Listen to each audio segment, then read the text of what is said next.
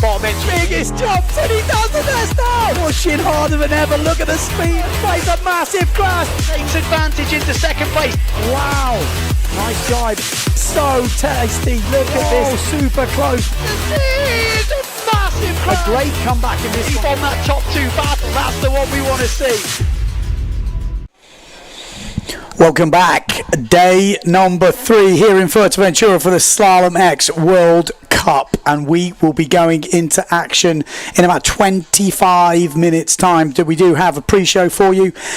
Did you see yesterday's action? Day number 2 went absolutely crazy. The sausage was back. It was carnage all around. Let's check out the highlights for those of you that missed it.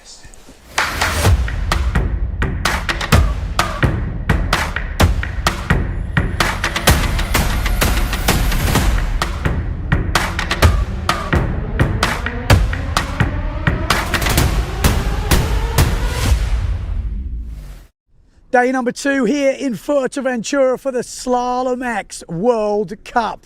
And we got up this morning and the wind was cranking once again. And at the skippers meeting, there came the big announcement. The sausage is back. Yeah, so if the wind wasn't crazy enough and the waves, the sausage was back and it was causing carnage right from the first heats. Let's talk about the results. In the men, Matteo Iachino, yes, after 2 bullets yesterday, opened up with the 3rd elimination with another one. This guy is looking in unstoppable form. But where's Pierre Mortefon? Where's the reigning world champion? He was out in the quarterfinals. Maciek Rakowski out early, Bruno Martini out early. It was crazy, but Nico Preen was up there in the final in 2nd place, and Lohan Jewel in 3rd with his best ever result on tour. In the 2nd elimination, Pierre Mortefon was hungry. Out of going out early, he needed a good result. He took the lead after the 2nd jibe mark and never looked back. Only a slight wobble on jibe number 3, but some great racing, good speed, got him his first victory of this competition. But Matteo Iachino was not far behind, sitting in 2nd place, and he is sitting comfortable at the top, but Pierre Mortefon is right there. Moving up into 3rd place overall, Nico Preen. Consistent day for him with that 2nd and a 6th place. And then we've got to mention, maybe not great days for Tati Franz, Jordi Vonk. Good day for Amado Vrieswijk, 2 5th places for him. Lohan Jewel, a 3rd and a 7th. And you've got to mention Jimmy Tieme, a 4 and a 6. And then we've got to give a special mention, Brendan Loho, the under 80 kilo leader at the moment, bagged in 11th place and then a win in the losers final. An extremely crazy good result. There were some big names in that runners-up final. Jordi Vonk was in there, plus a whole heap of others. And if you haven't seen that final, watch it. Amazing sailing from the young Frenchman. In the women, 4 eliminations today, but the first elimination, elimination 5, it was absolute carnage at the sausage. Marion Mortefon came in 1st place and went down super hard. It was carnage after that, but in the end, it was Blanca Alabao that came through the middle of the whole of it and took her first win on the fin. Bobby Lynn came through to take a great 2nd place, and Marion Mortefon somehow came back to finish 3rd. But where was Justine Lemaitre? She finished yesterday on a high. Surely she'd be up there. Well, no, because she was in the water swimming with a broken mast. And then we had the last 2 eliminations of the day, and it was Justine Lemaitre who finished the day on a high. Back-to-back bullets. And she is now really solidly in 2nd place overall. Jenna Gibson is still leading this event, but it is definitely closer at the top. We've got to give a shout out to 3rd, 4th and 5th right now, because they are all on level points. Yes, Bobby Lynn, I think, sitting in 3rd. We got Femke van der Veen and Mai Davico, all on 19 points. A big shout out to Mai Davico. She was leading the last race. We thought we were going to see her get her first victory on the tour. It all came down to the sausage, and it didn't go well for Mai Davico.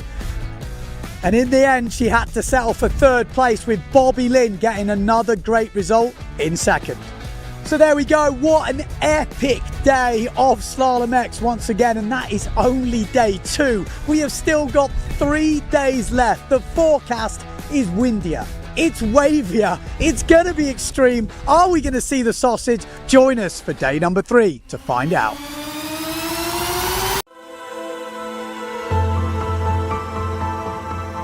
"22 million years ago, this island rose from the ocean floor, and it has been rising ever since.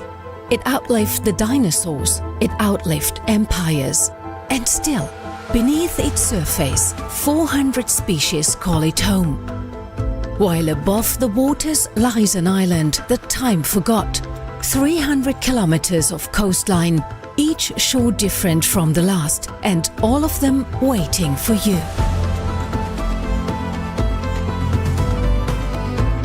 This is where the world comes to fly. 36 years of world championships have been written on these waves, because here the trade winds never stop, and neither do the athletes who chase them. The ocean is always open. But the island gives more than wind and water. From its volcanic soil rises a different kind of treasure, shaped by a culture older than the conquest, by hands that still remember. Here the island feeds you with its land, with its sea, and with its people. And when the sun goes down, the island doesn't shut off. It opens up. Beneath the clearest skies in Europe, you begin to understand. This is an island that doesn't ask you to be a tourist. It asks you to transform. Because for 22 million years, it has been waiting for you. Fuerteventura, the island that transforms you.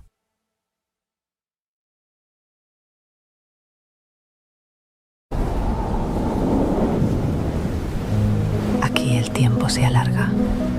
Las playas parecen no terminar nunca. Y el horizonte siempre invita a seguir.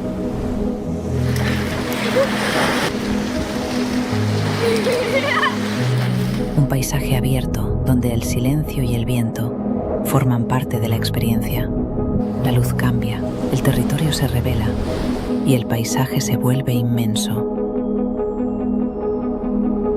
Hay momentos para moverse, para disfrutar, compartir, sentir la energía. Y otros donde todo baja el ritmo y simplemente estás. El arte y la tradición conviven. Espacios creativos, calles con historia.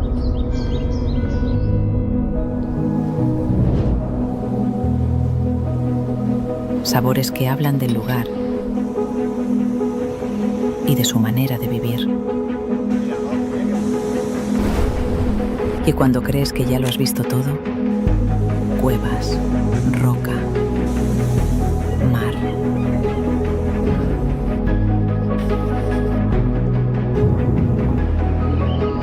Pequeños instantes que lo cambian todo.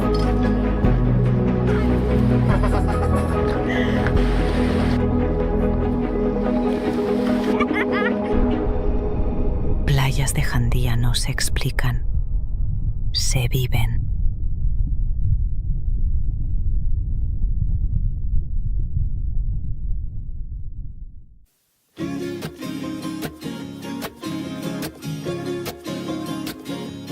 Welcome to the Rene, Egli Windsurf, Wingfoil, and Kiteboarding Center in Sotavento.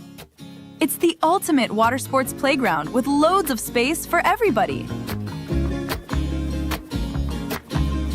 Fantastic conditions and all year-round warm temperatures make Sotavento a paradise for windsurfing, kiteboarding, and wingfoiling. In addition to the open sea, we also have a wonderful tidal lagoon. Check out our website to find out the best dates to enjoy this flat water paradise. Our rental equipment meets the highest standards, and we have ordered the latest gear for you.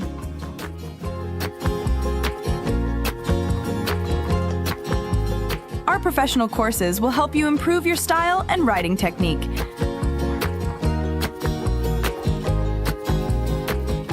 And with the Milliat hotels nearby, it's only a few meters from the bed to the board. Come and enjoy our water sports paradise.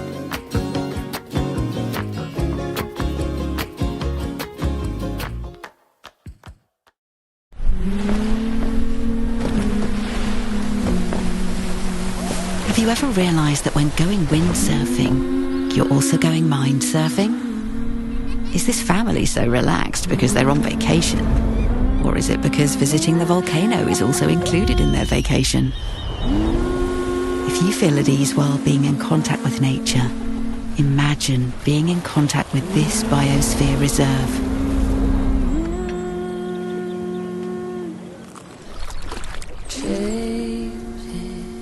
A fresh breeze of wellness is coming. Paradisus Fuerteventura, wellness designed by destination.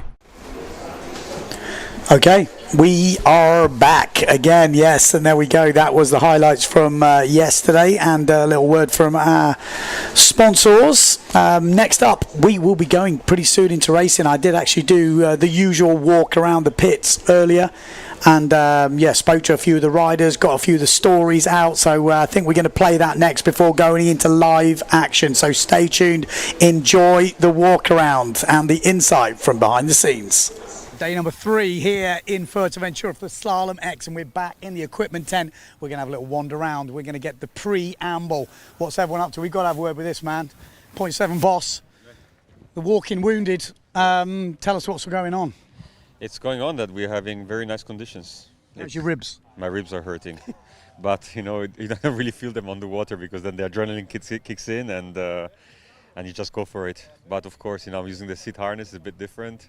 You don't usually use a seat harness? No, I used to use it like 10 years ago, and now I switched to the waist harness like most of the guys, and now using a seat harness, and it's kind of different. I need longer harness lines, and when you're going out here with the swell, it's like you have less room to actually, be more agile over the waves. So is that why you hooked in? I saw you a few jive yesterday. Yeah, I hook in the jives because it's like the hook is lower, and every time I turn the sail, it just goes exactly where the hook is, and it pulls me over. And I had it already twice. So I'm trying to swing the sail in a different way now, but it's too much thinking in these conditions, and then it just happens that you fall. Well, I've got to ask you, obviously 0.7 boss, you've got a few riders here. Yes. Does that create some sort of are they going, there's the boss, I've got to beat him? Are you going, oh, well, I don't want to take him out? Does that ever come into your head, or you just race it? When I see my guys, I actually go for them. Really? Because I want to push them to go harder, It's actually motivating me. But of course, I would take care not to crash on them. And if I have Tati behind, I know that he's going to overtake me in the first drive, so it's not a problem if I'm in front of him anyway. So. All right, man. Well, good luck today. Yeah. I heard long distance. It's early rumour. It's early rumour. It's going to be fun. Long distances are nice. They're not really long distances like we think about the DEFI, let's say. They're just like a bigger slalom course. Yeah. Maybe it's like, let's say, triple the size of a normal slalom course, something like that. Yeah, so it's kind of still like a sprint, not just like cruising at 80%, 90%, still going at 110%. Yeah. Good luck. Thank you. All right, let's go and have a wander into the tent. We got the Caribbean boys here. Look at this. There's some technical stuff going on here. Yeah. No? No. Not Whose is that? mine. Oh. After one day. But you need it undone. Not really. So maybe I'll keep it like this. Let me know. Like this, what happened yesterday? I got lost in a You way. didn't make a final yesterday. No, only two losers You're on my team. You do realise that. Don't let me down, man. Don't It's let me coming. down. I tell you, it's coming. Sorry for yesterday. It was small mistakes I did. Bad judge in the shot line at the pin. Wrong jibes. Just it wasn't there. Yeah, didn't quite go. Like gear go, but it's okay. What do you think? You have these days. Yeah. There's a rumour going around that maybe 3 races today, 2 of them could be long distance or bigger courses. That would be nice, actually. Like you get longer reaches. You see who will be into it. The core. Ooh la la. What hurts the most on long reaches? The foot.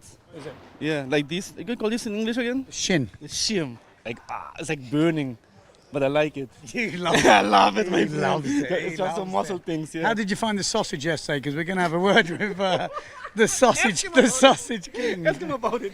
Yeah. So your first experience of the sausage yesterday? Yes. How was it? Yeah, it was good. I mean, the first race I did good. I was a big crash. I say you did good. I saw you hit the deck. Yeah. First race I didn't. Second race I didn't hit it, but after I crashed, and then the third one I think everyone saw it. I think it's gone worldwide. I almost. No, yeah, I think I was one of the first ones who made the massive crash. No, it was fun. And I didn't break my gear, but almost broke myself. So, so it was fun. It was good. All right. Well, maybe no sausage today, but... I mean, bring it on, bring it on. New day, new chances. So, I mean, I'm ready today. I'm ready. Good luck, man. Thank you. All right. Did you jump and then hit the mark? Hang on. The sausage? No, I didn't jump. Well, so I went up, my board went out and up, and then I came to the sausage, jump, BAM! It went down. Any tips for the sausage? Just jump the fucking thing, man. Okay, we're going over. We're going over here. We're going through the depths. We're going to have a word with Pierre because we haven't had a word with him yet. And he's on the hunt. He's on the hunt. Let's have a look. Mr. Pierre Mortefon. Bonjour. Bonjour. You are, like I said, it's weird. I've been talking about you as if you're not having a good event, but the results are there. You've been having to fight though for those results. It felt like. Yeah. It hasn't been like you leading from the front and you're cruising around. It looks like you are right in it, and then suddenly you're like second. And then the last one yesterday, great maneuver yesterday on Matteo. Yeah, sure. But the thing is, I just need to take good start, and then the life will be much easier. Yeah. Because when you see what I'm doing after Mark 1, it means I can easily be on front. But it's like this. It's part of the game. You need to deal with all the elements, and start is one of them. But I did it in the past, so why not take good start? Yeah. It's close at the top at the moment. There's a rumour, 1 normal race, 2 long distance. It's not official yet, but Let's see. Anyway, there is 3 days to go, so it's almost we're not even halfway. Exactly. So at the end, I don't have too much points, so I'm not too far, and I'm still in the game. Good. Second, Yeah. first. It's right. It's not there. over, and I remember last year I had some good last days, let's say. So Yeah, exactly. You look confident, man. Good job.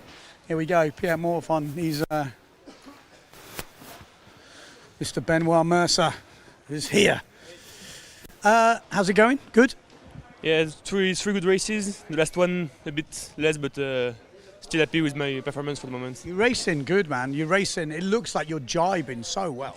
Thanks. I do my best. I try. You put on weight this year or not? Yeah, I'm like 91 kilos now, and I was around 5 kilos less. Yeah, that's what I remember. 85. So does that make a big difference? You feel that? Yeah, like especially in the like when the wind is a bit shit, because in the lighter stuff. Yes, in the later stuff. In the air, it's really technical, so you don't see much difference. But like with the bigger sail, it's much more important. Interesting. All right, good luck. On the first switch, also it's good air to be heavy. Yeah, you've been practicing the jumping on the sausage? Less than last year because I had way less time because I work more. Okay.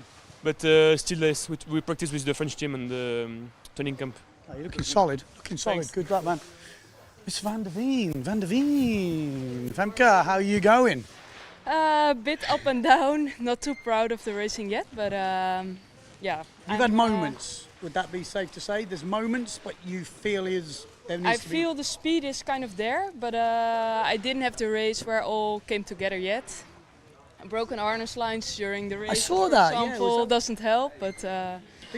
When did it break? On the first reach. Not easy. And you still finished? I finished. I was thinking like, should I continue? Okay, let's take it as a challenge. But the finish shouldn't have been 5 meters further because I felt the boom slipping out of my hands the last reach.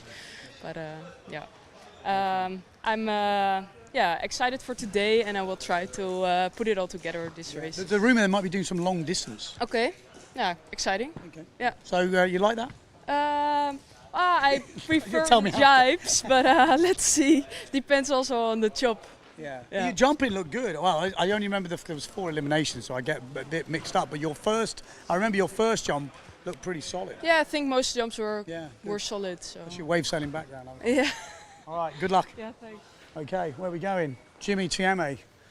I know my French isn't good, but good day yesterday. Yeah. Solid. Yeah, yesterday was good. I have good feeling with the new sail, the new board, and I hope today do the same. Yeah, what, 4 and a 6 yesterday, was it? 4 and a 6?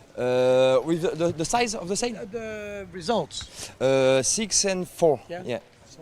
Yes, good job. Good luck today. Good luck today. Right, where are we going to go next? There's someone getting naked over there. We won't go there. We'll go. We'll have a wander. Just having a wander. We're going to have a word with Davico there. Ooh. No, we're not. She's too fast for me. She's too fast. Tristan, we got to have a word with Tristan. I know we've mentioned this guy before, but I still think that's the best sticker in windsurfing. Oh. Yesterday you talked a lot about the guy. And, I think it's epic. Yeah, I've got to say, Tristan Algray in the winners' final. How did that feel? Ah, that was amazing. That was amazing to go back on the top of the heat, and no, that was super nice. And yeah, unfortunately, I didn't take the same start than before, but I think I have a good speed on the first reach. I'm struggling on the other, but no, I'm super happy. And yeah, I was so happy when I managed to qualify on the semi. Then I will try to do the same today. Maybe long distance as here. No, I didn't hear. I just arrived. You see, I'm doing mechanics. And looks like you're busy. I might leave you. I had a crash with Brendan 2 days ago, and I realized yesterday that the baton was broken. Tried to fix it quickly. Pierre gave me a good help with some buttons. He's my technician, doing everything for me. Bring the bags for me with Luan. That's pretty cool. What a legend. Yeah. And now super happy, and I will try to be. My goal is to be on every final. Loser, winner, whatever, but just be on the final and have fun. Good luck, mate. Stay alive. Stay alive. That's a good. That is definitely a good tactic. Ludo. You're right. It is Ludo. Girls. Good day yesterday. Some good races. Was good. The afternoon was so windy. Oh my gosh. But what size are you on? 4'9". 4'9". Yeah. But that is. We were looking at the stats, right? Yeah. You are half the weight of, let's say, Mr. Andrea Cookie. Yeah. You're on a 4'9". I'm guessing he was on a 5'6" or something like this. Yeah. That doesn't add up. No, it doesn't. I'm like, oh. But no, yeah, they didn't make the sail smaller. But it's like fine, I guess. Well, that seems mad, a 4'9". Yeah. I don't even know how you're holding that. What size board are you on? It's the 60 starboard Isonic. So okay. I don't know how many liters. But yeah. Doesn't matter. No. She's absolutely ripping. Where's Kit?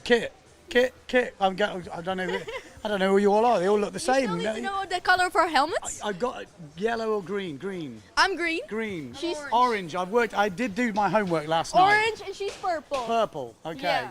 Kit, was it you on the first reach that got that takeoff? No, that was Bobby. That was Bobby? Yeah, it was me.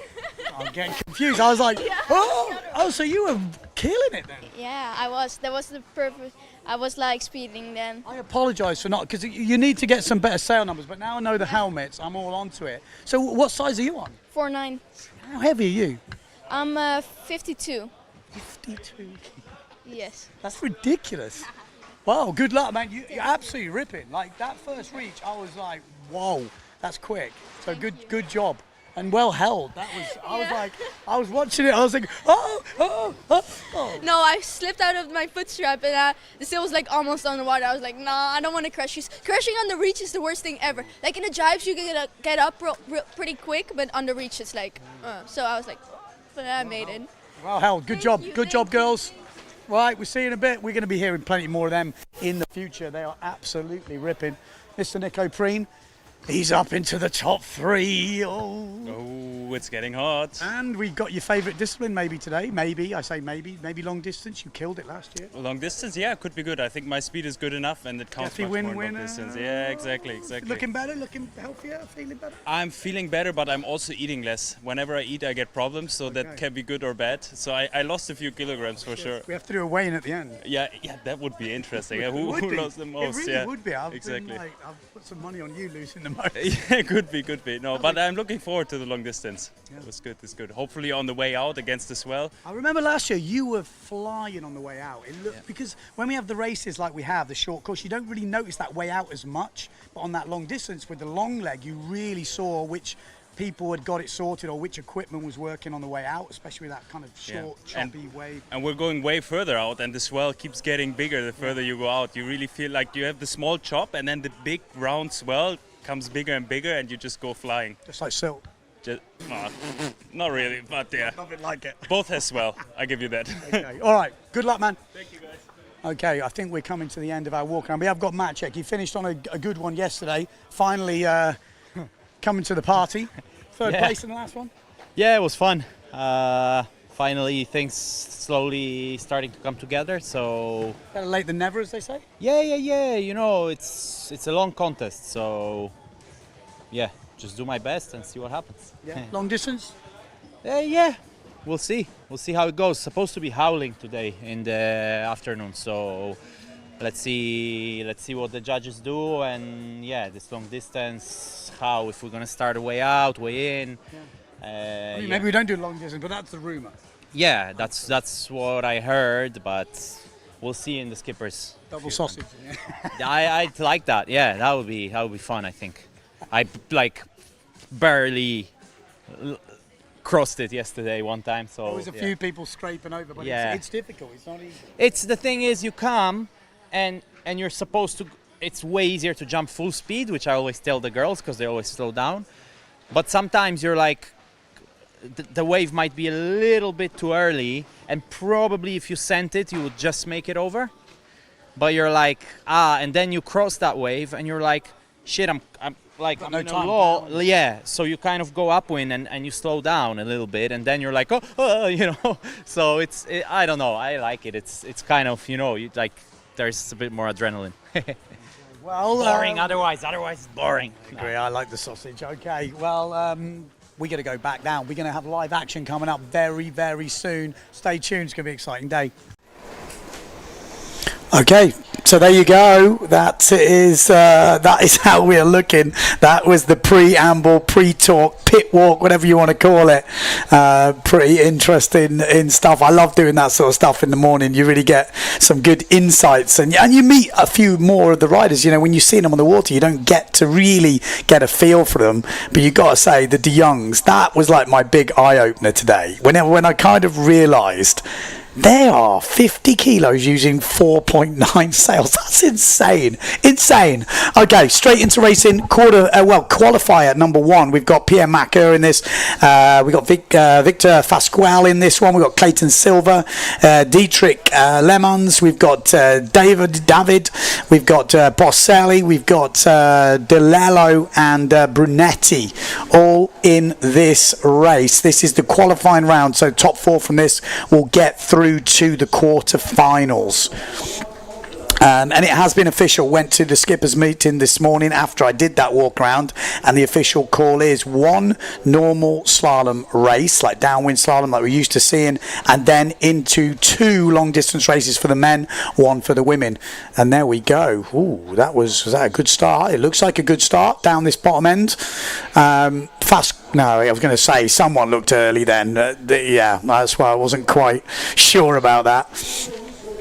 But yeah, so we're going to have a general recall here. We're going to have a few people kicked out by the looks of it. We'll get a replay of that start and see if we can pick out who was over. I mean, the duotone, he's gone, hasn't he? Duotone's gone. GA's gone. 0.7 probably. Close though. Definitely the duotone. Yeah.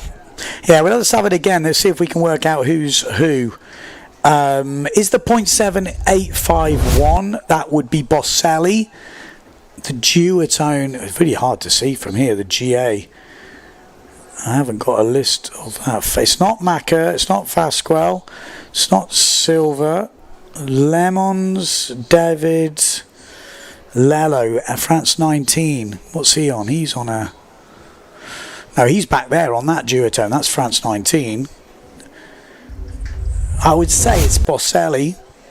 Could be France 99 or Le Mans. We'll have to wait and see. Really difficult to actually see all the sale numbers from there, especially in this early rounds. It's not the names I'm used to seeing, so it's taking me a bit of time to understand exactly who's on what kit. But I'm pretty sure it's Boselli on that 0.7. I was speaking to him this morning, young up and comer. Boselli, how old's he? He's 18 years old, 78 kilos, 187 tall. Lemons, 18 years old, 76 kilos. Well, it says it's Neil Pride, so that wasn't him, was it? Sales sponsor Neil Pride. Someone's on a GA. No, he's not in this.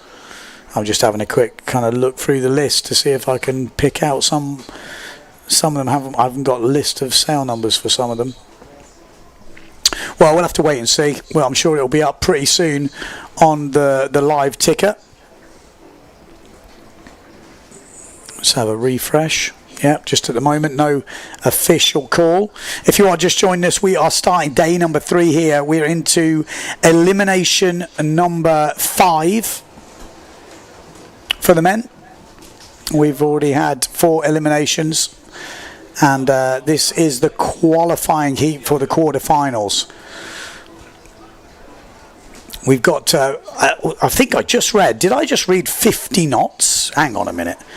They've just had wind readings of 50 knots. Wow, hang on a minute. That's pretty windy. 50 knots. Is that confirmed? My life, that is absolutely howling.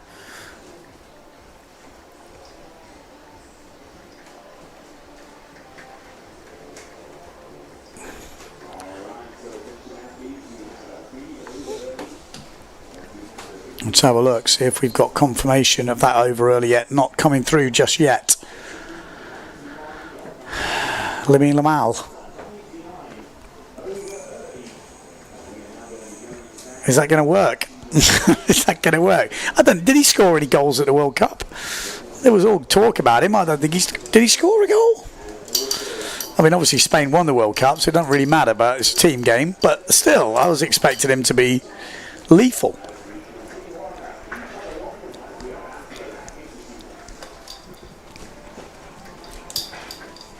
Okay, 50 knots.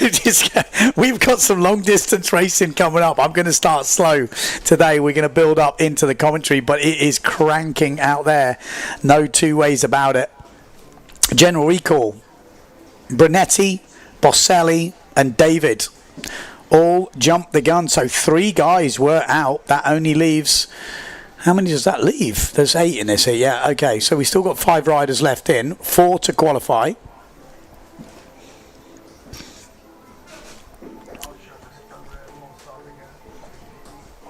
Yeah, so Brunetti, Boselli's on, and David, it must be David. Ah, no, it's, yeah, sorry, Brunetti is on the duotone, I'm sure of that. And then David's on that GA by the looks of it, and then Boselli on the 0.7.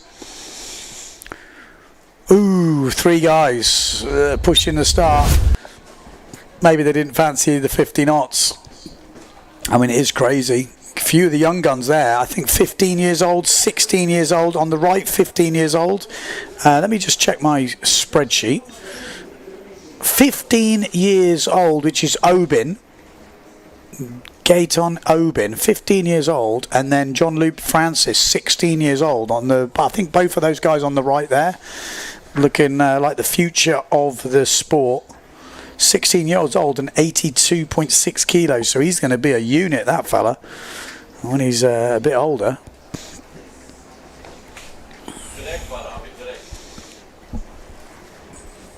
Here we go. Clayton Silver just going through. He's coming up in this next heat. There we got Pierre Macker. You'd expect him to get out of this early round unscathed. I think Fasquelle's in this one as well. Who else has shown some form? Lelo's been, you know, he's been showing some form. Lemons is in this. Lemans. Lemon. Dee. Have a bit of a slow start today.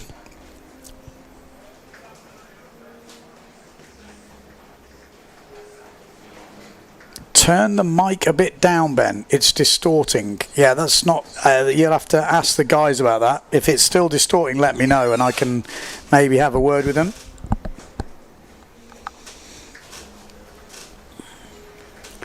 I'm just the talker. There's no technical skill here whatsoever. I can't take any credit for anything, just the talking. Nico Preen doing some little adjustments there. Sitting in third place overall at the moment. I mean, that's he's obviously shown he's got what it takes.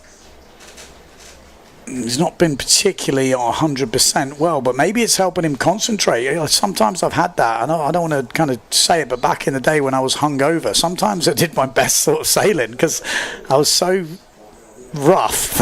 It's hard to explain. It might sound stupid, but it takes the pressure off and you're just focused on your own stuff. You don't get carried away.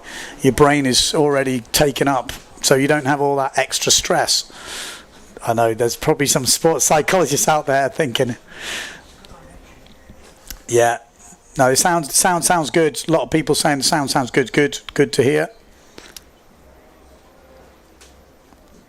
Oh, until I come enthusiastic again. Okay, well, I'll try and keep it calm.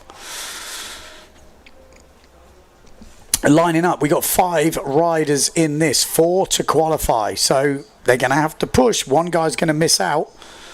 Got Clayton Silva on the far left of your screen. We've got Pierre Macker on the right of your screen.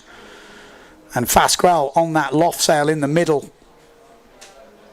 With Lello as well. You've got Leemans on from the Netherlands, I guess, on that Neil Pride. Look at this. Pierre Macker looking good here. Fasquelle in second place. And we got Lello, France 19, just getting overtaken by Clayton Silva. Look at that. That's when you really see it coming down this first reach, how much more bumpy it looks from that angle. The guys are like barely in the water. Oh, Clayton Silva, great jibe on that inside from the Brazilian. Really nice. Oh, it looks like our Dutchman Leemans went down on the first mark. That does take the pressure off these first guys. Clayton Silva, say from Brazil, but he's been working and living up in the north of Portugal in Fio Viana or Viana do Castelo. I've seen quite a bit of him. He's actually been staying in the Sagres Surf Ranch for a month or so before. So I've been quite a bit of Clayton. I actually beat him in the slalom race we did, but I can't really claim too much because it was like the lightest wind. We weren't even planing for half the race. It was kind of a bit crazy, but I'll still take it. I'll still take the claim. But it probably was the lightest race ever sailed in slalom. I think we were wobbling. It was like a wobbling race for half of it. Look at this though. Great scenes here. Fuerteventura, day number 3 of the Slalom-X World Cup.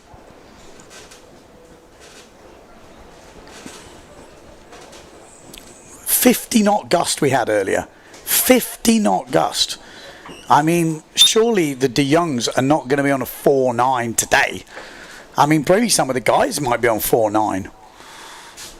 It's crazy. Look how windy that is. And we're going to be doing long distance as well. Fasquelle. Lello going through. These guys are cruising through. They've just got to get to the end of the course at this point. They're all 4 riders are totally in the mix here. Now look at the wind. When it looks that windy from the drone, you can only guess how windy it really is. Look, that looking downwind, it is crazy. I don't know if this is going to be, it's going to be so hard to jibe on the outside. They're making a good go of this. Absolutely ridiculous, so difficult. Just look at the board, just look at what is happening and what you've got to do to get that thing going in a straight line. Oh, nice jibe though from Lello. Fasquelle as well. It's a bit flatter today. There's maybe less swell around, but the wind is absolutely cranking.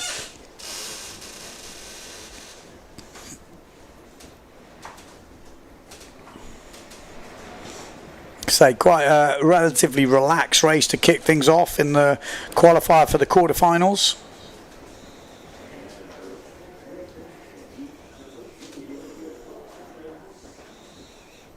Billy said it's already 50 knots. What's going to happen in the afternoon? It is a very good question. It could be apocalyptic, or what did Albo say at Ludris that once? Apocalyptic. It could be. It could well be nuclear. I mean, 50 knots already is bonkers. It's absolutely bonkers. Yeah, there's no sausage today at 50 knots, and the wind is set to increase. The whole idea for today is to get a normal slalom race in first, and then 2 long distance, not long distance in terms of Defi, but a bigger course. So full fleet racing, 1 massive start, heading out, and then a big long first leg out, so into the waves, into the chop, and then coming back, and then the normal slalom course to finish. And there'll be 2 of those for the men, which obviously will suit the bigger guys, I think. But if it's 50 knots, control will still be the order of the day. We might see Pierre Mortefon really come back into it today. Remember, he won that last one yesterday. He's got 2 second places. He's really close at the top. Matteo hasn't really put a foot wrong. 3 first and a second, but Pierre is still right there. He hasn't actually pulled out on him. There's just a point or so in it. So, a couple of races today that maybe doesn't go your way in a full fleet race, you could find yourself totally switched around. So we could see some big movement today with the full fleet stuff.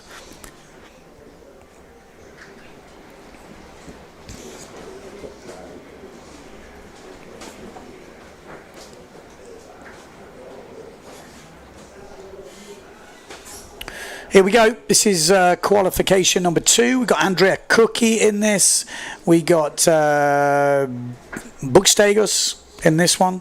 We've got Lambeau in this. We got Fortune, Hannemeyer, Joly, and Mondria. If you saw the walk around earlier, I was speaking to Tame Mondria earlier from Aruba. He's such a happy dude, man. And he's been going quick, but he did have a little bit of trouble in one of the races on the sausage. He fully, absolutely planted it. But it's quite cool talking to him. He's super positive. He lost some weight. You've heard the story if you've been tuning the last days, but it's really good to see that kind of level of enthusiasm from the young guys coming up. And he's talking about maybe like a full senior World Cup over in Aruba maybe one day again. Like the Aruba High Winds, that's still going. They've done a lot of youth stuff over there in the last years, and they are trying to maybe get the full senior World Cup over in Aruba again. So that would be really cool to see, because that is one of the places when I was a young kid growing up, and I used to see the pictures of Aruba High Winds in the magazines, and the hi-ho, what is it? I never knew it stood for that. What is it? Hook in and hang on. The hi-ho, which was around the islands. But those sort of things with the flat water, offshore, I always used to see those and think, oh my God, people live in these places. That's crazy. So yeah, it'd be amazing to see that back. I actually went to Aruba for the High Winds the last time we had the PWA there, which was such a cool event. Yeah, really cool. Would be really cool to see the main stuff back there. Good day from SA, South Australia. This is the best prime time Friday night live TV. Yeah, I'm sure. I mean, epic quality. The guys are doing such a good job with all the drone stuff. There's 2 drones in the sky all over. They did lose one the other day, the local boys. It was Pierre Mortefon, just for anyone who was asking who it was he hit. Pierre didn't even know. The drone guy did. It's windy today. Look at this. This is the qualifier. Like I said, I'm going to keep the commentary a little bit low key till we get to the later stages of this elimination. But the wind is absolutely cranking. It's cranking. Look at it. There's no other word. It's apocalyptic, nuclear. Like when you see the drone, it doesn't look as crazy. But you see that shot from the land, and here we go. We got Andrea Cookie in this, down this far end. On the duotone, we've got Fortune. We've got Jolly up on that Severn on the top end. Look at this. You can see the boards. We're going to see some liftoffs, and there we go. Oh my God, it's cranking. It's absolutely on the edge right there. Mondria on that other 0.7, but it's Sasha Fortune, I think, and Andrea Cookie who are leading here. It's going to be Andrea Cookie that goes round in first, Sasha Fortune in second, Elliot Joly in third. Then we've got Mondria from Aruba in fourth. And then it looks like Thijs Hannemeyer. Oh, he did well to avoid that sail there. It looks like Elliot Joly already in the water. So Thijs Hannemeyer coming through, Mondria coming through. Look at this, Andrea Cookie, 107 kilos of pure Italian muscle. And this is cranking. 50 knot gust. If you're just tuning in, they picked up a 50 knot gust before. This is just insane, and it's only going to get better as we go through these heats. Jibing is going to be just so hard, and there we go, just getting a little bit of backwind there, or big gust coming through. So Sasha Fortune takes the lead. Cookie's there. Mondria in third place. Thijs Hannemeyer on the north. Oh, nice jibe there though. Just I'm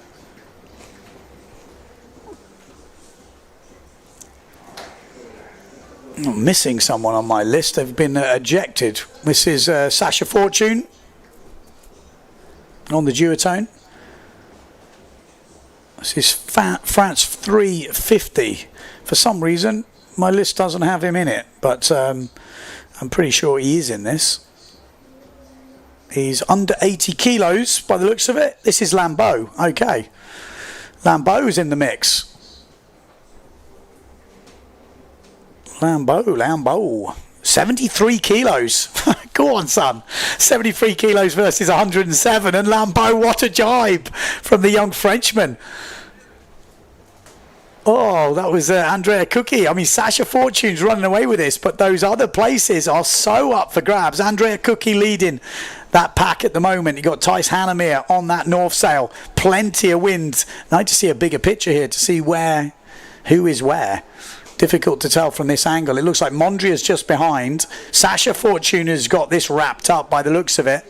But with those big gusts coming through, nothing for granted. Mondria is in that. No, he's not. He's in fifth place. So we've got Lambeau up in second place. Well, no, it's Cookie in second, Lambeau in third, Thijs Hannemeyer in fourth. Mondria needs to make a move on this jibe if he's going to qualify. Does he go for the gap? He does go for the gap. What a move. What a move from the Aruban, and holds on to it. Solid decision making there from the young Aruban. And now he's got to hold it on down this last reach. Sasha Fortune's definitely got this, but I think we've got to keep an eye on that whole pack. Battle it out for fourth place, because with these massive gusts coming through, there is no guarantees you make it down this reach in one piece. You think it's just a reach, but with gusts of 50 knots and you're on the edge of control. I spoke to a few of the boys yesterday. I spoke to Amado Vrieswijk. He's like, oh my God, I watched that last reach on the drone and it looked like a walk in the park. He said, out there, you are dying. Your feet are right on the edge of control. You're dancing over the chop. He said it's absolutely scary. And Mondria is throwing it down here, and he keeps it in the water. Andrea Cookie will qualify. Lambeau will qualify. 73 kilos of Lambeau going through. And then Mondria takes that fourth spot. Great stuff for the German, just missing out. And Thijs Hannemeyer as well, missing out.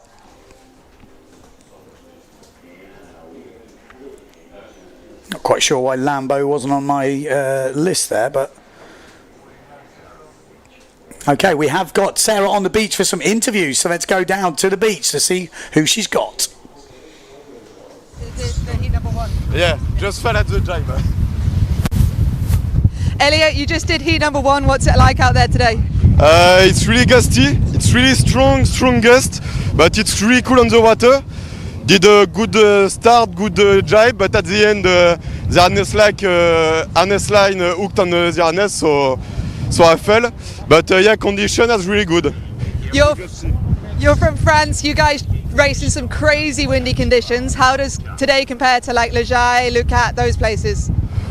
I think it's really different because in Le Jai you don't take the swell up front, but it's also really hard. Le Jai is crazy, here also it's crazy, crazy condition. And how are you liking Fuerte?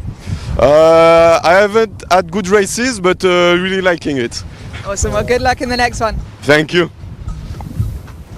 There we go. Elliot Joly there. He's been showing some good form. He's one of the young up-and-coming French riders. We're definitely going to be seeing much more of him. I know he's been training a lot with Sasha Fortune. And we're going to have a look at just a recap of that race. I mean, it's ballistic out there at the moment. You can just see everyone on their smallest gear. You've got to say, though, 73 kilos. Now we got the weights. It's interesting. Lambeau, 70. Look at that. Got fully airborne. He came back from that. Wow. He came back from that to qualify. That's impressive stuff from the young Frenchman. Let's get a little bit more on that, actually. Lambeau. Yeah, 20 years old, 73 kilos, 174. Same height as me. Oh, and that was Joly going down at that first mark, wasn't it? Yeah. Mondria coming through, Thijs Hanemeyer coming through. Whoa, oh, that was Sasha actually. Sasha just hold on to that jibe. This was Thijs Hanemeyer and Mondria. You can see the wind. He's like struggling to hold that thing in. Andrea Cookie. It's going to be survival out there today. Be interesting to see what the big boys are going to be doing. Because it is a little bit smaller. Nice jibe from Andrea Cookie. Look at that thing. What a jibe from the old man. And he is compared to some of these youths. But solid from the 0.7 boss there. He couldn't have his team rider beating him. So Andrea Cookie was going around in second. Lambeau in third. Some really solid jibing from the young Frenchman. That jibe was the one from Mondria and really took it out of Thijs Hanemeyer there, and that's what really gave him that spot.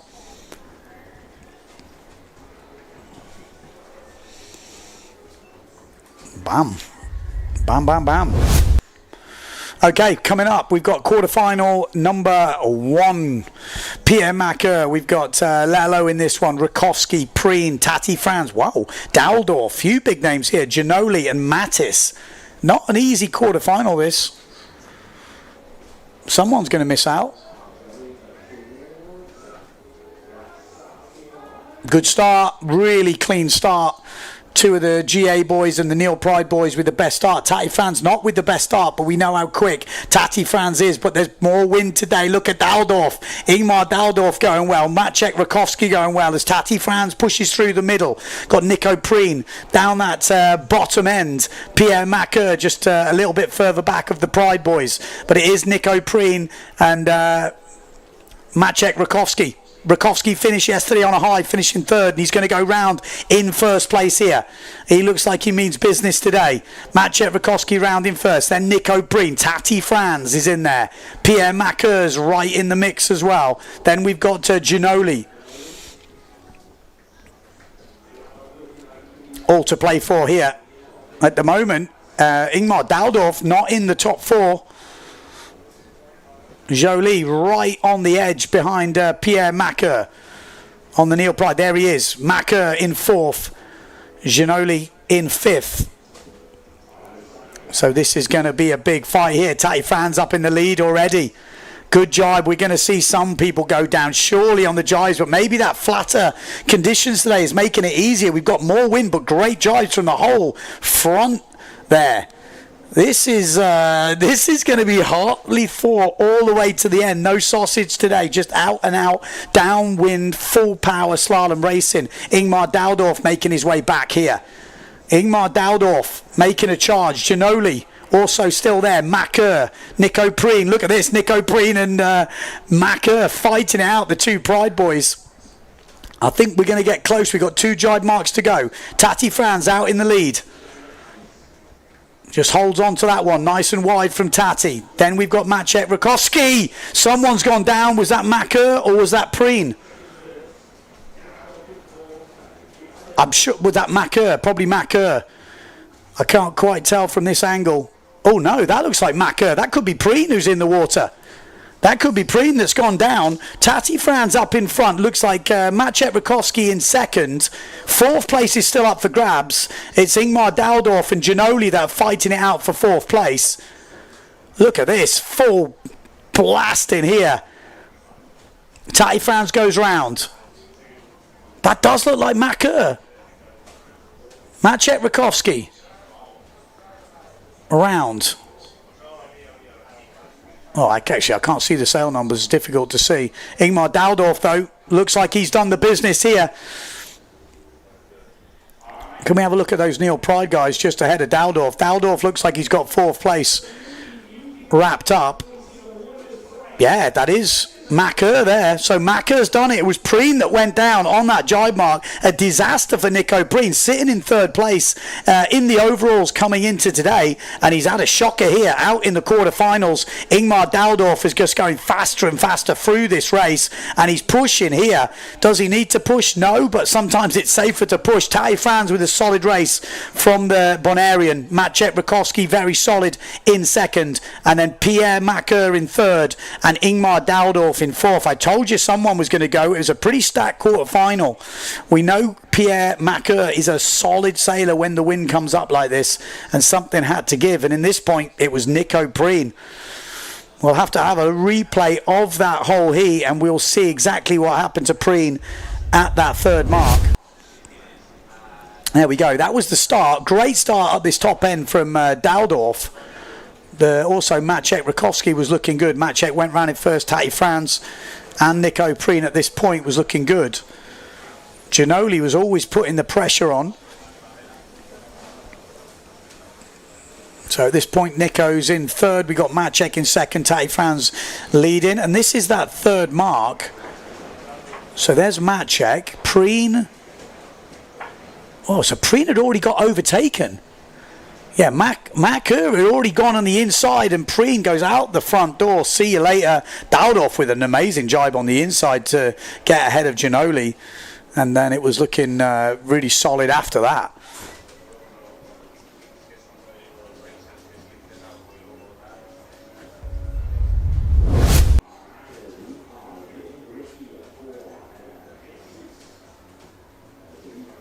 Oof.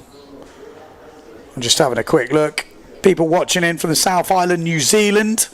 Loving every moment. Good to hear. Good to hear. We've got second quarter final coming up, and we have got survival conditions here in Fuerteventura, day number 3. Clayton Silver's in this. Victor Fasquel, they've already had a race. Matteo Iachino leading this event at the moment. Lohan Jewel had an awesome day on the water. 2 finals. We had Scotty Stallman still really letting to, light up his race. Jean-Luc Francis, one of the young fellas, you keep your eye on him. Pierre Bonny, one of the biggest boys in the fleet, and Jordi Vonk is going to be one to watch. 100%. The Flying Dutchman will be coming into it today in these sort of winds. We've got less swell around, more wind. There's still plenty of chop out there, and lots of action, thrills and spills is coming to your TV screens. This is going to be such a good day. We've got, if you are just tuning in, we've got 2 long distance races, or kind of Super G slaloms, which is just a bigger, longer slalom course. So it will be 2 afternoon races, which is outside. You're heading on port tack out into the chop, into the swell for the first leg, and then a big long reach in, and then the normal slalom course to finish. So that will suit the bigger boys. But if we've got 50 knots or whatever we could have this afternoon, control. Maybe the lighter guys in some of the wind, actually it favours them well. We've already seen Lambeau going through earlier, 73 kilos. So there we go. Nico Preen, he won't be a happy boy. He seems smiling though.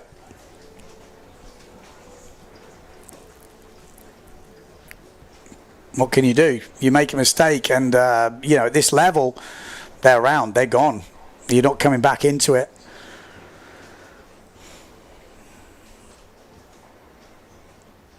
We've got Iron Scale saying, watching from Austria. about to go out for a session on the local lake. Is it as windy as this? Look at this. This is it. This is carnage. It's just windy. We haven't seen as many crazy stuff, but, you know, it just takes one bit of chop, as we saw with Nico Preen, and then you're in the drink, and everyone's around you. You're gone. Going to be some crazy stuff happening this afternoon. It's going to get windier and windier.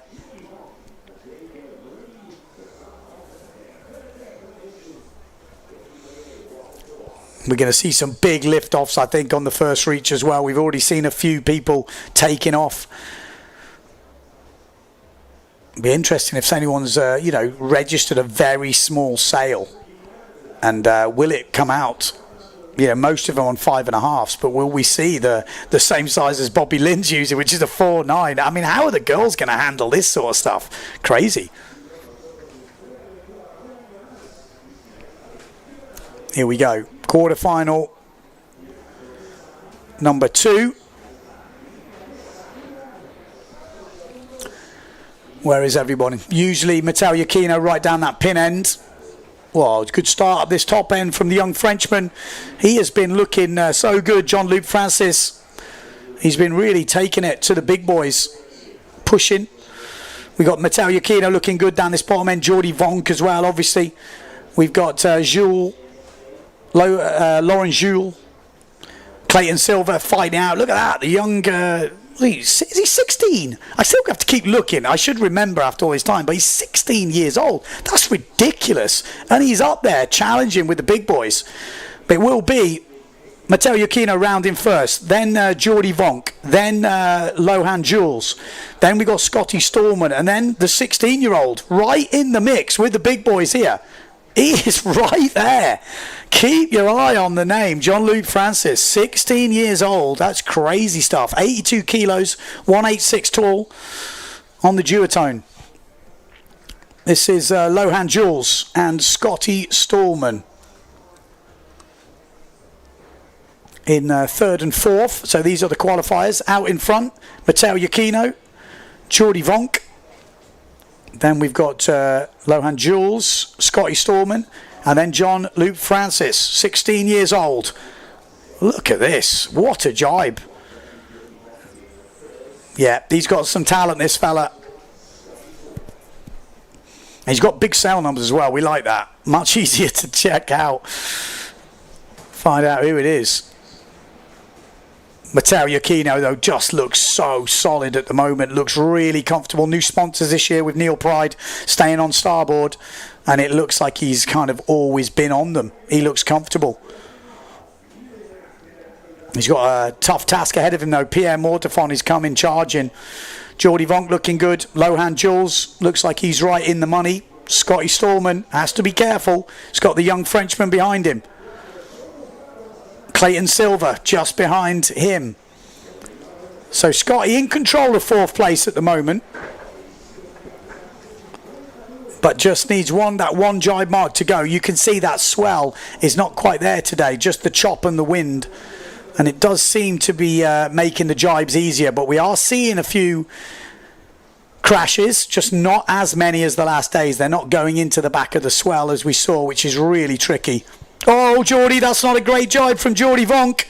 That is not a good jibe. He's got a bit of breathing room here, but Jean-Luc Francis is going to come through the 16-year-old, and then he's going to have Jordi Vonk chasing him down if he can get ahead, and there he is. He's ahead. Oh, my God, here we go. Jordi Vonk was struggling to get going. Francis trying to hook in, trying to get himself ready. Oh, he's taking his time. He's taking his time. He's nervous. You can tell. He knows Jordi Vonk's behind him. This will be it. This is David versus Goliath. Oh, my life. This is a horrible run. It's like 40 knots of wind. Jean-Luc Francis, 16 years old, from France, trying to stay ahead of Jordi Vonk. He can see the finish, but he'll be feeling Jordi Vonk breathing down his neck surely anytime soon. Or will he? Jordi Vonk's coming. You can see on the right hand side of your picture, but surely he's going to hold him off. He's gone for the lower line. He's going for it. He's surely got it. What a race from the young Frenchman. He's done it. He's only gone and done it. The duotone team rider has taken out Jordi Vonk in the quarterfinals. Wow. Wow. Jordi Vonk is having a shocker. Or is he having a shocker? Or is Mr. Jean-Luc Francis putting it down there? I mean, he was there to take advantage of the opportunity, and he did just that. He had a little bit of a moment at the beginning when he was trying to get himself set, maybe trying to get his out all sorted. I was thinking maybe he's kind of blown it. But Jordi Vonk obviously didn't get going out of that jibe. Oh, wow. That is a huge result for the young Frenchman. Yeah, let's have a look at the highlights of that round. Wow, look at the start. I mean, 16 years old. He is holding it on with the big boys here in some crazy conditions. Obviously, Matteo Iachino, really solid in this one. But keep your eye on that red duotone. France 490. He is the one who just put together. That was the jibe from Jordi Vonk. Just plugged the nose. Still had to... I mean, it's such a long way to come back from. He's in 5th place now. You've still got a jibe here. Keep your speed. You know, it's not done at this point. He gets going. Jordi... Oh, he obviously didn't get going quick enough because we know how quick Jordi is on that thing, but Francis held him off. You can see he was probably thinking he's coming. But at this point, he knew it was done. Impressive stuff. Heartbreak for Jordi Vonk fans.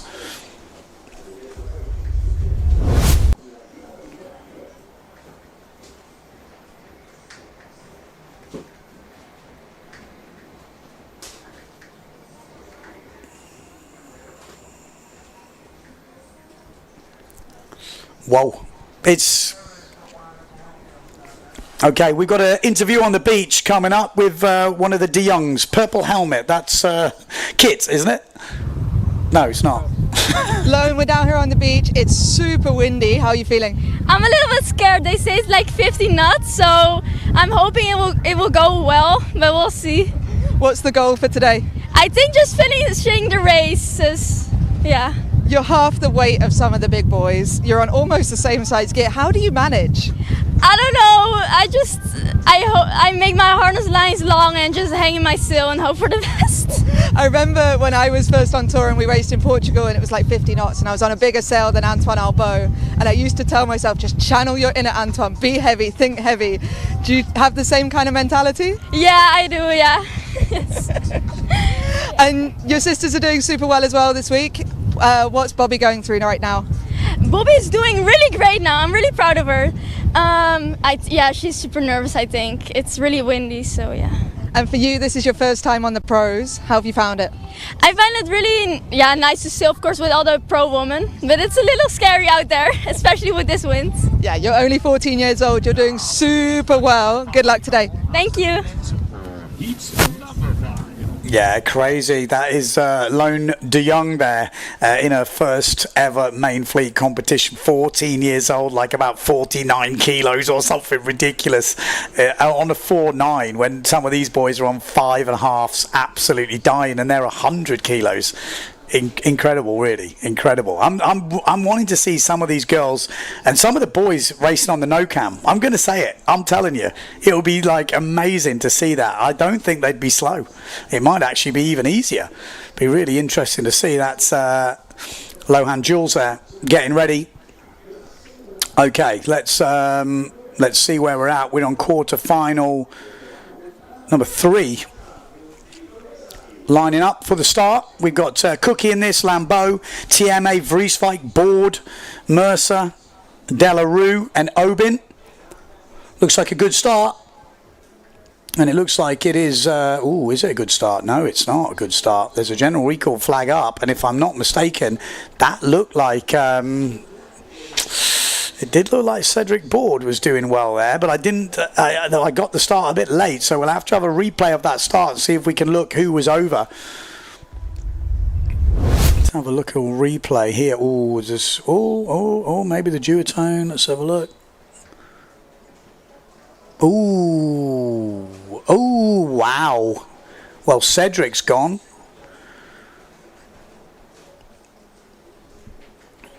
Who's on that duotone? France. Lambeau maybe 350. Yeah, it could be Lambeau and Cedric Board. At least I would say those two, and maybe another one. I think at least the two. Yeah, it could be more. Let's have another look while we're waiting. I was just trying to figure out who it is. So you've got Lambeau's gone, Cedric Board's gone. Oh, that by the time, you know, the flag starts to go up on the time, I think he's on the money. It's close. It's close. Obin is close there. It wouldn't surprise me if he's not over, and then equally it wouldn't surprise me if he is over.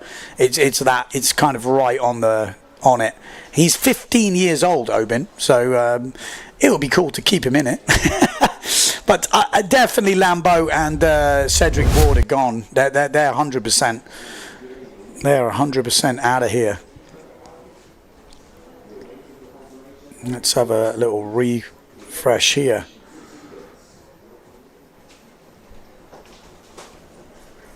It's Jenna Gibson. Just so anyone knows watching the highlight, I did actually talk about her race win yesterday, but for some reason it wasn't in the highlight video, just in case you're wondering, because she didn't have a bad day yesterday. It was a little bit up and down for her, but actually if you look at three of the races, they were pretty solid. I think a win, a second and a third, was it? It was pretty solid day. So she's still leading this event.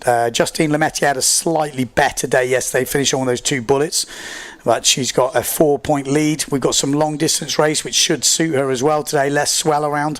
I think this could be a Jenna Gibson day. No sausage, and I think we're going to see out and out speed. So yeah, let's see. But it's really windy. When the real wind comes, the extra speed is obviously useful, but control, as we saw earlier, when you're seeing, you know, a 16-year-old qualifying for the semi-finals ahead of Jordi Vonk, you know, you realise that speed isn't everything. You've got to race well. You've got to stay on in the jives. He's not going to be happy.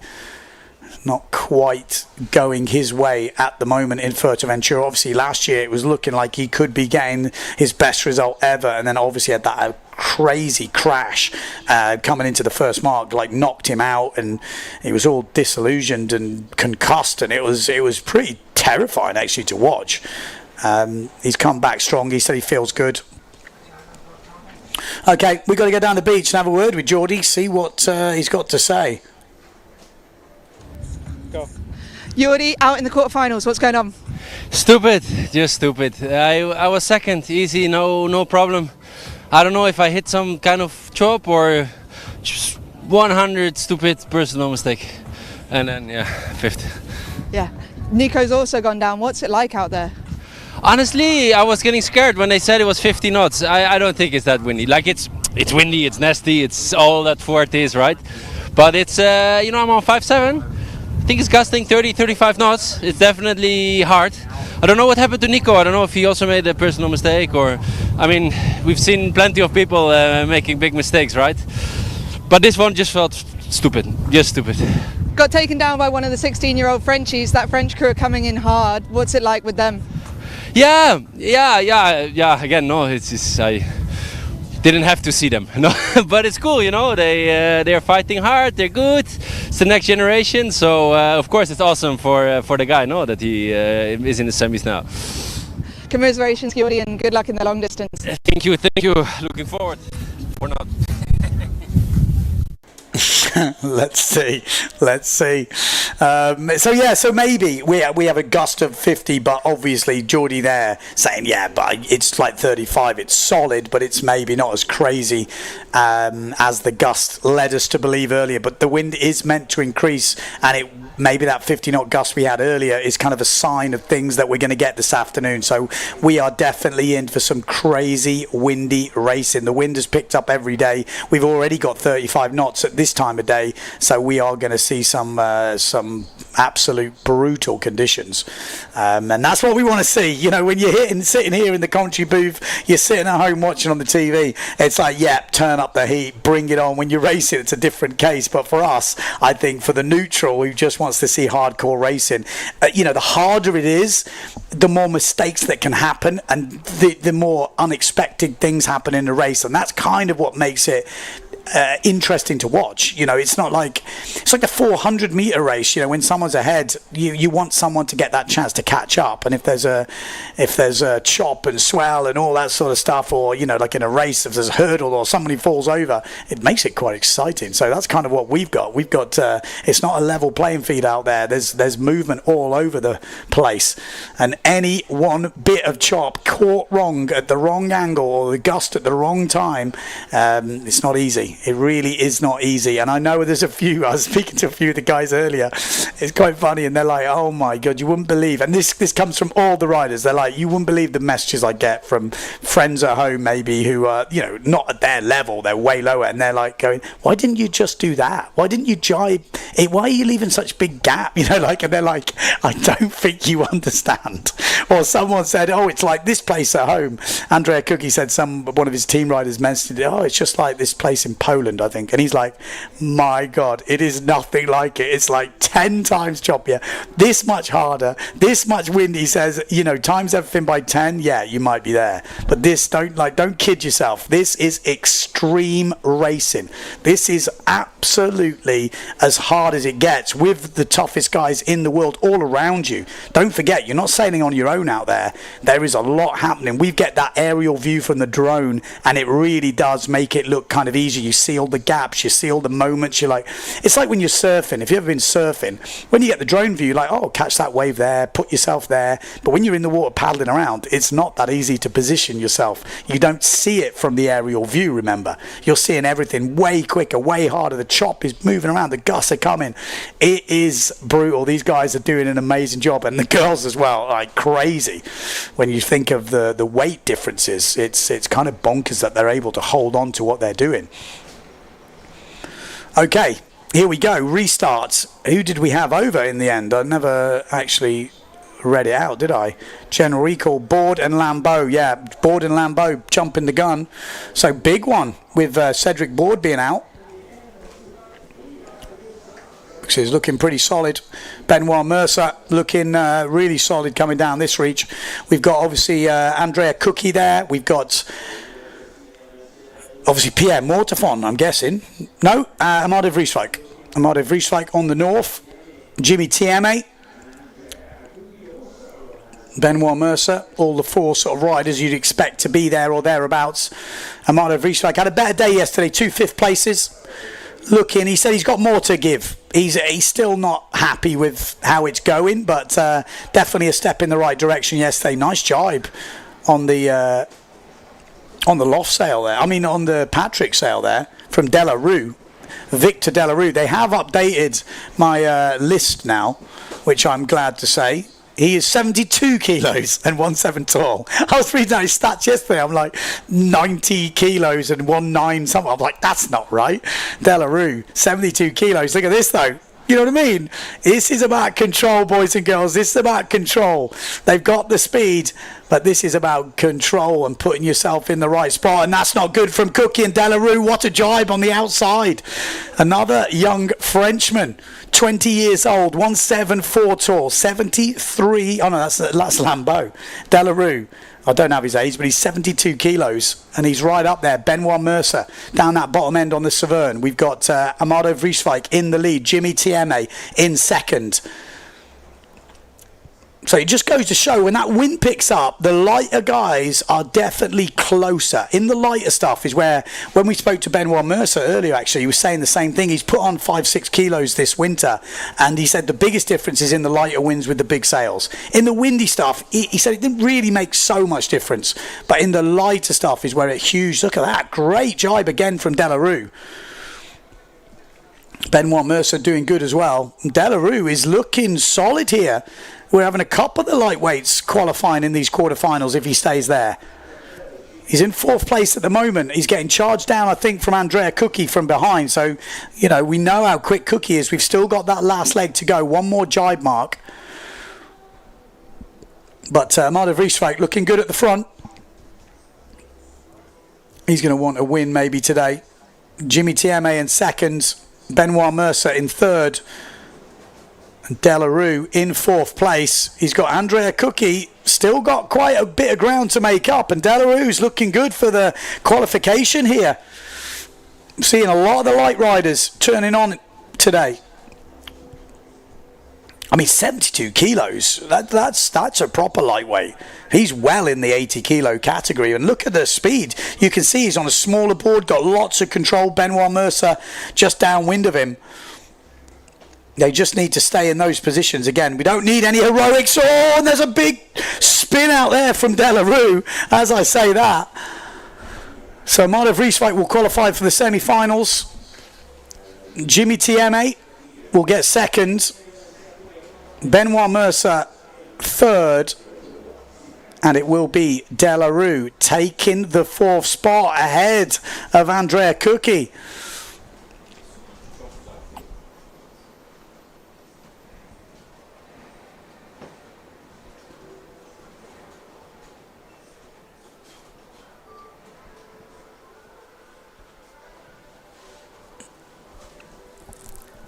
If you are just joining us, we are into day number 3, Slalom-X World Cup. We're in the 5th elimination of the men. We've got women coming up for their elimination 9, I think it is now. They've been smashing out the eliminations. And then we're going to have 2 long distance or sort of super Gs for the men and 1 for the women after that. So, yeah, lots to come. And will that change who's at the front? Long distance is a it's not long distance. We're not talking deathy long distance. We're talking longer first legs. So it's heading out on the first leg, which does make a difference. Some people are faster on the way out, and we don't really get to see that. So I think that's pretty cool. We've already lost some casualties so far. Jordi Vonk and who we lost? Jordi Vonk and Nico Preen out in the quarterfinals. We're going to take a quick view of the highlights from the last race. Some good racing going on. We've obviously lost one of the seeds from this one, which is Cedric Board. So I guess Cedric Board out at the quarterfinal, Nico Preen out at the quarterfinal, Jordi Vonk out at the quarterfinal. That's pretty massive. And yeah, I would just keep your eye on Delarue here on the Patrick. He was just making some great jibes, great decisions. He's right up there in the mix. And like I say, just goes to show, like in these crazy wins, being the super lightweight is not a crazy disadvantage if you've got the skills. And look at this, goes wide here, Delarue. Cookie goes inside, but Delarue, lovely jibe. Look at that, that was beautiful. That was where all the damage was done. That one jibe is basically what got him in, and then obviously holding it on for the rest of the race. Had a little moment there where he span out, which could have been a disaster, but got it together again.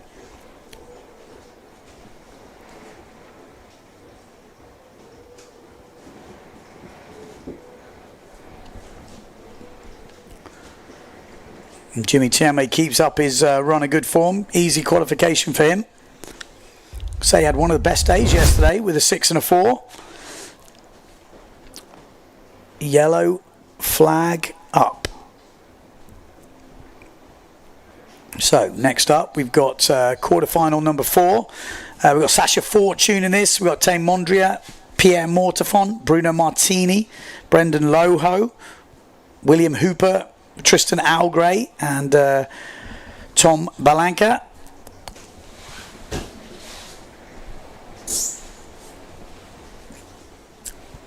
You can say shout out to Brendan yesterday, winning that runners-up final and then 11th in the other race. That is some solid performance from the lightweight, and we've seen a couple of the lightweights doing well today. So, these conditions could suit Brendan.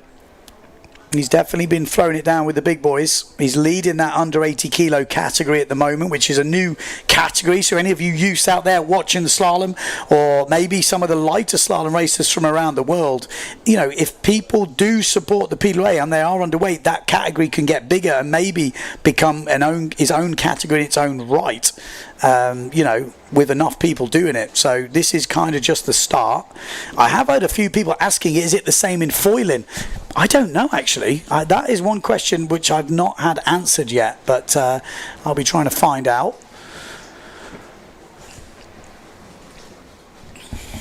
And it's good because we've got obviously a lot of youth competitions coming up. So, under 80 kilo category, a lot of the time the youths will be under 80 kilos. So it's kind of like a youth category without being a youth. It's more, open for the weight. Look at this wind coming through. Look at this wind. They are lining up right now. Are we going to see any over earlies? Sasha Fortune, he's been going good. 85 kilos, Sasha. Ooh, good start up this top end. Was that Tristan Algray? We got quite a few S2 Maui sales in this. We got Pierre Mortefon down that bottom end, said, look, I've been racing good. I'm happy with how I'm sailing, but my starts have been not on the money right now. And he said, you get a good start, everything changes. Oh, Tristan Algray getting loose. Brendan Loho absolutely flying, but two's out up the top end. Someone is absolute. Oh, it's obviously Bruno Martini. I was thinking, who is that rocket? It's Bruno Martini, the big Italian, coming through in first place. Pierre Mortefon in second. Then we've got Brendan Loho in third. We've got Sasha Fortune on the duotone in fourth place with Tristan Algray.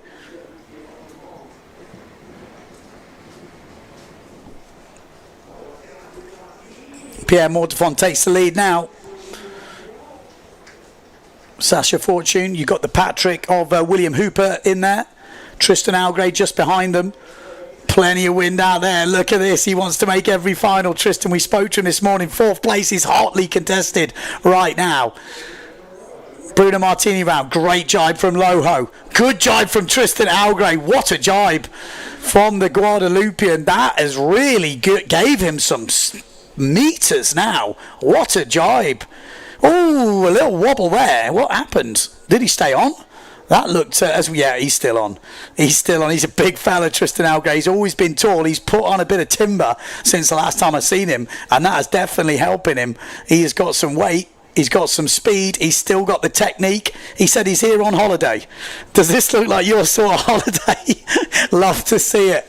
Love to see it. Pierre Mortefon leading. Bruno Martini. I tell you what, he's being chased down here. Brendan Loho in third place. Great jibe again from the young Frenchman. Oh, Tristan Algray, not the jibe he needed as Sasha Fortune comes through to the inside. Sasha Fortune, another young Frenchman.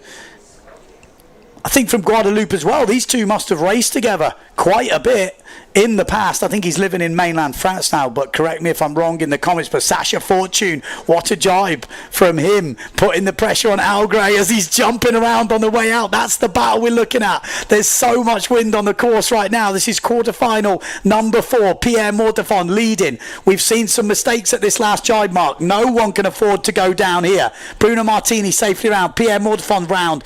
Aloho is round. Here he is. Sasha Fortune. No! It's a disaster for Fortune. Tristan Algray goes round the outside. Oh, heartbreak for Sasha. Tristan Algray now is going to be difficult to overtake, but in this wind, anything can happen. Stay on this barrel. Tristan Algray with the advantage on the S2 Maui sail. Then we've got the duotone of Sasha Fortune. This is going to be neck and neck. We've seen those boards getting super loose. Anything can happen. There's going to be some airborne antics now when you're throwing it down. Sasha Fortune's still in this, but it's going to take a mistake from Tristan Algray. A spin out, a rogue bit of chop, but it is looking less and less likely as we get closer to that mark. But it will be Bruno Martini that wins it. I just heard something. Oh, I knew something was going to happen. We'll hopefully have that in the replay. But Sasha Fortune has took the win. Tristan Algray. Oh, I wish we'd have looked at that. We're going to see it in the highlights, I hope, because something looked like it was brewing there. Tristan always looks on the edge of control. The top 3 were definitely sorted. Bruno Martini, Pierre Mortefon, Brendan Loho, another great result. But it was Sasha Fortune in the end who capitalised on that massive catapult by the looks of it from Tristan Algray. Oh, I'm looking forward to seeing the highlights. I mean, maybe Tristan's not. But it was a good performance. Great racing in that quarterfinal number 4. Look at that. Bruno Martini coming from the top. Brendan Loho also looking really composed. You could see Tristan was kind of jumping around a bit. Brendan, look. Oh, there was a big crash on that first reach from the GA, I think it was. Bruno Martini round in first, and Pierre. Then it was Brendan. Then you had Sasha Fortune and Tristan Algray. It was a great jibe on this one from Tristan. Keep your eye on that S2 Maui sails inside Sasha Fortune. Look at that. Wham. See you later. Great stuff, but Sasha didn't give up there. He stayed in the game. And it paid off all the way. This was a bad jibe from Tristan Algay over that chop. Got stuck there as he stepped forward. That kind of got it close for Sasha to go inside. And this is where the race really started. These two were playing cat and mouse the whole way round. Outside jibe mark, you're looking for a mistake. You know, if you're a little bit behind now, you're hoping someone makes a mistake. Great jibe on the inside there. And this is the last jibe. Sasha goes down. You're thinking, okay, it's all over. You know, Tristan's round, but what a quick recovery from Fortune. And, you know, he's still in his control. And now let's have a look what happened to Tristan Algray. Or maybe we don't see it. Oh, yes, we do. Here we go. Spin out. Oh, my God. It's a huge catapult. Oh, my. Like a forward loop. He can't believe it. Oh my life, I'm not sure what happened. Just a huge gust. Oh, that's full power slalom racing. You know, you don't need the sausage when it's that crazy out there. Yeah, let's have another look to see if we can see what happened. Spin out, gotta be, yeah. Yeah, it started to go there and then caught that front edge, stuck. Ow! Ow, ow, ow.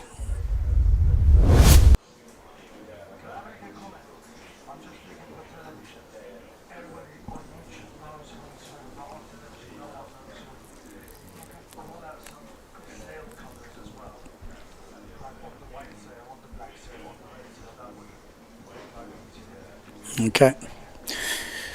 Let me know how my mic's sounding. I'm seeing there's a few more comments about the pitch when I start to ramp up the volume. So let me know on YouTube if it's peaking a bit, because we are going to have some exciting racing. It's pretty hard to stay at one pitch because there's too much excitement going on. Yellow flag is up though. We got semi-finals coming soon.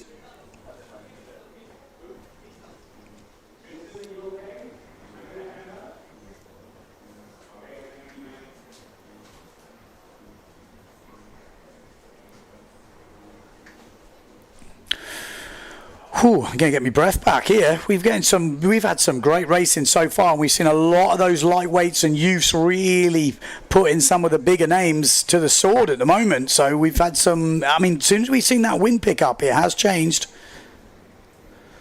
Mic sounds okay to me on studio monitors. Mic's peaking a bit, but okay. Okay. They're gonna have to turn me down. I'm too loud. I'm sorry. Here we go. Right, let's get it on. Semi-final number 1, isn't it? Safe start, looks good, no general recall there. Everyone is going for it here. We got a few of the young Frenchies in this. Who is going to be going to the front? We've got Maciek Rakowski, nothing to lose at the moment. We've got Pierre Macker as well. Matteo Iachino going down this bottom end on the Neil Pride. So the Neil Pride boys looking good at the moment. We've got Scotty Stallman in this. Ingmar Daldorf on the GA. Look at this view. From this bottom end, you see really what these guys are dealing with. They are hardly in the water. Full power slalom action here in Fuerteventura on day number 3, but it is Matteo Iachino, the current event leader, round in first. Maciek Rakowski in second. Ingmar Daldorf, Scotty Stallman are in there. Pierre Macker, Tati Franz, great jibe on the inside and really pumps through over the top in 35 plus knots of wind. The wind is increasing and Tati Franz is back in the money here. Scotty Stallman down that bottom end looking good. Looks like wow, it's going to be a fight here. We've got the 2 GA boys, Scotty Stallman, Daldorf and Tati Franz all fighting it out. We've seen Tati making his way back through the fleet, but they can't afford any mistakes. Iachino round, Maciek round, Tati Franz safely round. Then we've got Ingmar Daldorf, slight mistake there as Scotty Stallman will choose to go to the inside, neck and neck with the GA boys for that 4th place, and Scotty Stallman has got the power on nice and early here. The Brit taking over the top of the Dutchman. This is going to be a great battle all the way to the end. You know it. It's never over till it's over. High wind slalom action here in Fuerteventura, Sotavento Beach. We've seen some great action so far, some close racing. But this is Matteo Iachino. He's hardly made a mistake so far. 3 bullets and 1 second place. An incredible performance from the Italian. Maciej Rakowski not had his best race in so far, but finished yesterday with a 3rd and looking good in this one. Tati Franz also pushing his way to the front, and Scotty Stallman is staying ahead of Ingmar Daldorf right now. Ingmar is going to have to make a move on this outside jibe mark. Less swell around today, more wind, a little bit choppy, but the boys are making a good go of this. You can see the amount of breeze on the way out. Ingmar Daldorf needs to push. He's got 1 chance left, and it's this jibe mark. Scotty Stallman knows it, needs to nail it. Iachino round. Maciej round. Tati Franz. Scotty Stallman goes close. Good jibe from Scotty. Ingmar. He's not done enough. Scotty's got this. But we did see Tristan Algrove go down on this last reach, so it's not over till it's over. You can see the trail just ahead of Scotty Stallman. Who's that? Tati Franz, okay, but they've got quite a nice looking lead here. We have seen Scotty go down on this last reach with a kind of uncharacteristic error on this last reach. He had a quick look behind him. He's going low. He knows that pin end of the line is a bit closer, and it's not easy. It looks like a cruise down this last reach, but these guys are on the edge of control. One little lift, one little spin out, and it's all over. Matteo gets into the final. Another one from him. Maciej's in the final again. Tati Franz is there. And it is Scotty Stallman that takes the 4th and final spot for final elimination 5. So that's our 4 riders in that safely through for the event leader. That's all you can do. Doesn't matter where you finish, just finish in the top 4, get into that final. You can say new sponsors for him this year. Neil Pride staying on his trusty starboards, and it seems to be a good combo for him. He looks comfortable. I'm guessing he's on the 5.6. There we go. There's a highlight from the race. Big guns in this. Look at this. Just beautiful scenes, isn't it? It's like iconic jibing shot from Fuerta with that background, the blue-green water, everyone full power. I love it. Absolutely love it. Look at this from Tati Franz. How did he do that?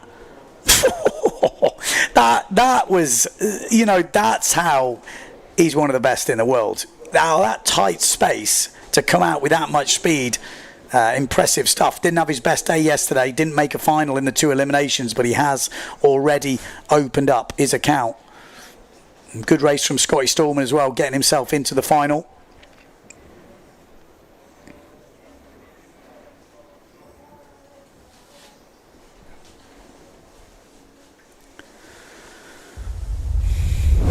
Hope you're enjoying the racing back home. That was Lohan Jules.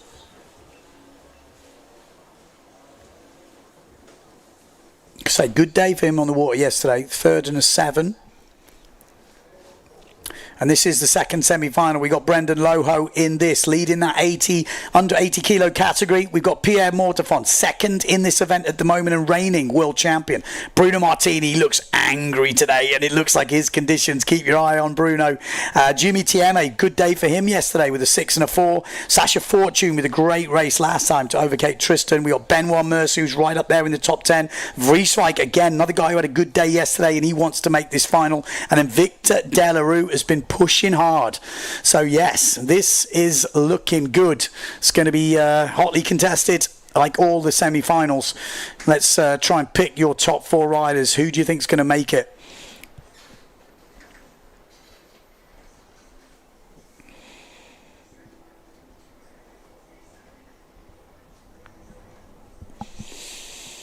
Can Brendan Loho make a final?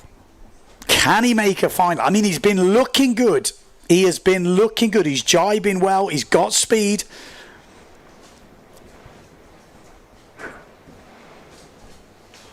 You got to be rooting for the lightweights, haven't you? It's like the underdog in whatever you sport. If you're a neutral, you're kind of like the David Goliath kind of thing. You're obviously going to have your allegiances with certain maybe sales sponsors or board sponsors or countrymen, or maybe you've met someone and they were a super nice guy or they've helped you out one time. It's really interesting. So let me know in the comments why do you like who you like? What draws you to someone?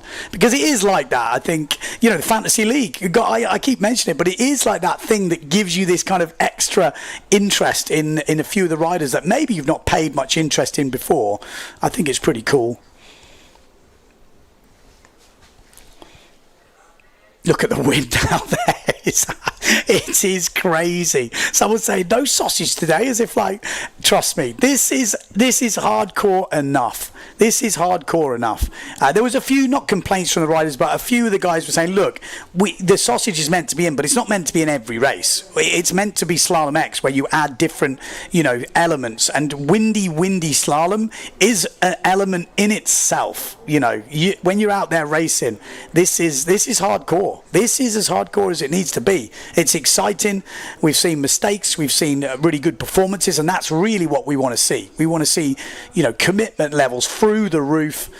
But there's nothing like a bit of sausage action. Come on. Semi-final number 2. Like I say, Loho, Mortafon, Martini, Tieme, Fortune, Mercer, Vrieswijk, and Delarue all fighting it out. 4 spots to go into the winners' final.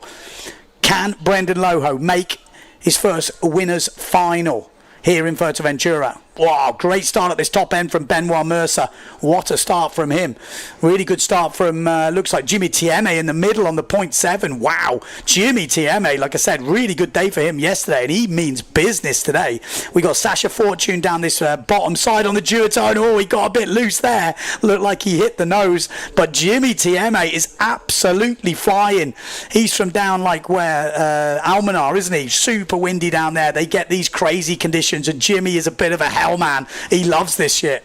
Jimmy Tieme goes round in first. Second place, Bruno Martini. Then we've got Amado Vrieswijk, Pierre Mortafon are in there on the North Sails. We got Benoit Mercer's there. All to play for here in this high wind slalom action.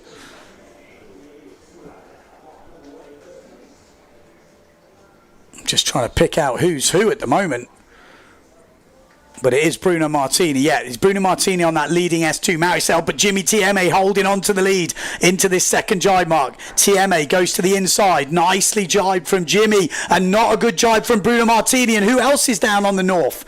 Is that Amado Vrieswijk or is that Pierre Mortafon? Because I tell you what, Brendan Loho has just come through. Benoit Mercer has just come through. Delarue is there. Sasha Fortune. All the young guys pushing. And we've got 2 guys in the drink. When I get a quick view of the front guys, I can let you know exactly who that was. Jimmy Tieme is definitely there. Is that Pierre Mortafon? I think it is.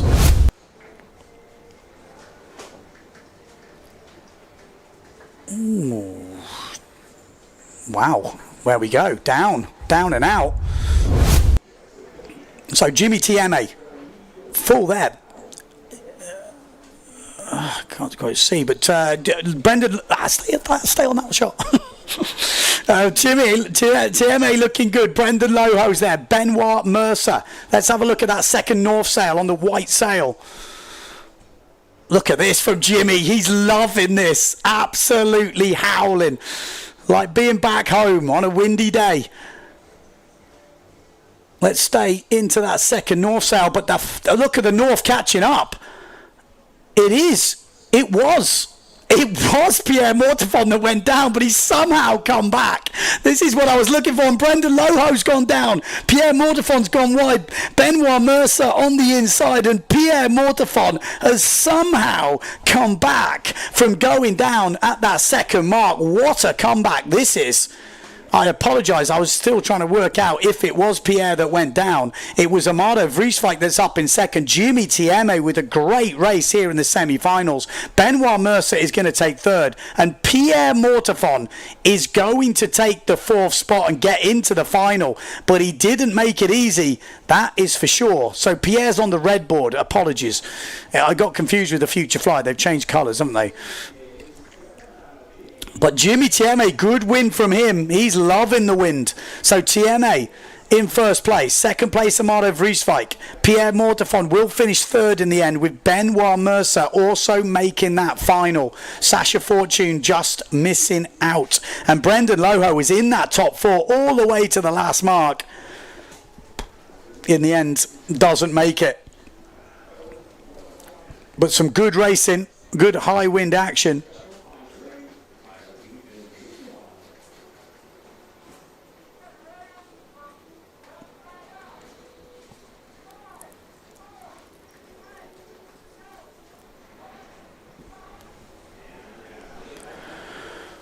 There he is, Jimmy Tieme. New sponsors this year, FMX and Point 7. So a little bit of a change, but he's doing a good job, especially these last 2 days. What a start from Tieme. Absolutely nailed it. Benoit Mercer as well. And it was Jimmy Tieme all the way round. We had Bruno Martini there. And then there was Pierre Mortefon up into third. And it was Amado in fourth. So much easier when I watched the replay. Watching too many things. But now we know the FMX is red. Sorry. So what happened there? It was Bruno. Oh no, they both hit that swell. Then Amado come through. But how does he get back from there? I mean, that's impressive stuff. Look at this. He's already coming into this last jibe mark. He has made all that ground up. Insane stuff from Pierre Mortefon. Brendan Loho. Oh, just got that wake. Oh, got his foot stuck. He needed that. That was it. That was the moment it all got lost. He was nearly making that first final here in Fuerteventura. But great race from Jimmy.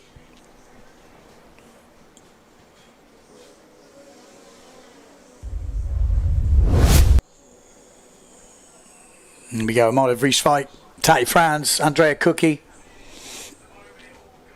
He's a big unit, isn't he? Has he got a inflation vest on? Yeah. What is that? Is that Jesus Christ? Looks like he's been pumped up, doesn't he? Jesus, he's a big fella. I remember him when he first came onto the freestyle scene. He was like this small, like gangly kid, like super skinny. I can remember when I was in Bonaire. It was like this little blonde-haired kid from Bonaire doing freestyle. And I was like, bloody hell. And then obviously over the years he's got a bit bigger. Okay, women's final coming up. I think these conditions in theory should suit Jenna Gibson. It's windy, it's howling, so at least you know what sail to go on. Your smallest one. Surely, the De Jongs are on 4.9 meter sails. I'm going to keep saying this because I find it incredible. You know, there's other girls out there, but after talking to them earlier, you know, they're on 4.9s and they're 50 kilos. That's insane. Insane. You know, Nico Preen, 100 kilos on a 5.6. You know, Andrea Cookie, 107 kilos on a 5.7 or whatever it is. It's bonkers. The difference just doesn't make sense.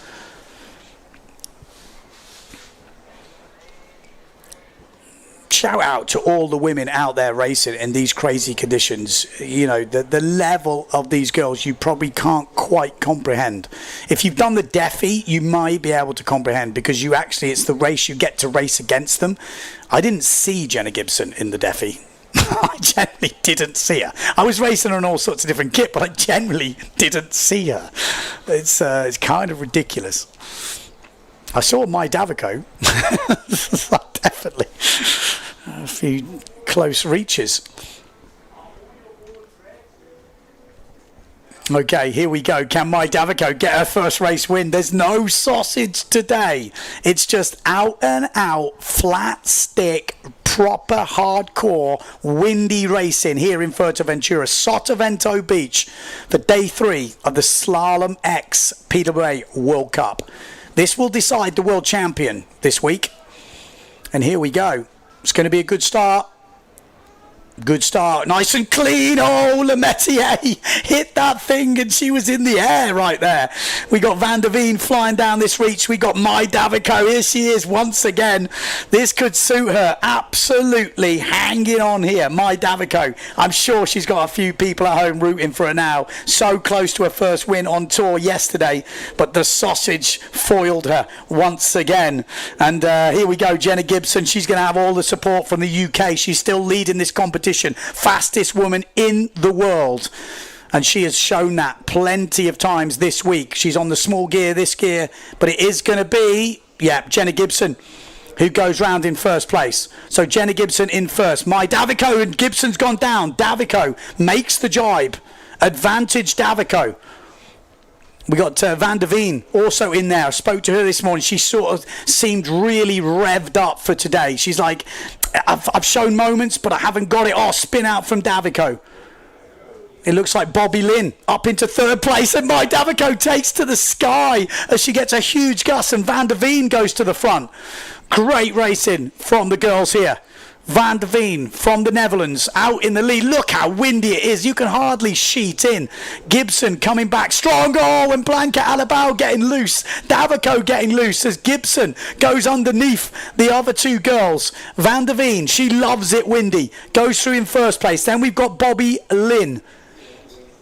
Then we've got, Gibson's gone down again on the jibe. And Blanca Alabao comes through. Davico comes through.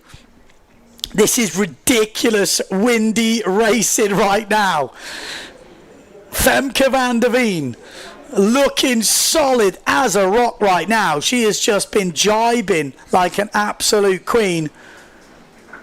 Bobby Lynn as well, 50 kilos on the 4.9 in second place. She's been banging out those second places, sitting in equal third at the moment. They've got Blanca Alabao, I think, behind. My Davico closing in. Where's Justine Lemetier? Lemetier's closing in as well. It's not all over. 2 jibe marks to go, and there is so much wind on the course. This jibe has caused some problems. Bobby Lynn, she's not giving up on her first place here. Bobby Lynn's still in the mix here as Davico goes down. Justine Lemetier goes down.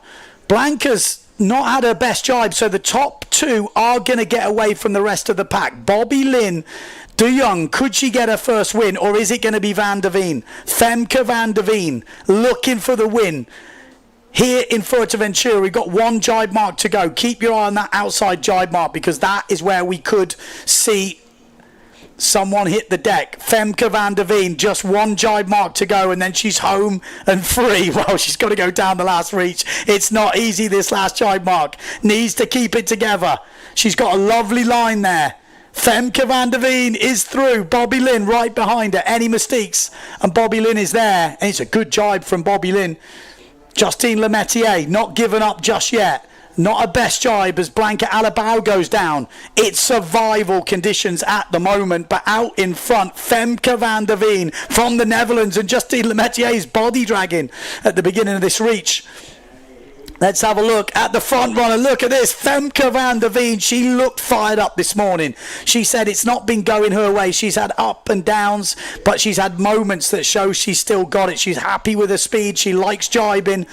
And she is going to win this 9th elimination in the women, no doubt about it. Bobby Lynn de Jong looks like she's going to get another second. And there we go. Femke van der Veen from the Netherlands takes the win in the 9th elimination. And it's been an outstanding performance from the Dutch lady. Great result. And then we've got Bobby Lynn de Jong from Bonaire. Takes another second place. She is looking good at this competition. Justine Lemetier with a 3rd place. Where is Jenna Gibson? That looks like Blanca Alabao in 4th place. Then we've got My Davico in 5th. Whoa. Then we've got a few different sales. Looks like Kit de Jong going through. And someone on was that an RRD? Apologies. Wow. Great racing, but Gibson, where was Gibson? Oh dear, so this is, that's going to be a big changer. We're going to have, a few discards in the women's discipline, but Jenna Gibson is definitely using a few discards up. She's got some great results. There she is, Jenna Gibson just crossing the line now, so not the best race for the Brit. Showed the speed, but just didn't have the control around the jibe marks.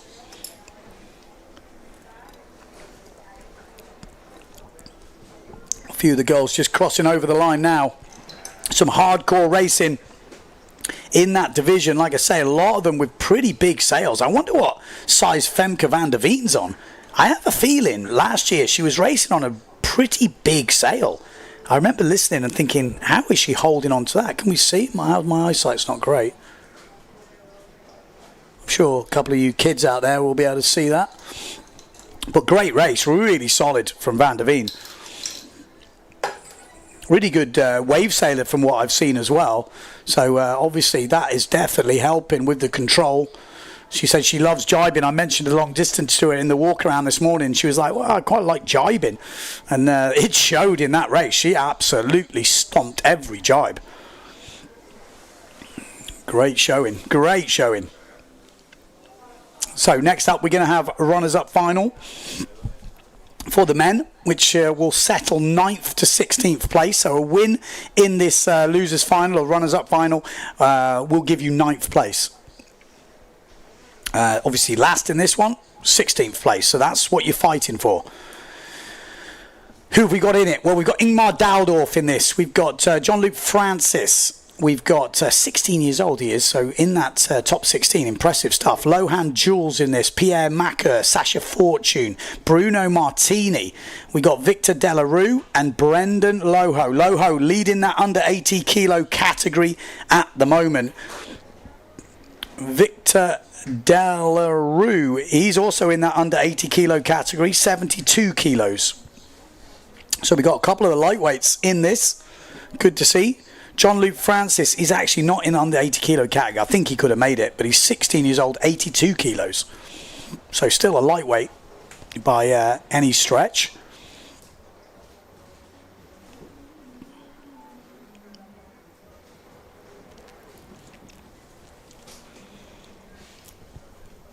Here we go, lining up.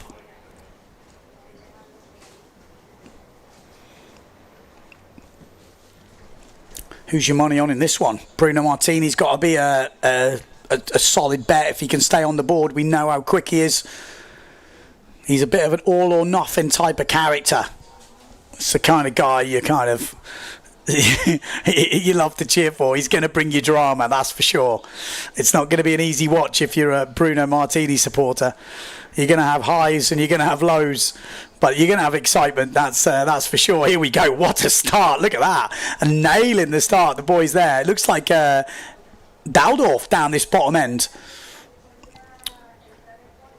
On the G8, we've got Brendan Loho there as well. Lohan Jewel. Or is it Bruno? Where is Bruno? That's Lohan Jewel for sure. Sasha Fortune's there.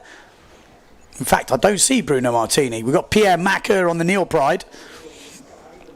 It's going to be Lohan Jules that's going to go round in first place. I think Bruno's right back there. So Lohan Jules round in first place. Pierre Macker in second. Then Daldorf. Then Sasha Fortune. Brendan Loho. Then we've got Delarue.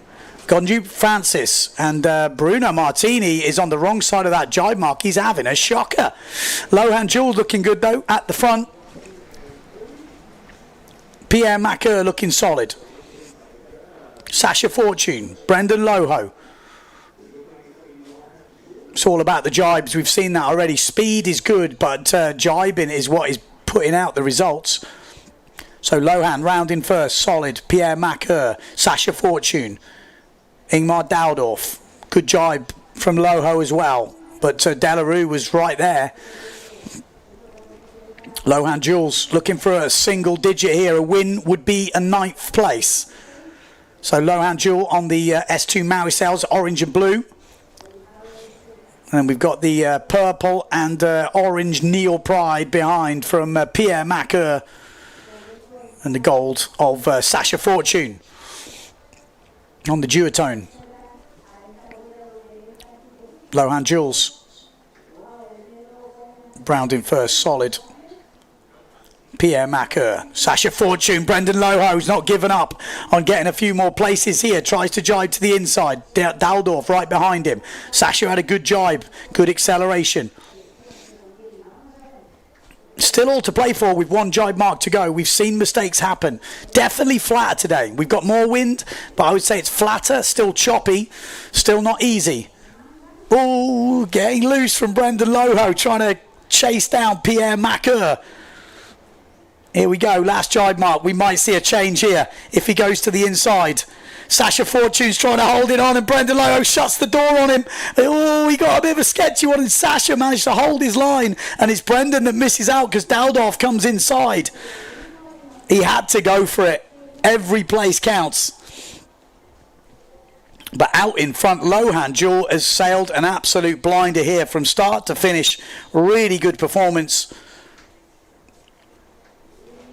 from Lohan Jules. He's really put some clean results together. He's a big Finn fan, he always has been.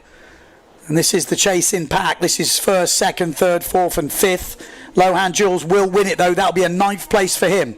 Second place, Pierre Macker. Daldorf. Oh, something was happening there. I don't know what happened. No, Daldorf did get it. You could see he was just sailing down on top of Brendan Loho. He looks around. Did he say well done? Or did he? I don't know. But something was happening. You could see he had to push him all the way. Great racing here on day number 3.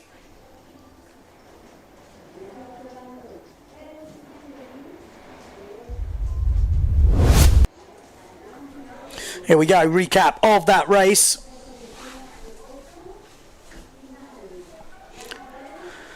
Boy, what was Bruno doing here? He was so deep, not a good start, and then this is where it really got... Oh, yeah, that didn't help. That didn't help. Look at this. Wow, Pierre Macker. How did he hold that?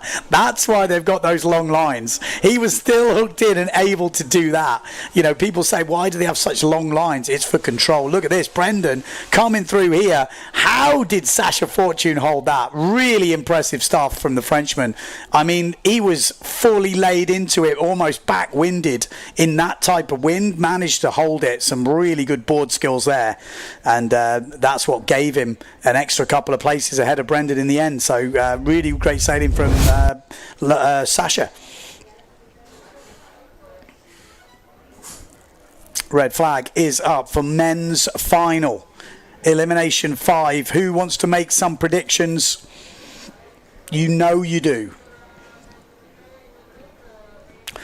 Who's in it? Well, the current event leader, Matteo Iuchino, he's hardly put a foot wrong this whole competition. 3 first and a second. We've got Matt Cheprikowski, who's on a charge right now. Finished 3rd in the last elimination yesterday. Looks hungry.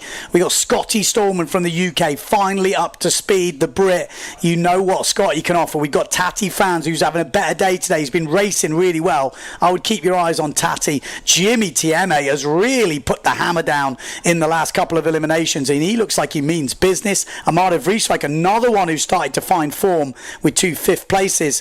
Pierre Mortefon racing so well, not been on the start line. If he's on the start, we could be seeing another race win for him, or we could see Benoit Mercer racing his way up there. He's got one of the best jibes in the business, and he will be fully in the mix, no doubt about it. That's Lohan Jules with a 9th place win in that runners-up final, keeps him right in the game for top 10.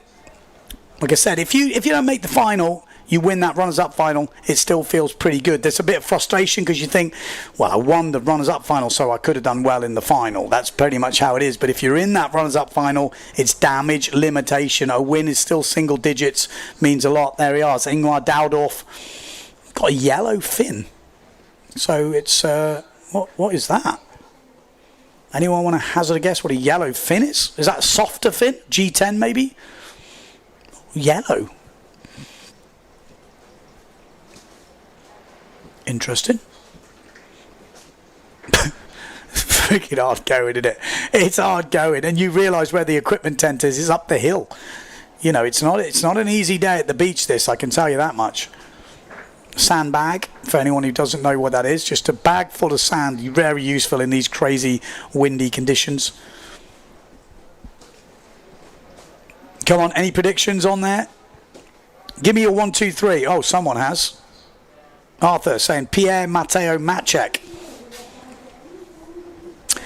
There is something that tells me Pierre, but Matteo has looked so consistent. I think we're going to have to see the start. We're going to have to see the start.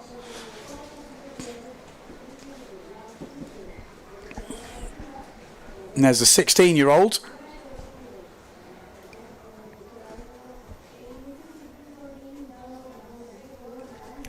Okay, here we go. Yakino, Rakowski. Rakowski's got to be some money on this because he looks hungry. Storman, Franz is looking good. TMA, Vrieswijk's hungry.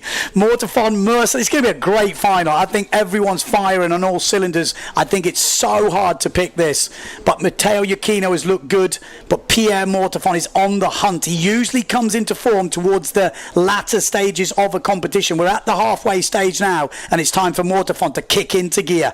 Not the best start again for Pierre Mortefon though, but a great start from Maciej Rakowski and Matteo Yakino. Pierre Mortefon a little bit further back on that red board with the white north sail. We've got Amado Vrieswijk on the white board with the white sail. Tati Franz looking good on the black 0.7 sail, but Maciej Rakowski, he is absolutely starving for a win here. He is going to push it all hang out. He's got nothing to lose. This is not going to be his best event. He is just going to have to go for glory, and Maciej Rakowski is trying to push over the top, and he does. Maciej Rakowski really wanted to be first at that mark. Maciej goes round in first. Oh, Matteo Yakino, that is not what he needed. Well, he's got Amado Vrieswijk for company, but Pierre Mortefon a bit further back. So the two guys who have actually coming back into it, Maciej Rakowski and Amado Vrieswijk, are pushing hard in this one. Matteo Yakino has the advantage ahead of Pierre Mortefon. Mortefon can see him, a little bit of a wobble there for Yakino. Tati Franz down that bottom end. What a race this is. Full power slalom action in Sotavento Beach, and it is Maciej Rakowski round in first. Tati Franz in second, but a great inside jibe from Matteo Yakino.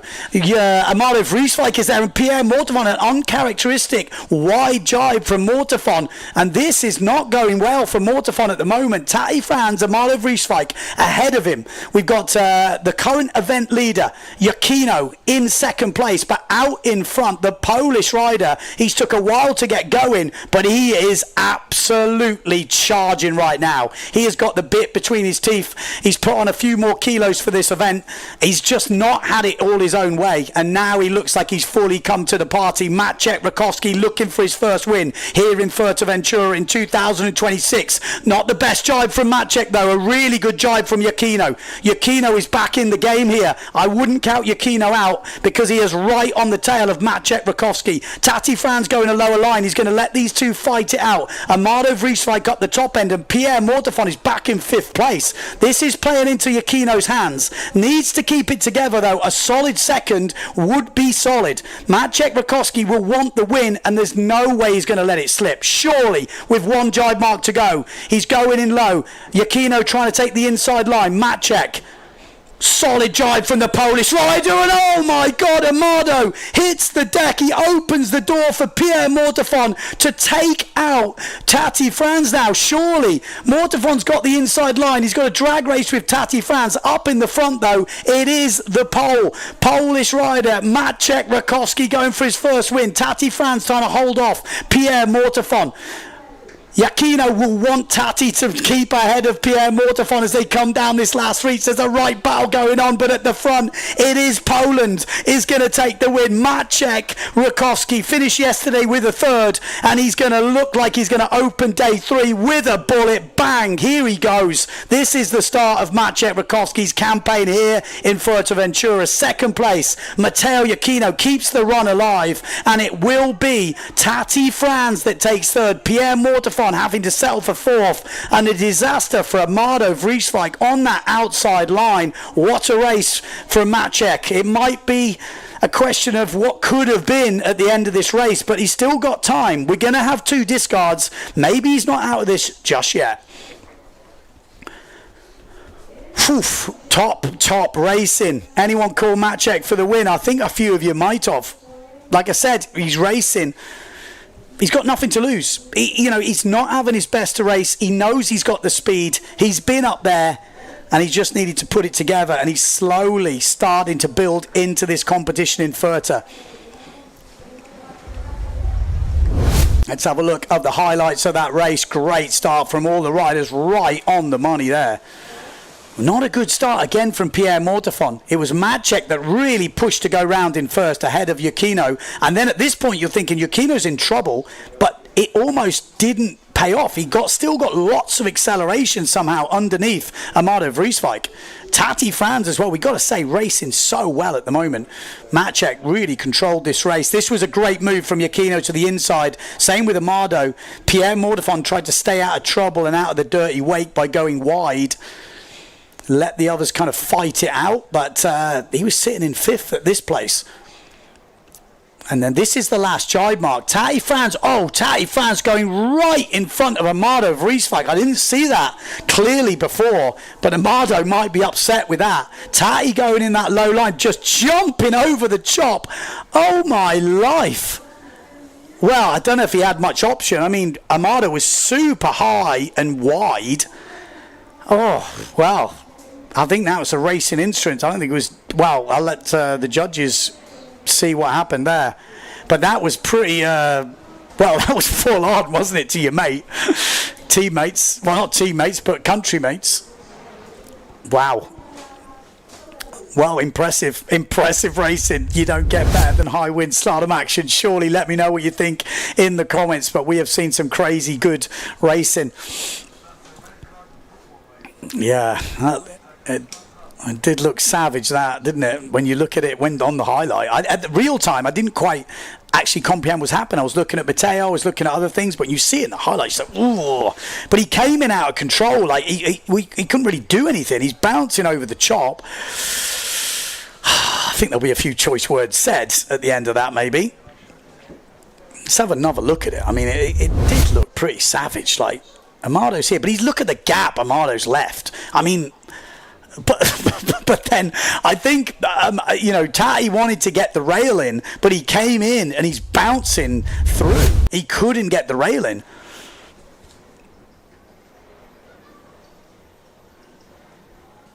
Yeah, let me know what you think in the comments. Was that a dive bomb? Is that fair? Is it just a racing maneuver? I mean, I'll let you guys in the comments come. Okay, we got Maciek on the beach, fresh from his first bullet this year. Maciek, what a race, finally getting a bullet. How was it? It was windy.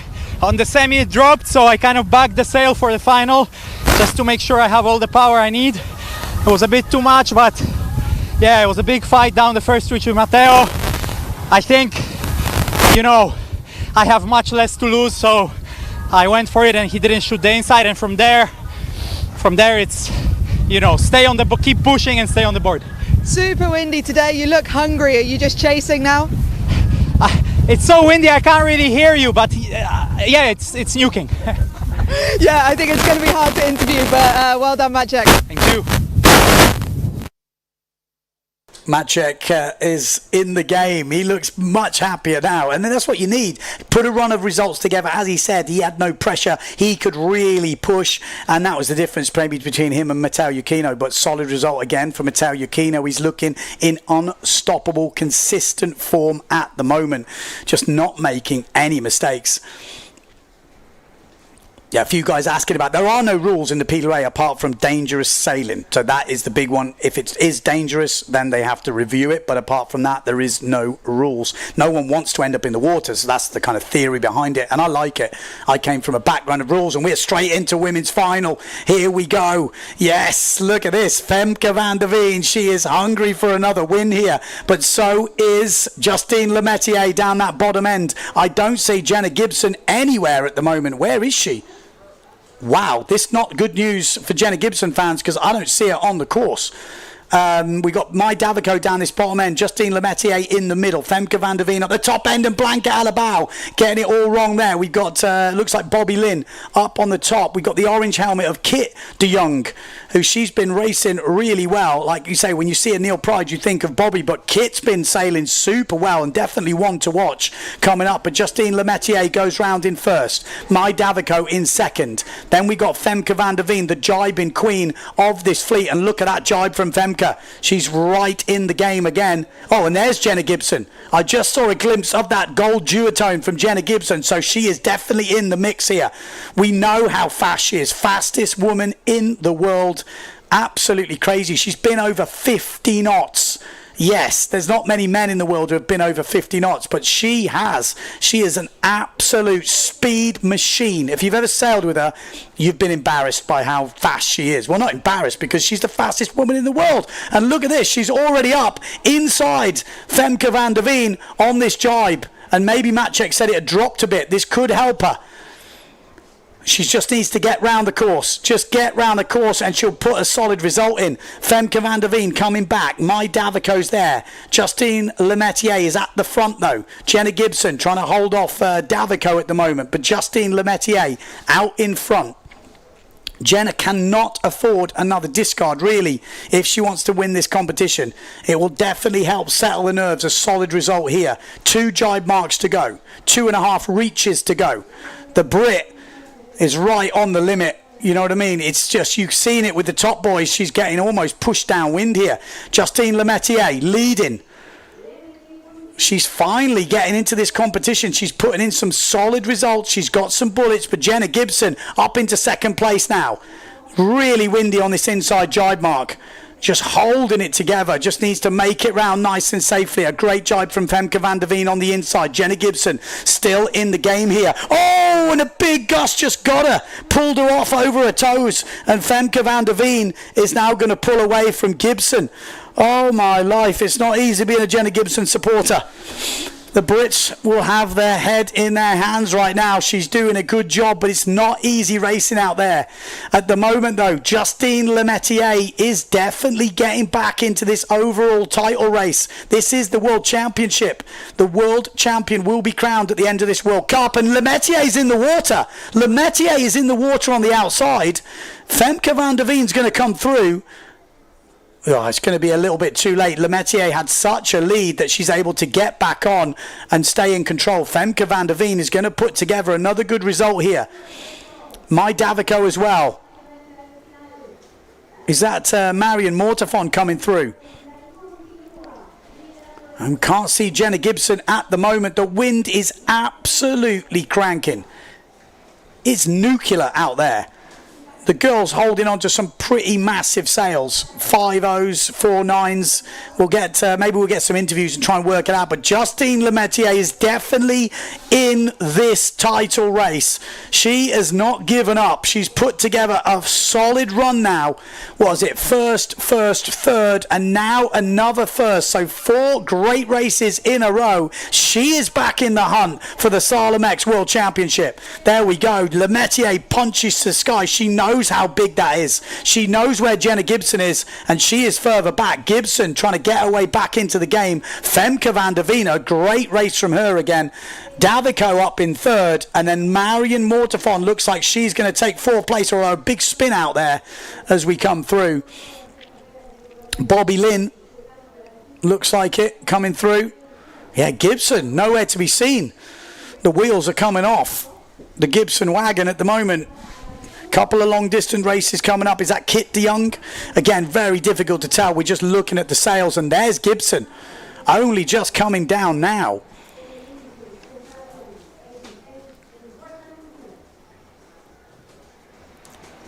Woof. Solid racing. We're going to give you an update hopefully on the leaderboard soon when these results get locked in. They have been playing around with the results, so it should look more normal now on the website. There should be a list of results like we're used to seeing.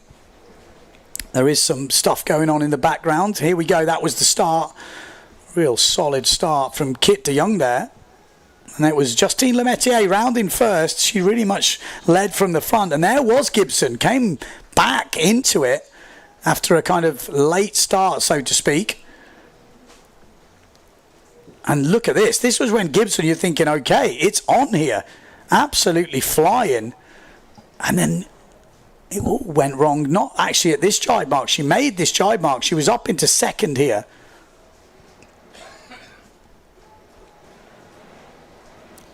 Yeah, at this point, if you're a Jenna Gibson fan, you were thinking it was all good. Femke went past her. But this was where the jibe, where it all went wrong afterwards as well. When you thought she'd kind of safely sailed away. Gibson right up into second place at this point.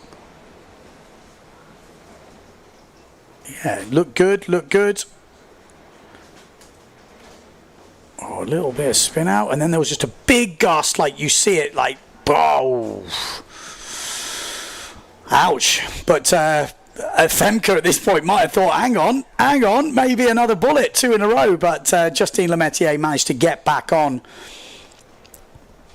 and finish the race with another bullet. Yeah, she knows how much that means. She's really got the bit between her teeth right now. We've got long distance race coming up this afternoon.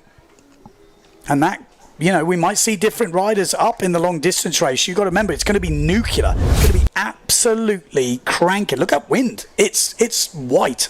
It's absolutely white. Okay, we're going to go down to the beach for interviews. Let's go and hear what they got to say. Go. Tati Amato, talk me through what happened in that crash. I think I was pushing a bit too much, and everything got like messed up. Somehow it is my fault, my mistake. So Amato, I'm sorry, but it's racing. It is what it is. Yeah, and Amato, from your perspective, what happened? Did you see him at all? Yeah. I mean, we were kind of together at every mark. And I knew he was fighting with Matteo below me, so I gave him all the space. But I guess these conditions are so tricky. So I waited for him to pass, basically to jibe behind, but he just went straight. And then he just clipped I think the nose of the board. You can see it in his leg, and I went in. It was a shame because I think we were 3rd and 4th, and it would have been cool just to finish like that. But yeah. I'm sorry. You give me your point. Yeah. It's nice to see you guys hugging it out. Tati, are you okay? Yeah, I'm good.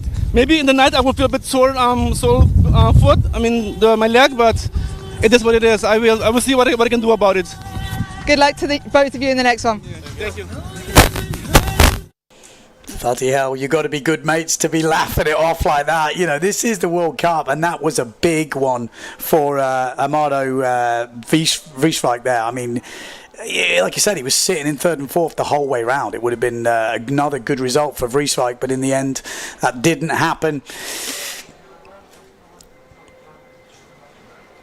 Okay, so we are going to take a break now. So we have got, like yesterday, we saw that interview with Blanca Alabau, but we're going to have maybe an interview with Lemaitre.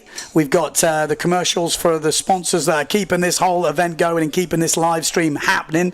If there's any other interviews, there will be coming, so stay tuned.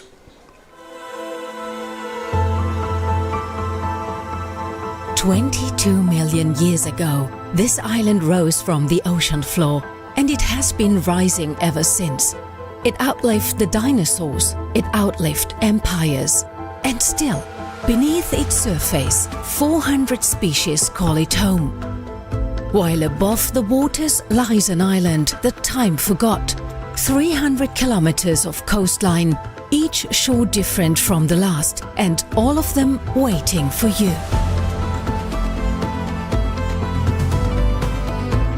This is where the world comes to fly. 36 years of world championships have been written on these waves, because here the trade winds never stop, and neither do the athletes who chase them. The ocean is always open. But the island gives more than wind and water. From its volcanic soil rises a different kind of treasure, shaped by a culture older than the conquest, by hands that still remember. Here the island feeds you with its land, with its sea, and with its people. And when the sun goes down, the island doesn't shut off. It opens up. Beneath the clearest skies in Europe, you begin to understand. This is an island that doesn't ask you to be a tourist. It asks you to transform. Because for 22 million years, it has been waiting for you. Fuerteventura, the island that transforms you.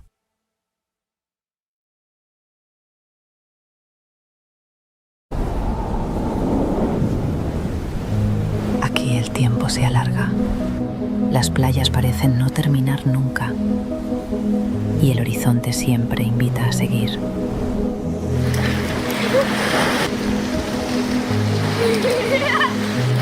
Un paisaje abierto donde el silencio y el viento forman parte de la experiencia. La luz cambia, el territorio se revela y el paisaje se vuelve inmenso. Hay momentos para moverse, para disfrutar, compartir, sentir la energía. Y otros donde todo baja el ritmo y simplemente estás. El arte y la tradición conviven. Espacios creativos, calles con historia.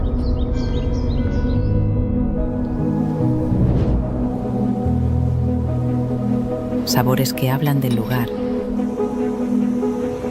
y de su manera de vivir.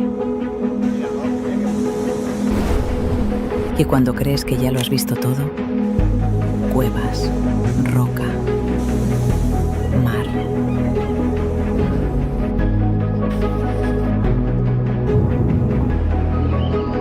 Pequeños instantes que lo cambian todo.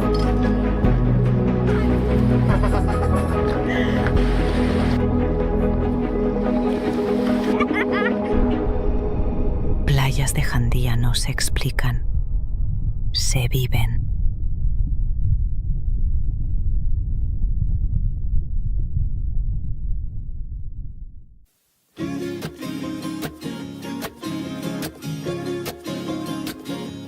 Welcome to the Rene, Egli Windsurf, Wingfoil, and Kiteboarding Center in Sotavento. It's the ultimate water sports playground with loads of space for everybody. Fantastic conditions and all year-round warm temperatures make Sotavento a paradise for windsurfing, kiteboarding, and wingfoiling. In addition to the open sea, we also have a wonderful tidal lagoon. Check out our website to find out the best dates to enjoy this flatwater paradise.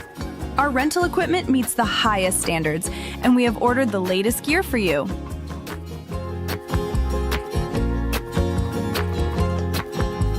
Our professional courses will help you improve your style and riding technique.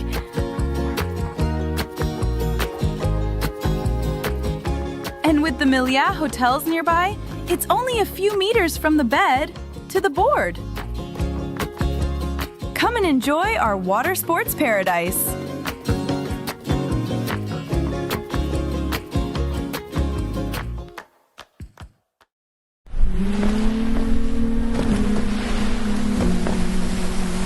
Have you ever realised that when going windsurfing, you're also going mind surfing? Is this family so relaxed because they're on vacation? Or is it because visiting the volcano is also included in their vacation? If you feel at ease while being in contact with nature, imagine being in contact with this biosphere reserve.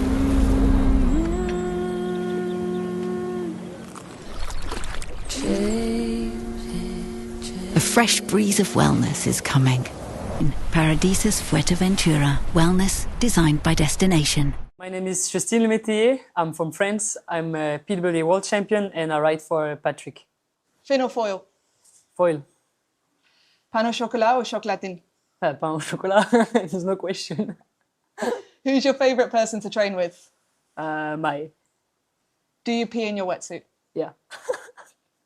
Who's the most organised person on tour? Jordi.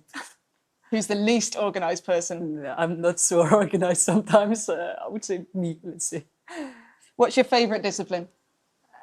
Of windsurfing in general? Well, I would say slalom foil. If you could only sail one spot for the rest of your life, where would it be? Home. Wistriam, let's say. Who are the top 3 windsurfers of all time? Top 3. Rubinesh, Bjorn Dunkerbeck, and Sarakita. If you could listen to one song before you heat, what is it? 21 Pilots, right? And if you could be a professional athlete in another sport, what would it be? I have a lot of respect for triathletes, so I would say Léo Berger from France. Nice. I didn't even say Antoine Albo for the for the legend, but everyone knows him. You're not even French. Yeah, that's terrible. Sorry, Antoine. Perfect. Right. You're riding for Patrick now. How did that switch come about? And was it already in the works before you became a world champion last year? It came in last year's season around August when they first get in touch with me. And we've been talking for quite some time to see what was possible. And I was in a good way to become a world champion. So I knew I needed a kind of a challenge after I become world champion. So changing team was a good challenge, like do it again, but for another brand. So yes, a bit before Japan, we got the things in, and I moved to Patrick that way. But really happy I could have new challenges with a new team. It's a fresh air coming, so it's good. You'd had so much success with FMX and S2 Maui. Was it scary to move away from something that you knew worked? Yeah, it's scary to move when you know it's working. But I had not too much doubt about the Patrick gear. Marion showed he was working in the girl fleet. I had the chance to test the gear also before I signed, which is something important. And the gear works. So it was scary, but I'm happy I did it. Speaking of Marion, have you had much support from the older French girls growing up through your career? Yeah, a lot actually. Delphine Cousin is the one that got me a contract with S2 Maui and FMX when I started. So it was a great help, really a great help. And then the girls were always there if we had a question, and it was something really important. So now we try to do the same with the young ones coming because we know how much it helps them. So yeah, they helped a lot. 2024 was an emotional roller coaster. Yeah. Talk me through it. It started in Pozzo, which was a tough event for me. There was a lot going on in my personal life, so I had a really bad event. And then, I came back in Fuerte with my dad to help have a mental support around, and it worked. And from now on, things just keep on going the good way, and it went to the world champion title. But it was a roller coaster. That's why there was a lot of crying when I was winning a hit. But I was happy I could show that. I could come back from a tough time. So I was really happy about it. How did you manage to put the personal stuff aside and deliver so much performance on the race course? Yeah. I was in a really toxic relationship, which I managed to get out of it thanks to my friends and family. And so it was also good for me to show that when you get out of those really toxic situations, you can just get your dream alive and become a world champion. So I was really happy to win also for that. So it was really great feeling. Fuerte last year, you had to deal with two disciplines. Yeah. You were fighting a lot with Sarah Keeter in the Slalom-X. You also had a world champion chance on the foil side. How did you balance doing both disciplines at the same time and performing so well in both? Yeah, I have to say thank you to my dad and my mental coach on this one, because they helped a lot into refocusing every time. Like at the end of the day, this is done and we move on to tomorrow. Everything is open again. So the mental game was important. Having a lot of things to turn the head off when you go to bed, and in the morning turn the head on like nothing is done. We have everything to play for. And also having my dad around to do the cooking helped me all the time. It was also really important. So but the mental aspect was really, really a key point there. Do you have routines, or is it just take it as it comes? I have routines that I was working on quite some time with my coaches. The example people like to hear is when I take a cold shower every morning. And as long as I feel the water is cold, that means I'm not hyped enough for the day. So I have to tell myself that it's gonna be okay, that I'm gonna win. I have to really turn into kind of beast mode, and the cold shower in the morning really helps to put the mind into fighting mode. So that's one of the things I'm doing to get ready every morning. Yeah. What does a morning look like for you when you go racing? It's quite simple. Just waking up, doing a bit of stretching, cold shower, a bit of warm-up exercises for the body and the mind. And then breakfast, and then into action. When the routine doesn't go to plan, say you're on standby for multiple hours, you're waiting to go, how do you manage that side of it? Yeah, mental coach always. Also on that point, which is really specific to our sport, to not really know when we're going to be racing. yeah, we've put some routines with the coach of how to release the stress. For example, you see there's really no wind, just get relaxed and relax a bit the mind. So I do something different. I don't know, play a game or whatever. But then we also have put routines with bracing exercise, for example, when I have to put the stress back on because it's about to go, then I have it again. I had the problem for a time to go on the water with like, oh yeah, it's okay, which is windsurfing, and then the results were not the best. So we had to find a wheels to make me a bit more stressed, but not too much. So we have routines to balance kind of the stress level, and it helps going through the week when it's not the perfect conditions. I think if we look back at Japan last year, tensions got pretty high. Tensions got super high. Also, I was super tired coming in Japan last year. I had done a lot of things in my season, way too much, plus my personal problems. It was really a long season. But yeah, also mentally, you know, the pressure of your first world title is so much. And yeah, I did not handle it the best, but still my coach was there to help me as much as he could. And this was also important. And yeah, no, it's I've learned a lot about it, and I hope now I got better with it. But we will see along the season. I think you see that small explosion, but I think what they don't see is what you go through afterwards and how you reset. Yeah. Can you talk a little bit about that process of how you reset after it all went wrong? In Japan? Yeah. Oh, yeah. When I throw my... Okay, I see. Now I understand the question. Yeah, I came back to show pretty peace. Like, I think I got so much text about my helmet throwing skills. But afterwards, no, I've just put my head under my towel and just tried to reset. Yeah, I reset the mind. I called my parents, which were actually asleep, but they helped me refocus. Everything was all right. I was second in the ranking, so all good. I was still the virtual world champion at that moment, so I just had to avoid the next mistakes. So it was all good. It was sounding like the end of the world in my head, but it was all good. So yeah, I've kind of reset the mind. I've done some dancing and singing with my also, which helped me get the mood back on.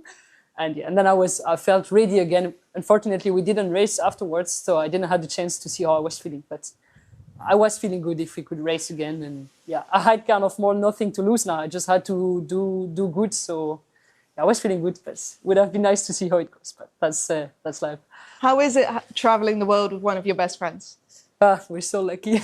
When we grew up, we were looking at Marion and Delphine, who were actually the best friends traveling on tour. And we have the chance now to, yeah, it was a match together. We're feeling good when we're together and we're having quite some fun. So it's really nice to be able to train, travel together. And also Patrick gave us the chance to be teammates now, which is also really nice to test the gear and improve together. So now we're really lucky. So we enjoy as long as it goes. And yeah, we take what we have to take. We're having fun. Obviously, we're talking about Mai Daviko. Yeah. How long have you known her? I think we met on my first year of the IFF. So I think 2018, something like this. So 7 years now. So yeah, we were absolutely not best friends at the beginning because we were opponents and you know, you're young. But then we learned we've learned about each other. And in the end, we're kind of the same into a lot of things. So yeah, we're good.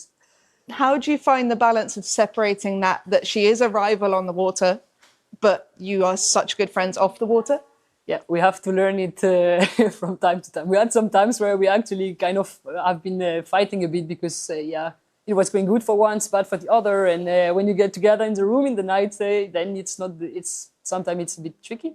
But we've learned with 7 years of competing together, we know when the other one had a shitty day, we just don't talk about it. When we both had an amazing day, we know we can be happy together. We just learn how to deal with each other's moods.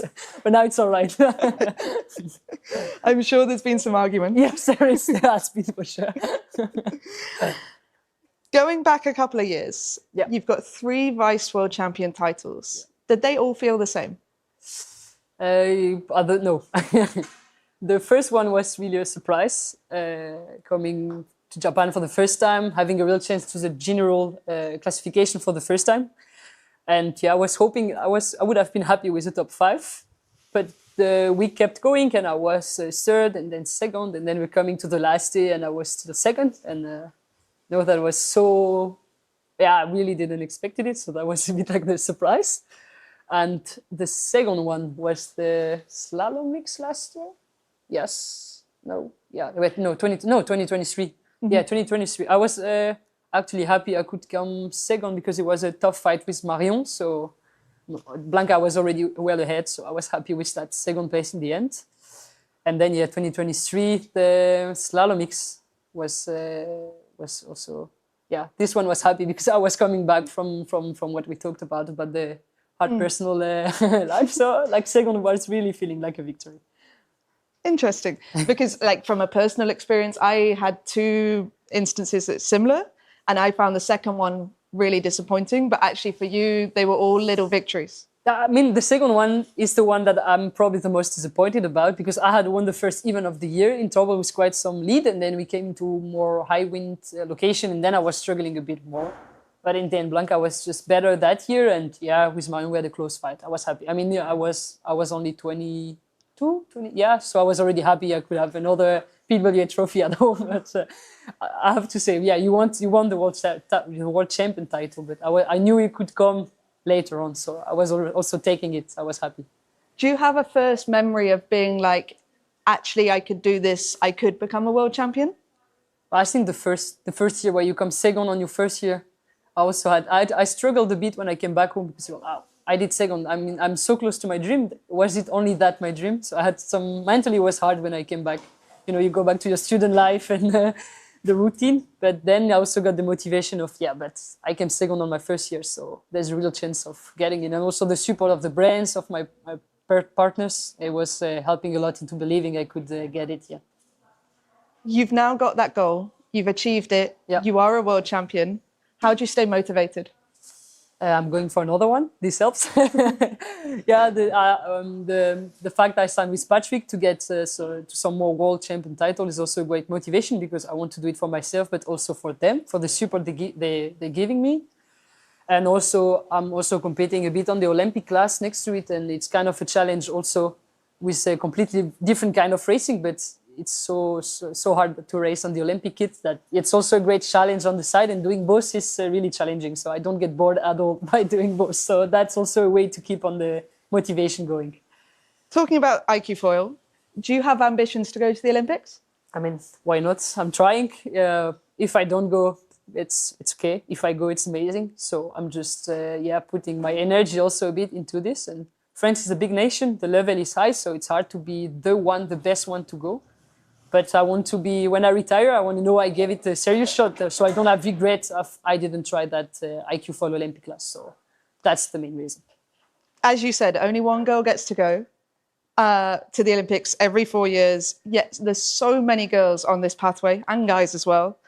Why do you think there aren't more girls joining the PWA where there's so many more opportunities? Yeah, but I think the IQ foil class, it's Olympic, and the Olympic is just so famous for everybody. So I think they just stick to that dream, and I don't know, maybe also it's a bit, what we do is also a bit scary on the PWA, when the IQ is way more, like you have way more rules, there's a bit less contact, or it's less scary than PWA for sure. There's crashing, you go less, you're slower. So that can be some of the reasons, but Lina showed it. She comes from IQ and she goes super fast on the slalom. So I'm sure many of the IQ girls would be really fast actually on the slalom kit, but I don't know. They have so much ambition, and also IQ for you kind of need to do only that to really get a chance to the Olympic. So this also might be a reason. PWA is also taking quite some time dealing with the gear, tuning it perfectly to be on top. It takes some time, so that might be also some of the reasons. How much time do you spend tuning versus like technique training versus time in the gym? Yeah, I think really looking at the time on the water, I would say half tuning and half proper technique, let's say. I mean, on the fin, I think it would be that because with Slalom-X we have new things to work on. But I think it's slalom foil. I think it's like 75% of the time tuning, because foiling is also super hard to know. There's so many things you can tune. But yeah, I would say foiling 75% tuning, 25% actually working on the technique. And then the gym for me is, I think is over half of my training is at the gym. So yeah, that's a lot of hours in the end. We'll come back to that in a minute. But talking about the tuning side of things, if you had to give one tip to a recreational foiler, what would you tell them to do? Where would you tell them to put their energy and focus? Into the tuning? I think when you get your, I don't know in which way to take it. I mean, if you find the right tuning for your foil, that's really kind of where the magic comes. It's so important that you don't get too much lift or not enough. I think when you find that balance, you already kind of did a big part of the job. But would you focus more on tail wing angle, like rake of the foil? Where would you put your energy? I think the one I'm the more focusing on is the rake and the angle of the back. That's the two main points where I tune my foil, because in the end, the wings, we know the range of wind, the working, the fuselage is almost the same. You can almost have only one fuselage depending on the brand. So yeah, the most important would be the rake and the back wing angle. When you first jumped on the Patrick gear, how did that first tuning go? Where did you put the attention? Yeah. And what were the major changes that made the biggest difference to start with? Yeah, I already had the Patrick foil last year, which I backed. So I knew the foil already a lot, so I knew how it was working. So the main challenge was the sail and the boards in foiling. And I think the biggest challenge first came from the board, which in 2025 has a shape a bit different from what the other boards in the windsurf world right now has. So I had some time to find the rake, for example. What rake does the board is the board working the best. So this took quite some time. And then also the sail was quite a challenge because they're lighter than my previous sail. And in the jibing, for example, I had less pressure on the mast space. So my jibing were going terrible when I first get on the board because I was so used to my previous sail that you need to change really small habits, but you have to change them. And this takes some time. But in the end now, I feel way better on my new gear, on my new Patrick gear. So I'm happy of it, but it takes some time. When you use for 4 years of the same kind of equipment, when you switch, it takes some time, but it works. For people that are buying gear at home, do you think it's important for them to continue on the same brand? Do you think that makes a difference for them as well? I mean, if you get really used to one brand, switching is really hard. I think if you have kind of gear also from everybody, maybe it also works because you know how to deal with everything. But I think, dealing with one brand and, also the brands are working so that the sail works with their board, works with their foil.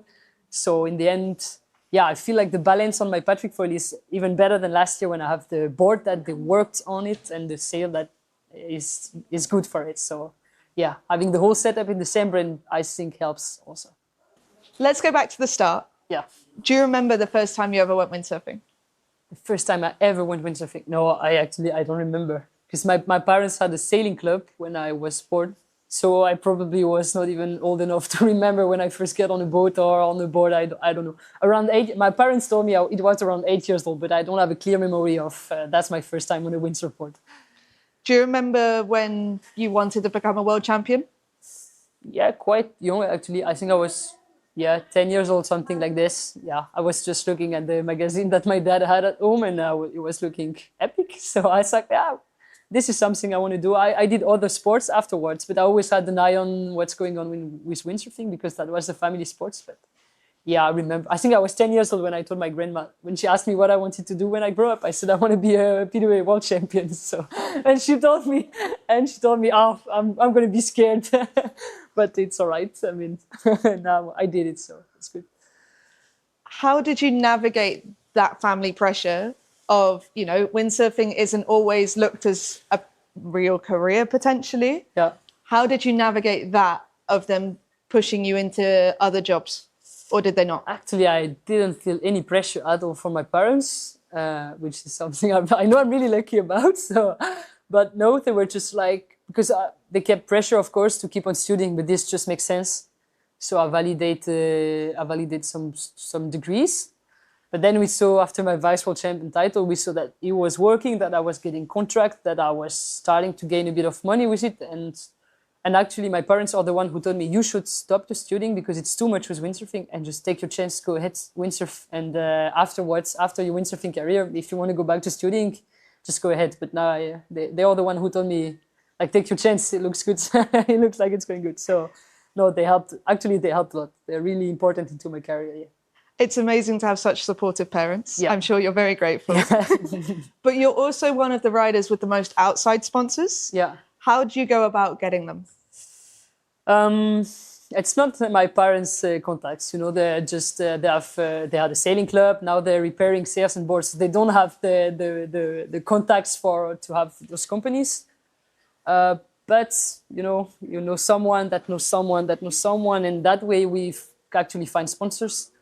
And then I'm doing the job of proposing them things. So because they give you money, but they have to get things back. And yeah, actually around my house, around my place, you find some companies who are old windsurfers, and they kind of live the dream in my career. And that way I managed to find some financial sponsors, and they are really important because I wouldn't make a living out of it if I didn't have those financial sponsors outside of the windsurfing industry. So this is something important. But yeah, I'm happy I could find them, and it's a lot of work also to keep them in the team because yeah, you know, it's money. It's always a hard subject. But yeah, I'm really thankful for the support.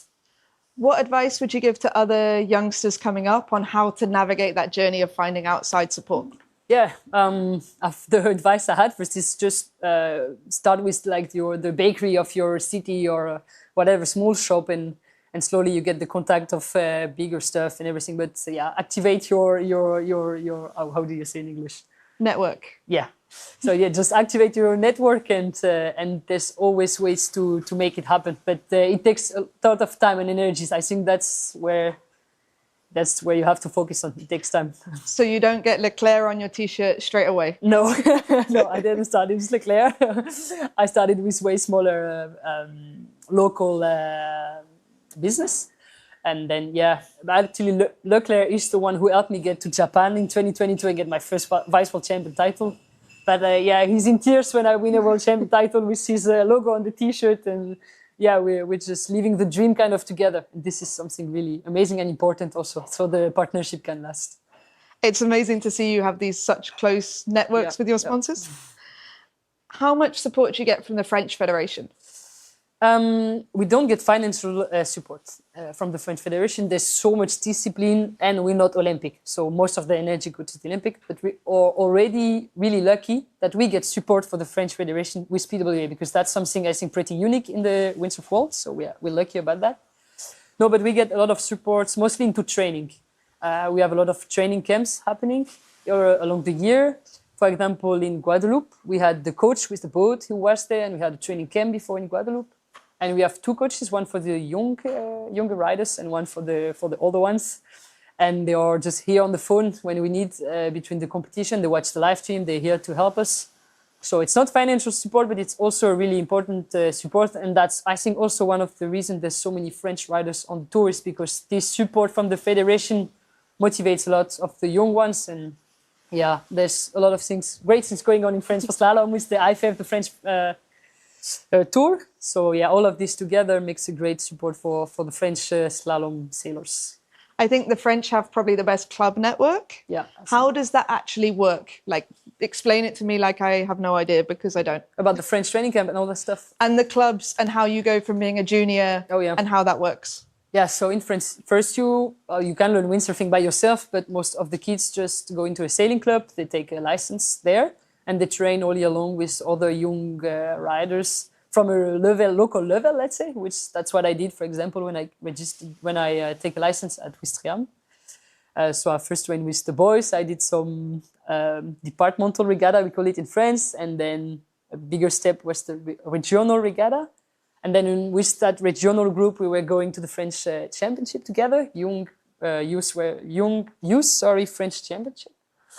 And then I started to perform at the French championship. So then the French coach starts to see you, and then he invites you into the French training camp, and then you meet the pros, and because you go also to the French IFF, where you also meet the pros. And that way, personally, that's how I started dreaming also a bit about it.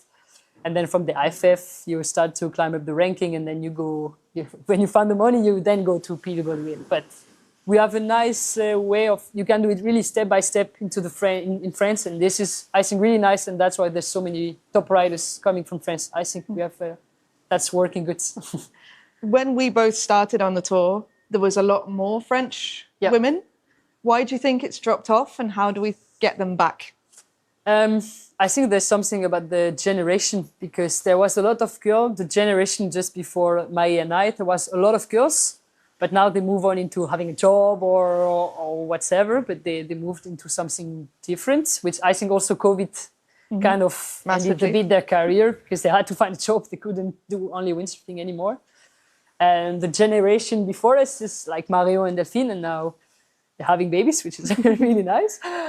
So yeah, with May, we were always kind of the only two from around the 2002 generation. But we see a lot of young ones coming behind us. So I think there's going to be more friends coming, but we kind of, there's less people in that generation. So I hope it will come back afterwards. And also there will be less impact of COVID, I think, on it. So could help. Time will tell. Time will tell, yeah. Let's talk about training. You said it's 50% of what you do. Yeah. But what do you do? Like physical training. I'm working with the coach since, I don't know how many years now, but quite a few. And yeah, I'm training out of the water 6 days a week. Yeah. And it's about 3 to 4 gym sessions and 2 or 3 bike rides. Okay. Then we work on the physical resistance. So on the forward, the position is quite specific, where you're kind of in a squat position and you're pushing in your front leg, back leg all the time. So we're working kind of this. And then on the bike, it's we're working into endurance, so really longer rides where you don't push too much. Or we do shorter ride, but with intervals. So in the end, yeah, 6 days a week in the winter. But then when it's main season right now, it's almost only competing, resting. Then I don't have so many intense training. But the main work is in the winter, and then it's 6 days a week. Yeah. What does a gym session look like? You said resistance training. What does that mean?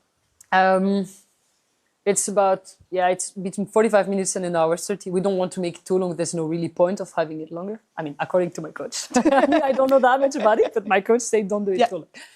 And I know it's going to be a warm-up, and then it's going to be it's super specific. And I love working with my coach, but it's going to be a lot about connecting the work of the legs, for example, with the upper body, because we really have to have a great connection between upper body and the legs. So it's a lot of rotation exercise and stuff like this, and a lot of coordination with weight also. So when I get on my board, I don't know, if I take a big gust, my body will know how to still give the energy to the board. I don't know how to explain it, but that's kind of the main job. So we really don't do classical exercise. Like, I'm not just on the machine pushing weight. My coach hates that, and I also hate it, so that's good. So it doesn't have a specific name. It's just specific. But you're not just squatting. I'm not just squatting. It happens sometimes that I do just squatting when we want to work purely like power, but it's super rare. When I have it, I'm like, oh, what happened to my coach today? I'm having normal exercise. So yeah, and most of the time I'm in public gym. So then you're doing kind of strange exercise into a public gym. This is also an experience, but yeah. How much do you work with him in person versus online? We're living 10 kilometers away, but he has a lot of other athletes to follow. So we kind of working through an app, where he puts me the exercise, and I'm just saying what I do, how it felt, was it hard, was it good? So we're working with that. And we're also using some tools. For example, it's not an ad, but we're using the Oura Ring, for example, which helps I took it off, which helped into following if I'm tired, if I'm feeling good. And like this, from the distance, he can see if we're pushing too hard, actually, or if it's feeling good. But you didn't want to see the stress of the interview. Yeah, no, because it doesn't look amazing. So I was like, I'm going to take it off. But we're using many tools to follow my fatigue level. But it's really interesting. And my coach is called Kylian Philippe, and I want to thank him because he's following me for free now since 5 years with really good help. That's a partnership also. That's not financial, but it's a partnership. So this is he's a key point also in my career. So yeah. How much attention do you actually pay to what the technology says versus how you really feel? We work with both. Because if the ring says you're going amazing, but I'm not, we're more going to focus into how I feel, because that's the more important. So yeah, for example, I had to stop the IQ World Championship in Aarhus. Because I was too tired, and the ring was saying that I was actually okay, but I was actually feeling really bad. But it doesn't take in consideration also the mental fatigue, for example, which I think was my main problem at the IQ World Championship. So yeah, we listen priorities to my feelings. And then we see if the ring says, oh, you actually feel bad, you need to stop, or if it's just more mental fatigue. You also talked about working with a mental coach. How did that start? After Japan 2022, I also had a lot of stress the night before the last day. You know, you're about to realize a bit your dream of becoming vice world champion was already so amazing.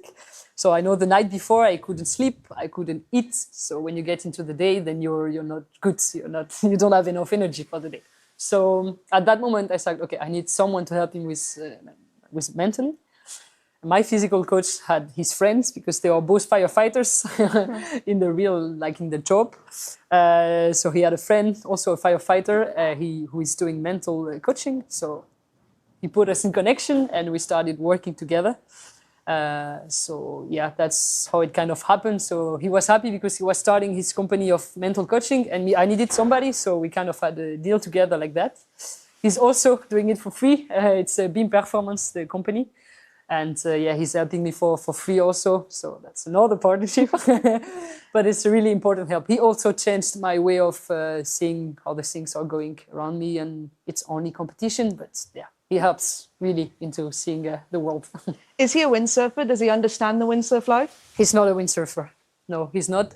He's doing every sports. He's coaching kind of every sports. He's more into CrossFit, which also helps for the firefighters. But no, he's not a windsurfer, but we just talk, I explained to him my sport and that's his job also to understand the problematics that it comes with it.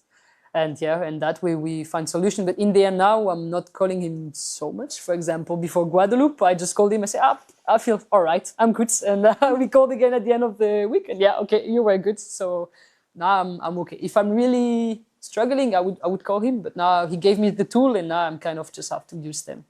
Do you think it matters when it comes to size and weight and height in windsurfing? Yes, yeah. The size, some girls are showing that you don't need to be so tall. I'm thinking about IQ foil. I have some friends who are not that tall and they are performing on foil. So like it works. And the weight at the beginning, we all thought we would have to be really big to be able to push down the foil. So actually I went up to 72 kilo, I think, when I'm only 166 high. So that was quite heavy. But in the end now I've lost 4 to 5 kilos and I'm faster than I was before. So I think in the end, the most important is the muscle. And I'm not sure that being fat around helps so much, at least in the girl fleet. I don't know, for the men it's another subject, but in the girl fleet, I think the more important is that you get the power to do the connection from the sail to the board. I mean, you have to have a bit of weight. If you're 50 kilos, you're not going to be so fast. And Bobby is showing that it works also. So, in the end, I think the most important will be in the girls' fleet, at least really if you have the technique and the physique without being super heavy, I think it works. Does it ever play on your mind that if I was heavier, I could be quicker? No, not really. No, because like I told you, I've lost some weight in the last winter and I'm faster than I've ever been. So no, I'm feeling better also in my life in general, having those 5 kilos less, I'm feeling better. So no, I'm feeling good that way. So I don't think being heavier would help me so much. At least not in slalom. Maybe with speed, yes, but not with slalom. I don't think so. Do you follow a strict diet? Not strict, but we just pay attention. Just not too much sugar, not fast food every week, but not crazy diet, but just keeping an eye on it. But with doing IQ, that also gave me a bit more of attention on that, because IQ, you really need you have a lot of cardiac efforts, which we have less in PWA. So this also helped me learning about that subject. But yeah, nothing crazy, but we take care. Switching tacks completely, you recently joined the PWA Management Board. Yes. First question, what is it? It's a group of riders and industry members, industry representatives, and we're kind of taking the decision of where the tour goes, basically. We're voting for important decision for the future of PWA, kind of, if I do it reasonably. How do you find the time to fit that in with everything else that you've got going on? Actually, sometimes it's a bit tough, but there was no girls who wanted to go inside that MB, so I just think somebody has to take that place. We want to have a girl representative, so that's also why I jumped in. And I'm one of the, I mean, we're not so many girls who are only doing windsurfing in their life. So I was just like, that's a bit kind of my task to go and help the tour keep on going. So that's why I jumped in. First of all, yeah, I'm learning a lot because there's a lot of things going on that I was not expecting about how it works because I'm not so long on the tour. So yeah, at the beginning I was only like, oh, that works that way, okay. And now I start to feel like, okay, now I know what's going on. I can help on taking decisions. But it's interesting, but it's also, yeah, a bit of, it's taking some time. What is the major goal that you want to achieve in this role? The what, sir? Do you have like a goal that you want to achieve, or like with the MB or yeah, no? Oh. Yeah. Well, I think our main goal in the moment is just to keep the tour going. And we know it's a tough time for windsurfing, for the industry and everything. So we're kind of just focusing into where do we put our energy to get the tour going full speed like it was in the past years. So this is where the most of our energy is going. How do you feel as the only female member on the management board? I mean, it's also not a pressure, but you want to do the job right for the girls also. That's the main thing. After all, the decision or not about girls versus boys, it's really more general stuff. But I think it's important that we have a vote for the girls. So I'm also talking with the girls to know their opinion, to have a really... My role is to be a rider representative, so I have to ask the rider also their opinion. So, but it's interesting, but it's taking some time. Has it been quite eye-opening seeing behind the sport? Not Yes. just from being a rider, but now like what actually goes on in this decision-making process? Yes, I've learned a lot about it. It's really interesting. Also, just in my life after windsurfing, it's also going to be something useful, like how the association is working. It will help. But yeah, really interesting behind the scenes, but also quite some pressure now because you're the one that also, you have your votes into taking the right decision. So it's also important to make those right decisions, which are not easy to do, but doing our best. Who is Justine Lemaitre outside of windsurfing? That's a funny question. I never talked about it. I'm a normal person. I don't know, but I'm just somebody that likes sports and spend time with family. So yeah, nothing more, nothing less. Just having a time with the doggies, family, the friends, and having a beer with friends sometimes, and going biking with my parents, and What would you do if you weren't windsurfing? Well, I would be in another sports. I mean, before windsurfing, my dream was to be in the handball French team. That's where the throwing comes from. See? No, but when I was young, I was sleeping with the French handball team poster over my head. So yeah, that's where my perfect throwing comes from. Yeah. So you always thought that you wanted to do something in sport? Yes, this I knew from the beginning. I've done tennis, I've done swimming, my parents said, you're going to do a sport. That was, you have to do a sport. It doesn't have to be high level, but just in your life, you have to be doing a sport. But in the end, I was always loving it and always had to push it 100%. So yeah. What are your aspirations for the future? And do you know how long you want to continue with the windsurf life? Actually, I have no idea of how long I want to do it. Because if I get tired of it, then there's no more point about it. I'm really clear about that. I love being a high-level athlete, but if the magic goes off, you cannot keep pushing without liking it, without loving it. So I don't know. As long as it goes, I'm happy. And now that I've reached my dream of becoming a world champion, I'm actually really I've done the job. I'm happy with it. And whatever comes now is kind of a bonus. I take it like that. So yeah, and what I'm going to do after, that's a big question. I have many ideas. Maybe I will go back to studying or I just have many cards in my head and I don't know which one I will play when I stop. But just taking the time. What's on your bucket list, both in windsurfing and not windsurfing? In windsurfing, now I would say get another world champion title. And outside of life, I don't know. I have some bucket lists into biking, like climbing the tide, for example, in Tenerife. That's something I would like to do. To have that kind of stuff on my bucket list. And after, also I know I'm also dreaming when I stop of just having a house and just having kind of a normal life. You have your house, you have the garden, you have your kind of routines. This is also something I want to do. So yeah, for now, that's what I have in mind. You have an unlimited budget to go and make a video project. You can go to 3 locations with 4 friends. Where are you going and who are you taking? Oh. Where are we going? First question, where are we going? 3 places. 3 places. Okay, I went to Hawaii. So I think I did Maui. I think I would do another island.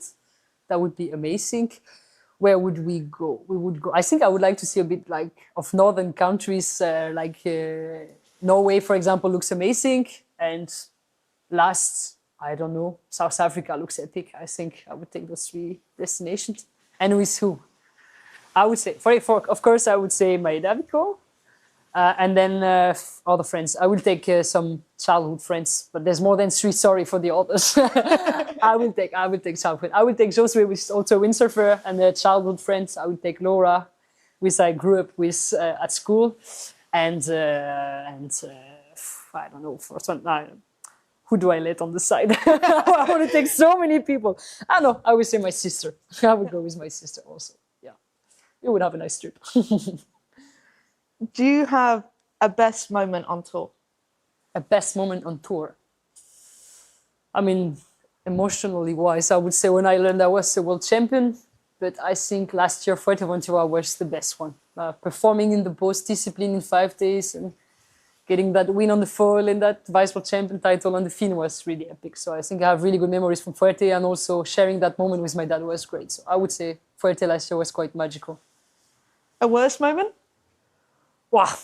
Helmet throwing? No, really, it's the moment I was just feeling the more like, yeah, it was just not going good. So yeah, I think that was the worst moment. We're seeing so many more emotions being shown in the sport. Yeah. Do you think that's a good thing? Yes, I mean, I think the public likes it because they really see how much it counts for us, what we're doing and the emotions we're going through. And I mean, I cannot hide my emotion. When I'm happy, and when I'm not happy, I'm not happy. So yeah, I think it's great. Last topic. Yes. You just got a puppy. Yes. Yes, I love that topic. Tell me about the puppy first. The puppy is a golden retriever. Yes, she's called Vayu, which is a god of wind in India. And that's where the name comes from. And yeah, no, it's amazing. We're sharing life together and it's actually quite fun. How would you cope having a puppy with such a busy schedule? Well, when I'm taking a plane, the deal was my parents keep the dog at home. That was a deal before I get her. We talked about it for quite some time. But then most of my time I'm living in my van. So then just my parents, if you want to have a puppy in your van, just have a puppy in your van. And that's the thing. So now we're traveling in the van together and she's visiting some countries. She's meeting a lot of people. And yeah, it's good fun and it's good company. Also, after the regatta, you just have to turn off the mind because you have to go for a walk and stuff like this. And I like it a lot. Yeah. That's a wrap. Yeah, that's a wrap. Perfect. Justine, thank you very much. It's been so interesting to get to know you a bit more. Do you have any other things to say? No, not really. Bye-bye. I don't know.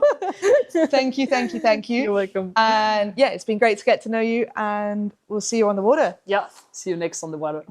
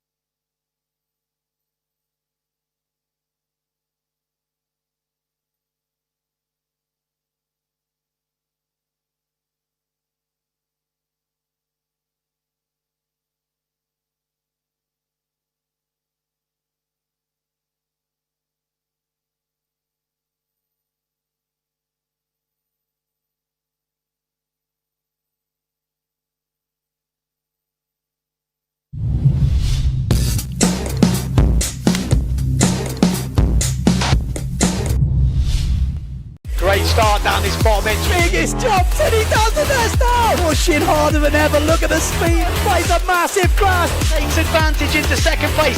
Wow. Nice drive. So tasty. Look at this. Super close. It's a massive crash. A great comeback in this one. On that top two battle. That's the one we want to see. Okay, you better be ready because the red flag is up. The afternoon's racing is about to kick off and you are in for a treat. We have got 2 full fleet races. You make a mistake in this one, it's your discard. There's no two ways about it. This is gonna be tough.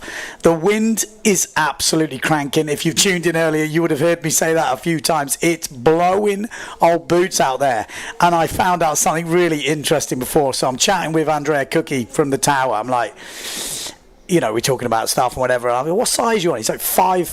So I'm like, 5'4", my God. He's like 100, and he weighed in at 106 kilos, 107 kilos. And then Justine Lemettier's there, Davico's there. I'm like, what size are you girls on? 5'2". They're using 5'2". Are you kidding me?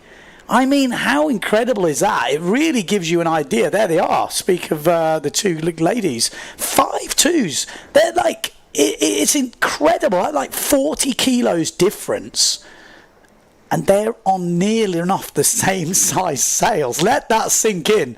Let that sink in of what sort of, how these girls are dealing with it. Also found out some information about Jenna Gibson. She's not been well, actually, so she's fighting a bit of a virus at the moment. So you can imagine when you're not quite on your game fitness-wise, you're not feeling great, and then you've got a few issues. You also, I think, took the wrong fin earlier, said she was spinning out, and it was causing her all sorts of problems, especially with this much breeze. So let's see if she can get it together in this one. But first up, we're going to be... first up, are we going to be in with the men? I'm pretty sure we're going men first. Then we're going to have women, and then we're going to have another men's race. I think there's only one women's long distance, and there's going to be 2... Well, it's not long distance, it's full fleet. I've got to get that right. It's full fleet racing. So yes, it's longer than the normal course, so it's going to be a big leg out to sea. So we don't usually see that port tack start, and that can be different. You know, even that makes a huge difference. Not many riders are used to that port tack start, and then here in Further it's totally different. There's a full fleet, so are we going to get a general recall? Maybe. Are we going to get people pushing the line? Maybe. So we have to keep an eye out for that. And then who can get the speed going on the way out? Not as much swell today, you can see that. Plenty of wind, a lot of chop. Who has got the right equipment? Who has got the right, you know, technique for going out? It's not the same as coming in. We saw it last year. Nico Preen was one of the standouts going out. If I remember rightly, Matteo Iachino was looking good on the way out as well. You know, certain boards, certain set, you know, kit setups was good. I remember Tay saying he didn't quite feel comfortable last year, but he looks good this year. There's Jenna Gibson. Again, not looking fully 100% fit, but she is still there. We're going to go into the results pretty soon. It's a hell of a long walk in between these races up and down the cliff, and the men are getting ready for this full fleet race. Look at this. Look at this. It's absolutely epic scenes here in Sotavento Beach, Fuerteventura, for the Slalom-X PWA World Cup. And this is full fleet racing. It's a huge port tack leg on the way out. Who is going to be the leader? It feels pretty good when you've got a full fleet. This is like mini Deathy. Here we go. Where's the big boys? Where's the use? Is it a clean start? We've got GA down this bottom end. It's a good start, no general recall. That's what we want to see. We've got a few of the Neil Prides in there. We're expecting Bruno Martini to be pushing through. Lohan Jewel has always been good with the speed runs. It looks like Maciek Rakowski in the middle. We're going to have to try and keep up with these boys, but look at the scenes here. What a great setup. It looks like Andrea Cookie down this bottom end. It's hard going. Look how hard it is. Into the chop, into the swell, and as you get further out, that swell increases, and you've got to just find that trim in between the swell lines. And as we go through, I'll try and pick out a few of the front runners. We've got a few Neil Prides up there. We're expecting Matteo Iachino. Maybe Maciek Rakowski's going to be pushing hard. We've got a few S2 Maui sails. Someone just catapulted on the way out. You can see on the right hand side of your screen, we've got a North in there, which could be a Marta Vreeswijk. It could be Pierre Mortefon, obviously the red board of Pierre Mortefon. This looks like Matteo Iachino looking good. It is Matteo Iachino. I think think is leading this. Maciej Rakowski, I think, on the far left, looking at the stamps.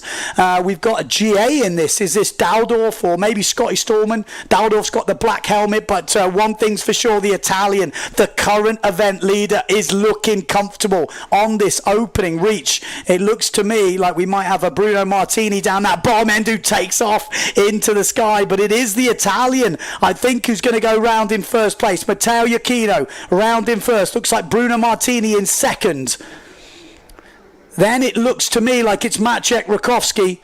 And then we've got a couple of the North. So Amado Vrieswijk's there. Pierre Mortefon is there. We've got Jimmy Tieme. Tati Franz just coming round. Oh, and he's got some dirty air there. Tati Franz, and he's in the water. Jordi Vonk is a bit further back. But look who is out in front. Oh my life, he's having the event of events. He just looks so comfortable at the moment. Matteo Iachino, he looked so good actually in the race last year in the long distance on the way out. He looking comfortable here. This is a blast all the way back to the beach. You can see Jordi Vonk's there, a couple of the GA boys. We've got some S2 Maui sales. Looks like Jimmy Tieme also right up there. He's having a great event so far. Amado Vrieswijk, Pierre Mortefon. One of them's gone low, one of them's gone high. Again, not easy to see, but it looks like Maciej Rakowski up that top end. And then it looks to me like the Iachino, but we've got one of the North guys going far left. Has he got the right line here? Anything can happen on these reaches. You know, it looks like an easy cruise from here on the drone, but when you're out there, these guys are right on the edge. But Maciej Rakowski is coming back into this competition. I was looking at the overall results before. He is still in the game. If he can put a run together with no mistakes, he's going to come right back up into that top 5. And look at Maciej Rakowski. He's got some decent speed in second place. Matteo Iachino out in front though. Pierre Mortefon on that North sail. We've got Amado Vrieswijk there. We've got Bruno Martini there. Is that Brendan Loho? I tell you what, it might be Brendan Loho here. One of the lightest riders in this group, and he looks like he's challenging. We've got Lohan Jewel further back. That's Pierre Mortefon just behind the S2 Maui sail. But out in front, it's definitely the Italian. Matteo Iachino, Maciej Rakowski, the two Pride riders. Haven't seen Nico Preen yet. Looks to me like that's Daldorf on the left. There he is. There's a good view of the Italian. So it is going to be Matteo Iachino round this second gyre mark in first. Maciej Rakowski in second. We're thinking it's Bruno Martini, but there was a few views I saw of an S2 Maui. It looked like Brendan Loho. Again, we'll have a look. Then the Norths. Then we've got Pierre Mortefon, Amado Vrieswijk, Jimmy Tieme, it looks like there. We've got Lohan Jewel probably in the mix. I'm pretty sure that's Brendan Loho in about 4th or 5th place. Is that Lohan Jewel? No, that's Bruno Martini in the front S2 Maui. As we go around this mark here, he's on the Wee1. So the two Pride boys round. Then we've got, let's stay on this shot for a bit, Pierre Mortefon. Brendan Loho. Jimmy Tieme. What a result this would be for the young Frenchman. How fast is he at 79 kilos? He's up in 5th place in the long distance race. Long distance races is not for lightweights. It can't be, surely. He's totally upsetting the algorithm here, Brendan Loho. But out in front, Matteo Iachino, what has he had before this competition? He is in absolutely great form. Pierre Mortefon, though, trying to close those gaps. He's got 2 riders in between him and Iachino. He needs to close that gap. Every point will count if he wants to win this competition and retain that world title. We got Bruno Martini ahead.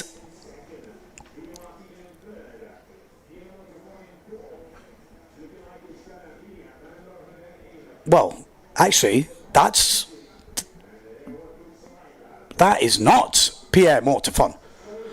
That is not Pierre Mortefon. Hello, that's Amado Vrieswijk. So Pierre Mortefon is deeper. Matteo Iachino is extending the lead at the front. Maciej Rakowski in second. Bruno Martini in third.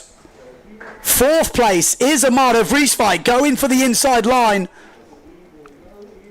What a race. What a long distance race this is, and extending his lead at the top of the event. This Slalom-X world title looks like it could be coming home to Italy. It's still halfway through this competition, but just from the form we've seen so far, he doesn't look like he's going to make a mistake. It's absolutely howling out there, and Matteo Iuchino has absolutely stomped this long distance race. From start to finish, there was only one winner, and it is the Italian. He cements his position at the top of the tree halfway through day number 3. 2nd place, it looks like it's going to be Maciej Rakowski. He is back in fine form, the Polish rider. Bruno Martini in 3rd, Amado Vrieswijk in 4th, Brendan Loho, it is Brendan Loho in 5th, isn't it?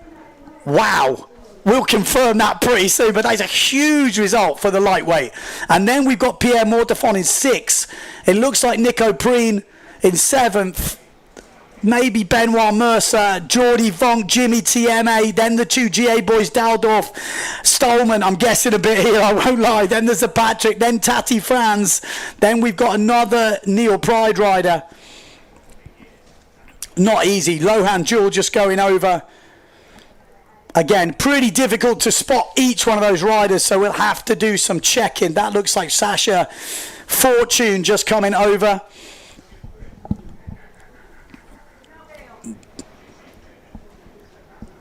Yeah, it's going to be hard from this angle. We don't see sale numbers from here, but there's that looked like the 16-year-old. Yeah, the drones are in. It's a long race, but there we go. We're going to just keep you looking. There looks like Andrea Cookie just coming over. But what a race that was. Let me know in the comments, do you like the long distance race? But I am pretty sure we're going to confirm that was Brendan Loho in 5th place. What a result. 79 kilos, long distance race. You shouldn't be there. Are you kidding me? Ridiculous. Absolutely ridiculous. But there was only one winner, Matteo Iuchino, from the start to the finish. Never looked like making a mistake. And also big news, Maciej Rakowski is back in the game. No two ways about it. Before this long distance race, he was up into 9th place. He was ahead of Jordi Vonk in that. He was ahead of Amado Vrieswijk. He was ahead of Jimmy Thiem. He was ahead of Benoit Mercer, ahead of Tati Franz, ahead of Nico Preen. So he is riding well. He's pulling back up. He's going to still need some more results, but he's far from out of it in terms of podium places. If he can put that run that he's capable of together, which he's doing right now, all bets are off. He can't afford any more mistakes, but now can the others. You know, the others have had a few bad results going through, so lots are changing in the top 10 right now. Brendan Loho, where is he sitting? He's sitting in 14th place overall. With that 5th position, he could actually move up a few spots as well. Wow. Bruno Martini in 11th. That was a solid result for him. And now we've got the women's full fleet race as well. I mean, they've been doing full fleet races already, so it is more about the longer course. And obviously speed will play a factor, but it's also speed on the way out. Like I said to you last year, Matteo Iuchino was one of those guys who looked really comfortable on the way out, and that is a huge advantage when you're going over that chop and swell. You've got to be comfortable, you've got to be, you know, in tune. But he's going to be feeling very confident right now. We've still got 2 days after this. We've still got one full fleet race to go. So it's far from over.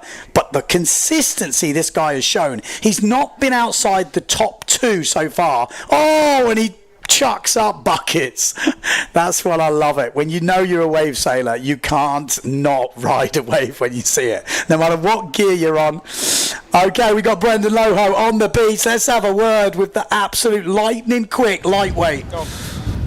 Brendan, what a race. Talk me through it. Oh, really fun, good start. And I saw I was in the pack with the guys in front, and I was like, just don't miss the jibe at the end. And then I was just trying to keep the constant speed, not go too quick to not make any mistakes.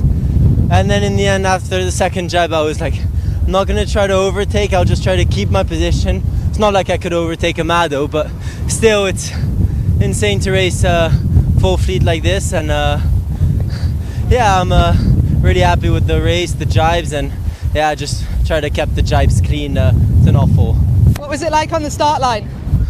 Busy, really busy, and I just try to keep myself clear, not have too many people around me, and yeah, just try to get a good start, because yeah, I didn't want to have a bad start and be in the pack, in the mix, and yeah, get everyone's wind, and yeah, I'm just really happy. Well done, Brendan. We're going to go straight over to Matteo. He's just over here. Come with me. Matteo, what a race. How did it feel to win that one? Yeah, he had a 6 start and a out of the start. The sail was doing it by itself on the way out. I kept getting more gas, I accelerated, and I saw the pack, started focusing on the others because so choppy, it was really difficult to check the other guys. I realized I was first, so I just took it easy. It's long, so choppy and so long, but yeah, super happy.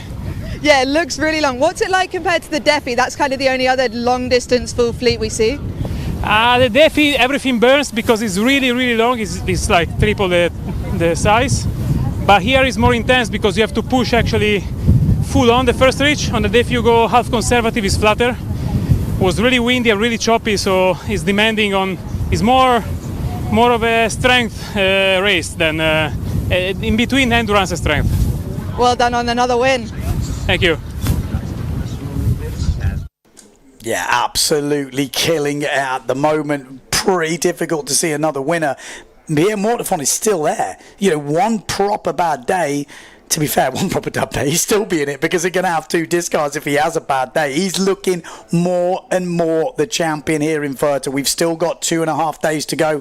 We've got one more distance to go. Maciej Rakowski's back in the game now. 100% this guy is back in the game for a podium place. But he's got to keep banging in those top results. What has he done? Let's have a look at his results now as we're getting ready for this women's long distance. At the moment, hang on, long Maciej Rakowski. Let's have a quick look at this. Yeah, his last few results: 3rd, 1st, and 2nd.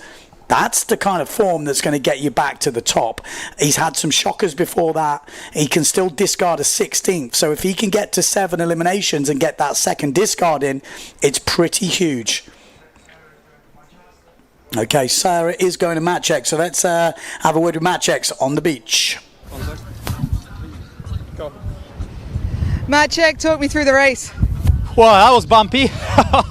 I think on the stream it looks always flat and we're like on the edge of crashing every 10 seconds. So yeah, it was insanely bumpy.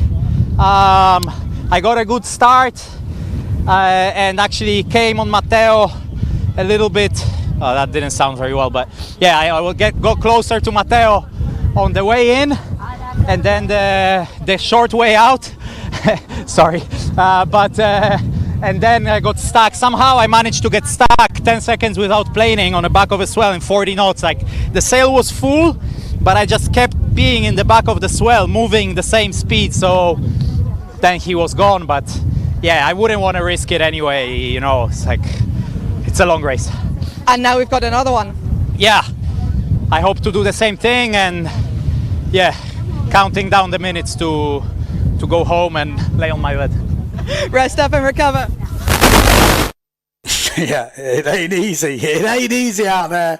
Those boys are holding on, and think about the girls. The girls are half the weight of some of these guys. It's crazy. And then on similar size sail, if you are just tuning in, I was saying that story before.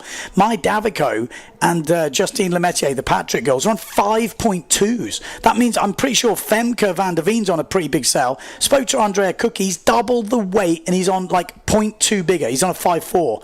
You know, how are they even sailing with those size sails is incredible. I think it's, the more you look at that type of thing, the more you can't even believe it. You're like, how is that working? Crazy, absolutely crazy. Right, let's have a look at YouTube. Let's have a look at the comments coming in. Someone's saying impressive how clear the audio is during these interviews. Yeah, I have to say, boys are doing a good job on the production team. Really good coverage. You know, we've got the 2 drones up. We're getting the interviews on the beach. This is what we need. And someone suggested we need the results on the screen. They are working on that. They're switching through a lot of stuff on the PWA website at the moment. They're in this changeover period. So if you are kind of confused at the moment, or you're thinking, this is what's going on, it's a bit quirky and a bit, it's basically in a limbo stage and getting changed over. So it will get sorted. Things are coming together, and yeah, don't worry. It is happening. It is happening. Trust me.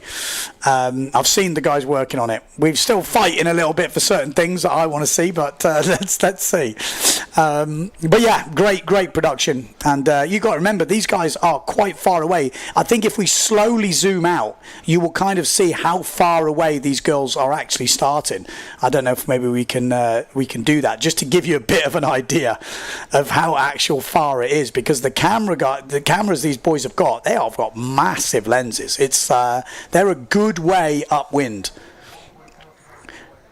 That doesn't even look that far when you do that. It's so weird. It's like, it almost looks like it's just there. I was outside before. You can hardly see them.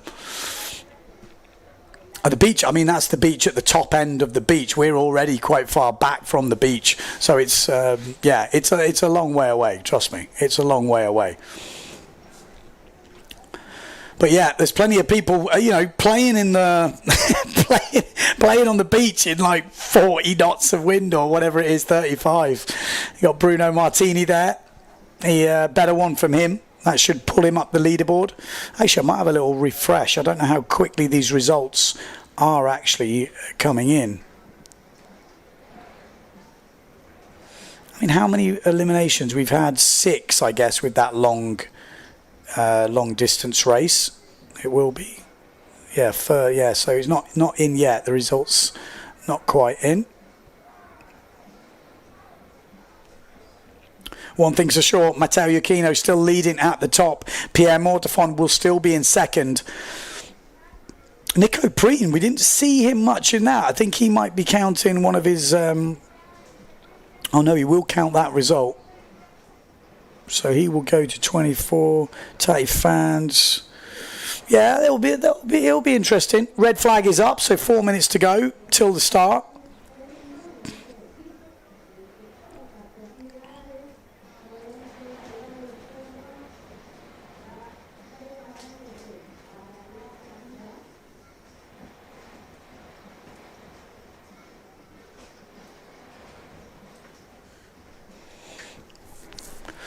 So, getting ready for the long distance race. Full fleet for the women. So 13 riders. Jenna Gibson. Not been well. But with a bit more room, we just heard how choppy it is. But, you know, this could suit her. Let's see. There's going to be one long distance for the women. She needs a good result. She's actually in the overalls at the moment. Slipped out of the...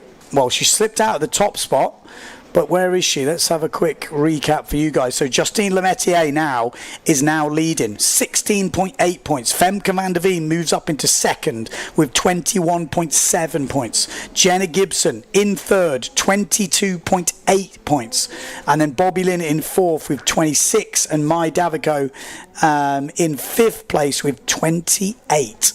So still a lot can change here. There will be another discard 7. Oh no, is there already 2? Oh, I'm still getting to grips with the new website. I keep pressing the wrong button. But it's like I said, they are working on stuff.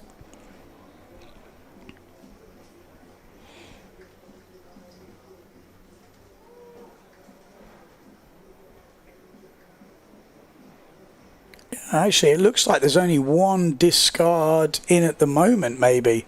Oh no, there's 2. 2 discards in at the moment. So it will make a difference.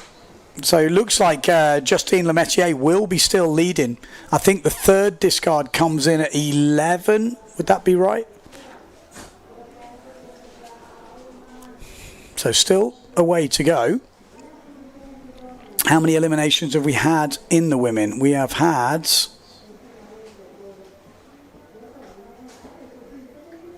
Oh, we've had 10. Okay, so this will bring another discard in, so that will also change the game. And if Jenna could win this, she'll discard a 6. She would gain... Oh, actually, she's got a 5th, so she's only gained 1 point. Well, it'll be interesting. Needs a win. Jenna Gibson. Justine Lemaitre, if she wants to keep at the top, a good result here would do her the world of good. Femke van der Veen is in the chase as well. Bobby Lynn, Maya Davico. And here we go.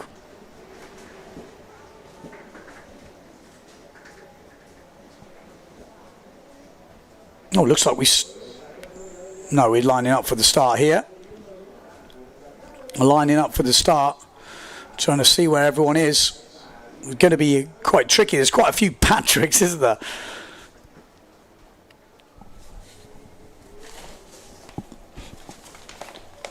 There we go. That's the start line. You can see Jenna Gibson there. There's someone on the Severn looking good. Is that Femke van der Veen? As Jenna Gibson powers through down this bottom end. Plenty of speed. Yeah, Jenna Gibson down this bottom end. We've got Blanca Alabau in the middle. We've got Femke van der Veen as well.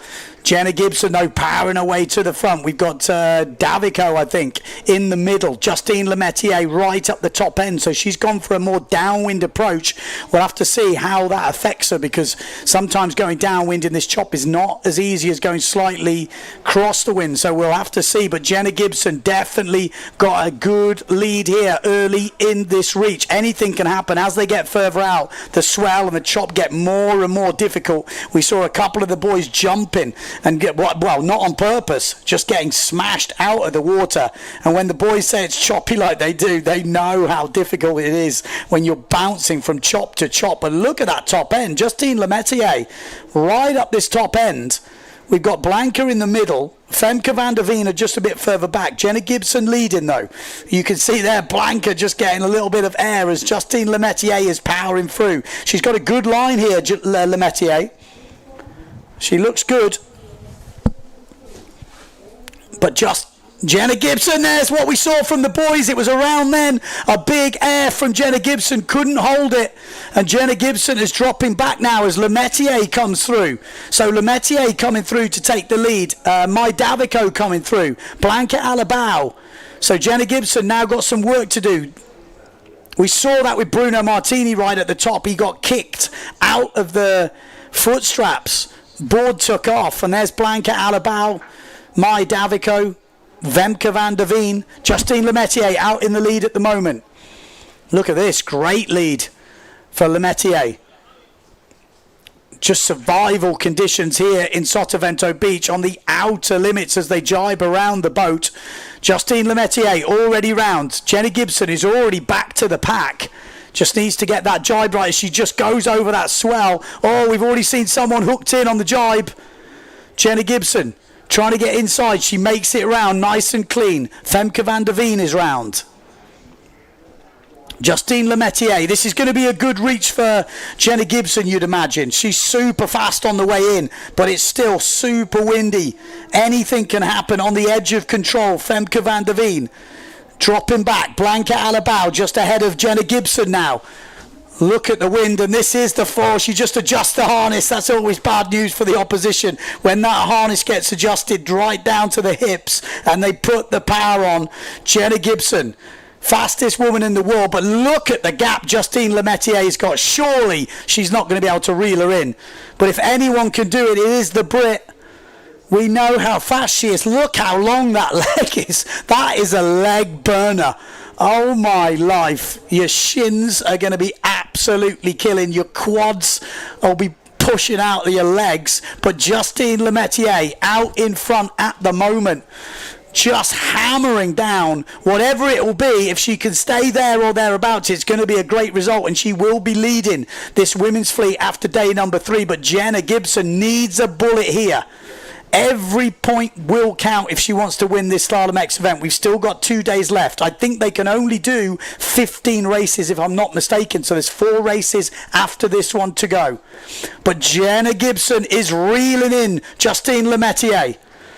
Lemaitre can probably feel her breathing down her neck. Look how long this leg is.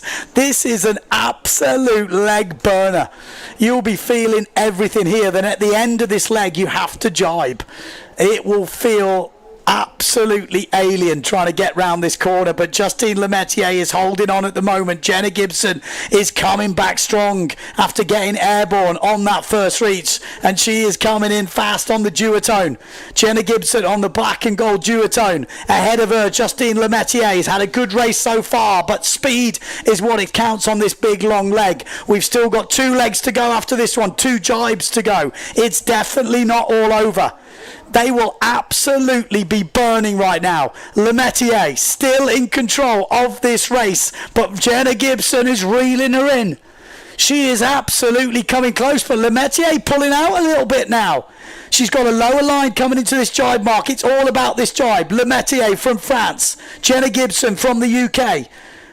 Legs are burning. Wind is cranking. It's not a great jibe from Lemaitre. Gibson goes wide, and it's a great jibe from the Brit. And now Lemaitre is into second place. Jenna Gibson up into first. 1 jibe mark to go. 3rd and 4th still up for grabs. Van der Veen, Blanca Alabau fighting out on the Saverns. Lemaitre is definitely not given up just yet. Jenna Gibson is far from given up. We've got 1 jibe mark to go, and this is a nasty one. This is a one that has caused all sorts of problems for the men and the women. We've got a jet ski out there creating a bit of wake as well, just what you need as you're coming into this jibe, and it's Lemaitre that takes the lead. Gibson maybe just trying to make sure she makes this jibe. She knows she's got the speed, and Lemaitre's gone down. Lemaitre gone down. Gibson's gone down in a more awkward position. Who's going to get back up? This is like Rocky Balboa and Apollo Creed. Who gets back on first? It's Lemaitre that gets back on first. The Saverns are chasing in. Surely Lemaitre can't be caught from now.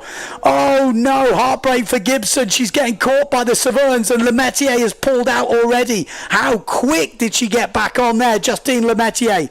What a race this is from the French woman. Not as fast as Gibson in a straight line. Oh, Lemaitre is gone. Lemaitre is gone. Oh, heartbreak for the French rider. On the last reach, her legs were burning. She's lost it, and Gibson comes back to take the first place. The Saverns are chasing down Van der Veen, Blanca Alabau. This is definitely not all over. This is about control, keeping it together. Blanca Alabau, Femke Van der Veen, and Gibson gets airborne. This is all to go at the end of this race. This is absolute gnarly stuff. Oh, there's 1 more jibe. What am I on about? I thought that was the finish. It's still got races to go. We've got 1 more mark to make. Oh my life. I got confused, but Gibson is still in the lead. It's well far from over. We've got still another jibe to go. I think someone else got lost as well, but Gibson is still leading this. 1 jibe mark to go. Keep it together, people. Oh my life, this is the longest race in the world. She must be absolutely burning. This is the worst jibe on the course. Femke Van der Veen, I think, is still there, or is that Blanca Alabau? There's still 1 jibe to go. Can she keep it together? This would be a hard-fought win. 100%. Just needs to make it round safely. Gibson makes it round. Oh, my life. Drama. Oh, Van der Veen goes down in second place. This is hardcore racing in the women's fleet. Sotavento Beach Fuerteventura for the Slalom-X PWA World Cup. What a race this has been. It's had drama, it's had everything. But Jenna Gibson, the fastest woman in the world, is going to win this one surely. Just needs to keep it together on the way in and cement this victory. This will feel pretty good. She's had to work hard for this. It didn't come easy, but she has powered her way to a bullet in the long distance race. She is not going to claim anything till she's over that line. That is for sure. But I think we'll see the smile creeping on as she gets closer to that finish line, and there she is. Takes the win. What a race that was from Jenna Gibson. Oh, that'll be a killer. She's going to sleep well tonight, that's for sure. Who was in second place? Van der Veen was there. Did she get back on? It looks like Van der Veen coming through. Blanca Alabau was close. I think that's Van der Veen in second place. It's going to be Blanca Alabau in third. I mean, good news for Jenna Gibson fans, because Lemaitre has not crossed the finish line yet. That means she's the best fourth place. And this is Marion Mortefon in fourth. Look at this. French survival stance, the long harness lines. Get that weight out and just make it over the line. Wow. I'm knackered just commentating, let alone sailing. My God, what a race this has been. Absolutely hat off to all the girls for making it around the course. Some of them on as big a sails as some of the guys. It's crazy. Giving up like 20, 30, 40 kilos, some of them. 50 kilos even, some of them. What a hardcore race. We're going to have a look at the rest of the riders coming through, but that's a big race for Jenna Gibson in her bid to become world champion. Hardcore. We would be seeing, I don't know if we can get a camera, any camera on the line just to see who's coming through. I can think I saw Bobby Lynn or Green Helmet just coming over. Jenna Gibson, what a way to finish day number 3. That is the way she needs to finish it, keeping the momentum going. There's Francois Brendan's dad. He's been helping out, caddying. He's a top bloke, always putting himself out there. Oh, there we go. We've got a few more riders coming over now. Hard fought race, this one. And we've got another full fleet race from the men to come.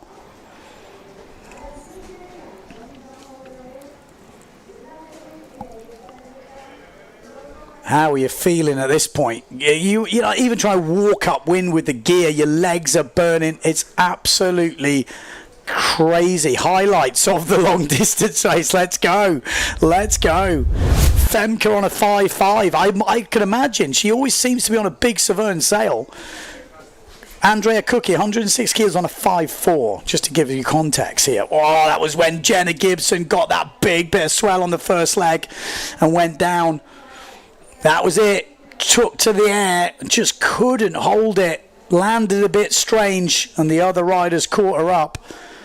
Did so well to come back from that. When you look, she was in 5th position coming around the first mark. But Justine Lemaitre, she was holding it on for a long time there.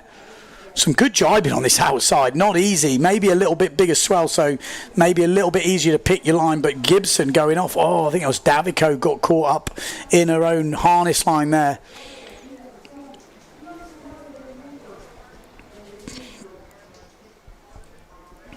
Gibson, look at the speed of Gibson. I mean, it's all right having the speed, but being able to put it down and hold it down for that long. You know, one mistake, as we saw from Lemaitre, you're in the drink. You're catapulting. The whole board's taking off. You've got to keep the power down to keep the mass foot pressure. Soon as you sheet out, you lose that mass foot pressure. The board takes off, you're gone. And it's as simple as that.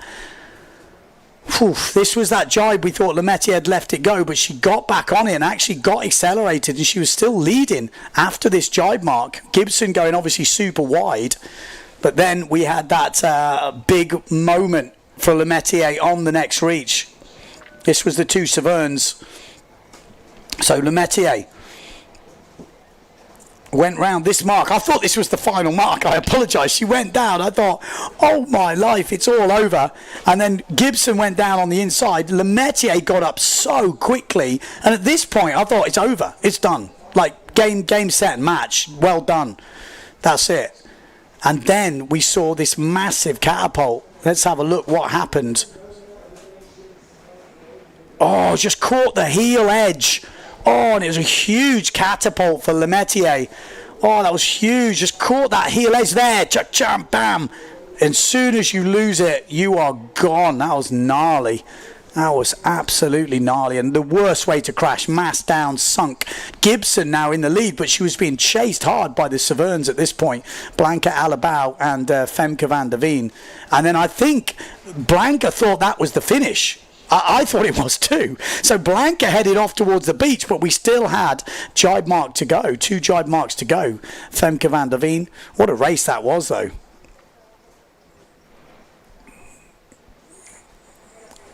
just adjusting. But great racing from the girls. Really throwing it all out there. You've got to have nothing left at the end of that. Okay, Gibson on the beach for a bit of an interview. Jenna Gibson, what a win. Just how physical was that? Actually, we've never really sailed that far out before. It definitely just got windier and choppier. I crashed out at one point, but yeah, and then Justine crashed. It was yeah. I mean, you don't normally sail in those conditions. It's so hard. So yeah, just a few crashes, but recovered them quick enough to be able to overtake again. So yeah. Yeah, you rode like half the fleet on the second reach. How long did that reach feel as you're closing down, Justine? I was glad it was long, to be fair. I had hoped that I'd kind of overtake her before the jibe, but just to have caught up and be neck and neck with the jibe I was happy enough with that, considering the crash. And knowing it was such a long race, you don't want to, go full out because you don't have the energy to hold it for the whole. I'm not sure how long it was, 10 minutes or something. So yeah, just a bit tactical, I guess. Yeah, the only race we can compare it to is the Defi, but there it's 3 jibes, long reaches. How was it to go off 2 long reaches into a slalom course? To be fair, I was quite relieved for the slalom course. It kind of means that you're closer to the end, so yeah, it wasn't too bad. We'll let you catch your breath. Justine crashed out pretty hard. Did you see the crash? I did, yeah. I kind of saw it in slow motion. I think she maybe just like caught the nose or caught the rail and just slowly, I saw her kind of trying to hold it on, but yeah, just slowly got whipped around the front, and that's always a hard one to recover from. So. And how are you feeling now? End of the day, finish with a bullet. Probably the last day for the women tomorrow. How do you feel about that? Oh, relieved. I'm ready for bed tonight, and then yeah, hopefully I've got enough energy to finish off the racing tomorrow. So. Good luck tomorrow and well done today. Thank you. There we go. Jenna Gibson, absolute legend, so fast. I don't think some of the guys out there can comprehend how quick she is. She is, well, she's the fastest woman in the world. And Jenna has just closed the gap at the top. Like I said, we're waiting for those scores to update, but she has definitely closed the gap. That will be it for racing today for the women. We've got one more men's race, full fleet race once again. So the women will have their final standings pretty soon. It's going to be interesting to see how that has affected the leaderboard. We have been trying to work out a way to get you guys at home to see it on here, but it hasn't worked out so far with this new system.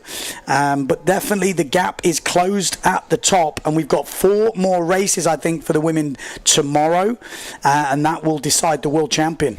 So yeah, it is going to be tense. The men, they're still going. We're going to have the full fleet race now. Matteo Iachino sitting very comfortable at the top at the moment, and he is looking in great form right now. Another good result for him now. He would be looking unstoppable. I mean, he hasn't been outside the top 2 yet. I can't remember the last time that happened. The top 2, not the top 3, not top 4, not top 5, the top 2. That's crazy. I mean, he had that crazy event in Guadeloupe on the foil where I think he won every elimination and every heat. He won everything, which was, I can't remember the time that happened, but here in Fuerteventura, it's been a showing. It's been a proper showing. A few guys that can get it together now. Tati Franz, I think he would have liked the more slalom race, but he's going to embrace the full distance as well. Still, like I said, I'm still waiting for these results to come in. I was hoping we might get an update. No, we haven't had it yet. Shame. I would love to see an updated results. I mean, we can work it out. Matteo Iachino is discarding a second, and he's got 4.8 points. Pierre Mortavon will discard that last one. Well, no, he won't, because he's got that 17th, so we'll have to count that last one. Okay, wow.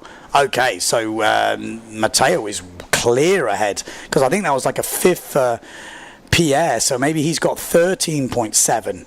So he's like 9 points clear, Matteo Iachino. And then, I'll tell you what, without the scores coming in, it's really hard to predict the other guys.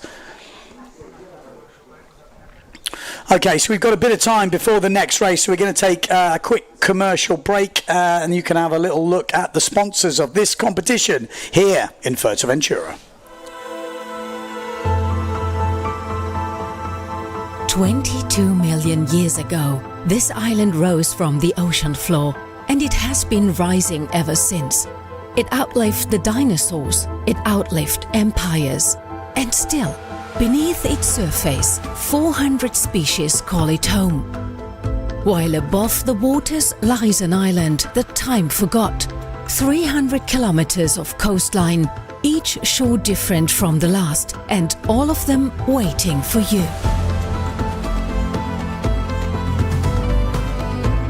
This is where the world comes to fly. 36 years of world championships have been written on these waves, because here the trade winds never stop, and neither do the athletes who chase them. The ocean is always open. But the island gives more than wind and water. From its volcanic soil rises a different kind of treasure, shaped by a culture older than the conquest, by hands that still remember. Here the island feeds you with its land, with its sea, and with its people. And when the sun goes down, the island doesn't shut off. It opens up. Beneath the clearest skies in Europe, you begin to understand. This is an island that doesn't ask you to be a tourist. It asks you to transform. Because for 22 million years, it has been waiting for you. Fuerteventura, the island that transforms you.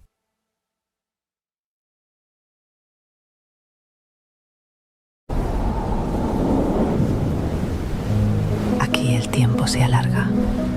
Las playas parecen no terminar nunca. Y el horizonte siempre invita a seguir.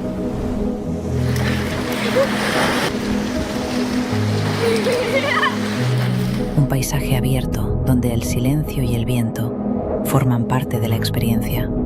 La luz cambia, el territorio se revela y el paisaje se vuelve inmenso. Hay momentos para moverse, para disfrutar, compartir, sentir la energía. Y otros donde todo baja el ritmo y simplemente estás. El arte y la tradición conviven. Espacios creativos, calles con historia.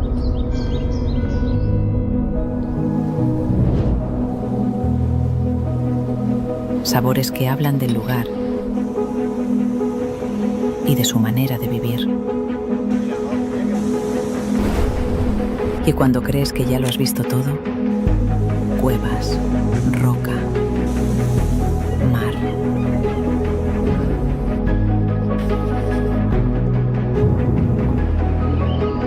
Pequeños instantes que lo cambian todo.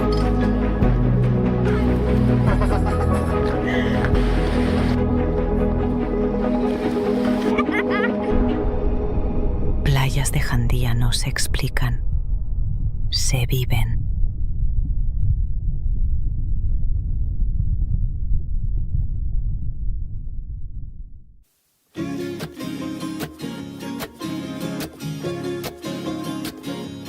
Welcome to the Rene, Egli Windsurf, Wingfoil, and Kiteboarding Center in Sotavento.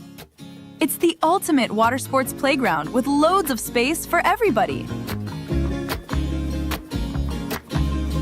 Fantastic conditions and all year-round warm temperatures make Sotavento a paradise for windsurfing, kiteboarding, and wingfoiling. In addition to the open sea, we also have a wonderful tidal lagoon. Check out our website to find out the best dates to enjoy this flatwater paradise. Our rental equipment meets the highest standards, and we have ordered the latest gear for you.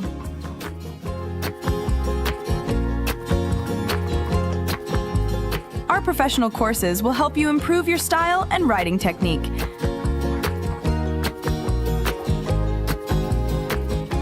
And with the Milliat hotels nearby, it's only a few meters from the bed to the board.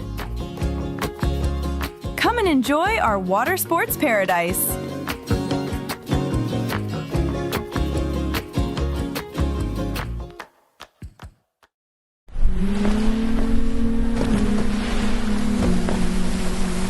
Have you ever realised that when going windsurfing, you're also going mind surfing? Is this family so relaxed because they're on vacation? Or is it because visiting the volcano is also included in their vacation? If you feel at ease while being in contact with nature, imagine being in contact with this biosphere reserve.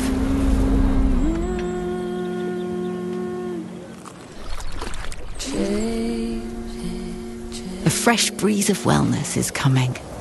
Paradisus Fuerteventura, wellness designed by destination. What a time to be alive!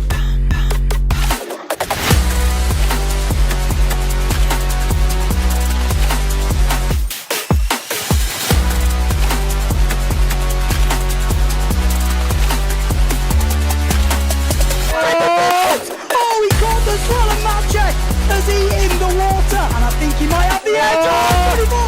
He has gone. She really sailed out of her skin today. Oh, no! Oh, that could change everything. Really close at the end. A goal! Oh, Costa! Yeah.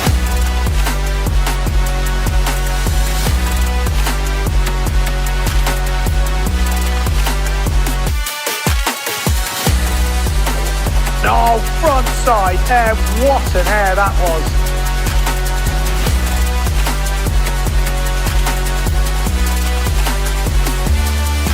It's a massive crash from Ozin. Oh no!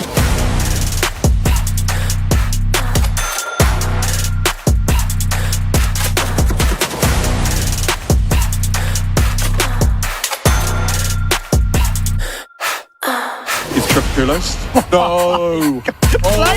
Freestyle history going on right here. Well, this is a shit.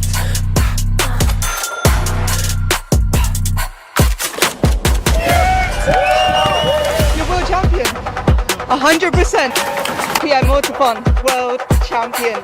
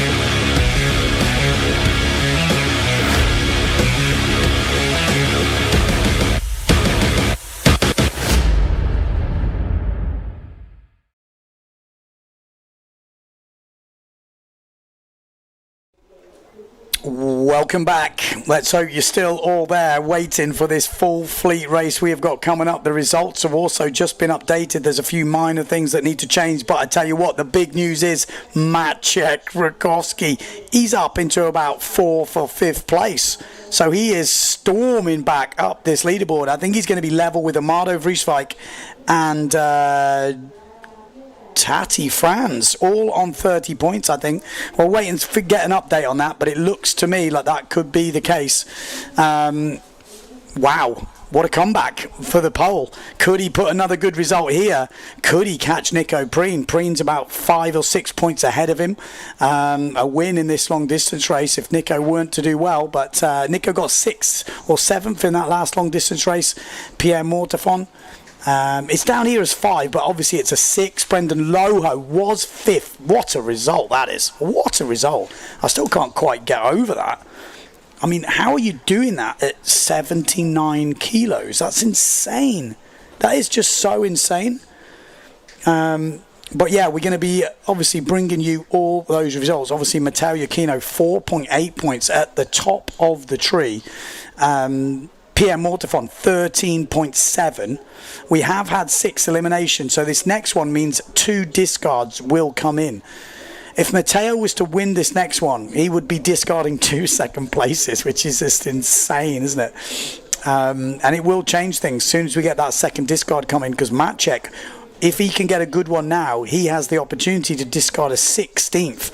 So he would really go up into the podium places. But that's a lot of ifs and buts. A full fleet race is not a guaranteed easy result. You need a good start. You've got to be up there. You've got to be pushing. So, and the more pressure comes onto you, the more you get back into the game. But it's a great comeback from the Polish rider.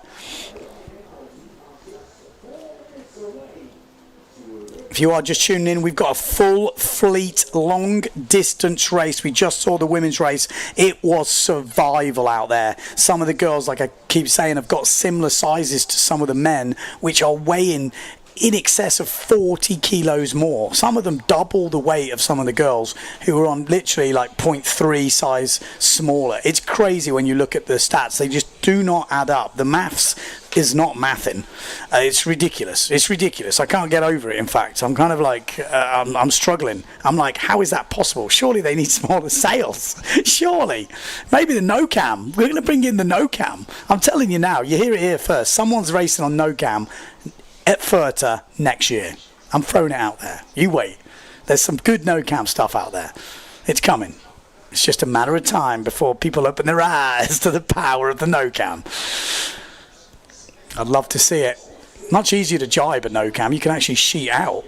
These cambered sails, you've always got to keep the power on. It's like, it's a different league. And the speed difference at the top end is not really that much difference. The stability, obviously, a cam sail, much better. Downforce, better. There is that, don't get me wrong. But a small no-cam can be a dangerous weapon, I reckon, in these conditions.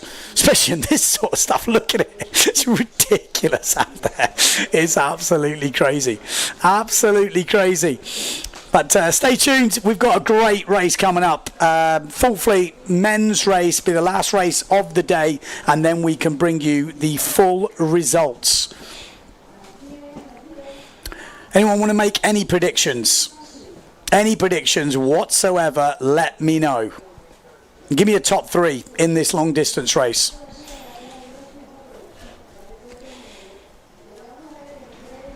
Any money on Bruno Martini?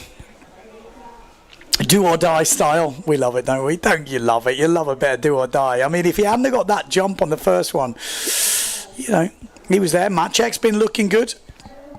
Obviously, Matteo Iachino, it's pretty hard to bet against him. If you use the logic of he's got to have a bad one soon, maybe. But it's the opposite. When someone's that dominant and that good, the chances of having another good one is higher than I'm having a bad one. So it depends which way you look at it. But I like the do or dies in these long distance races. I think Bruno, you know, wants a bullet. He wants to win one for 100%. That guy is what he lives for. Yeah. Boom or bust. And I love it. I'm here for it. Windseeker's gone for Matteo, Maciek, Tati. Jonas says Matteo. There we go. That's Clayton Silva from Brazil. Someone says Maciek, Iachino, Mortefon. Tati has it in this one, apparently. Amado's been getting better. 2 5th places, a 4th in that one. He's shown some. I mean, he might be a little sneaky bet. Amado, he's been looking good. And he's strong as well. Strong as a bloody ox, that guy. I don't know. I'm thinking Bruno. I'm thinking something's there for me. I'm thinking, oh, maybe a sneaky bet on Brendan Loho. He's been showing some skills. Tati, Nico, Amado. I mean, maybe Nico could come into this. He kind of under the radar in that. I think he finished 7th.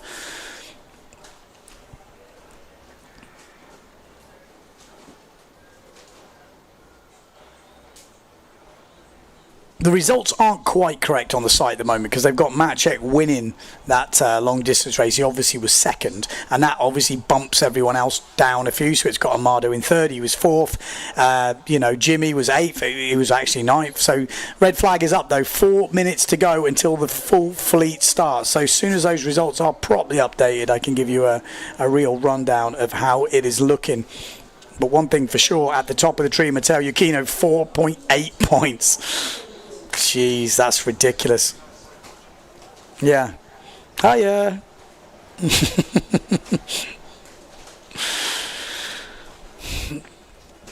Okay, getting ready.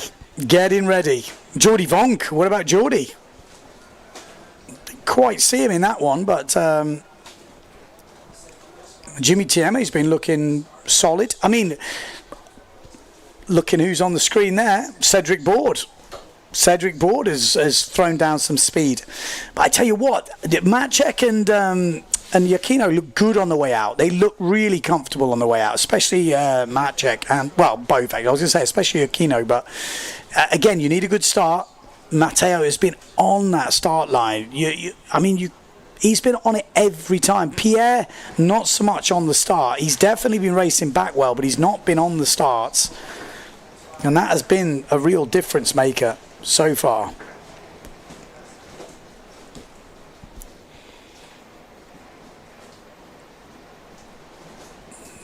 Not long to go till the start of this full fleet race.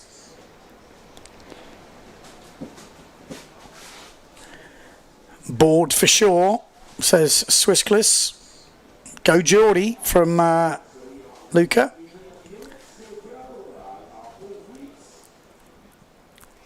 Matteo, Nico, Mortafon. Biggest catapult, Bruno, says A-Walk. Spoiled. The only safe place in these full fleet races is at the front. Exactly. Who says that? There's some strange names here. I only see the names, what are the names?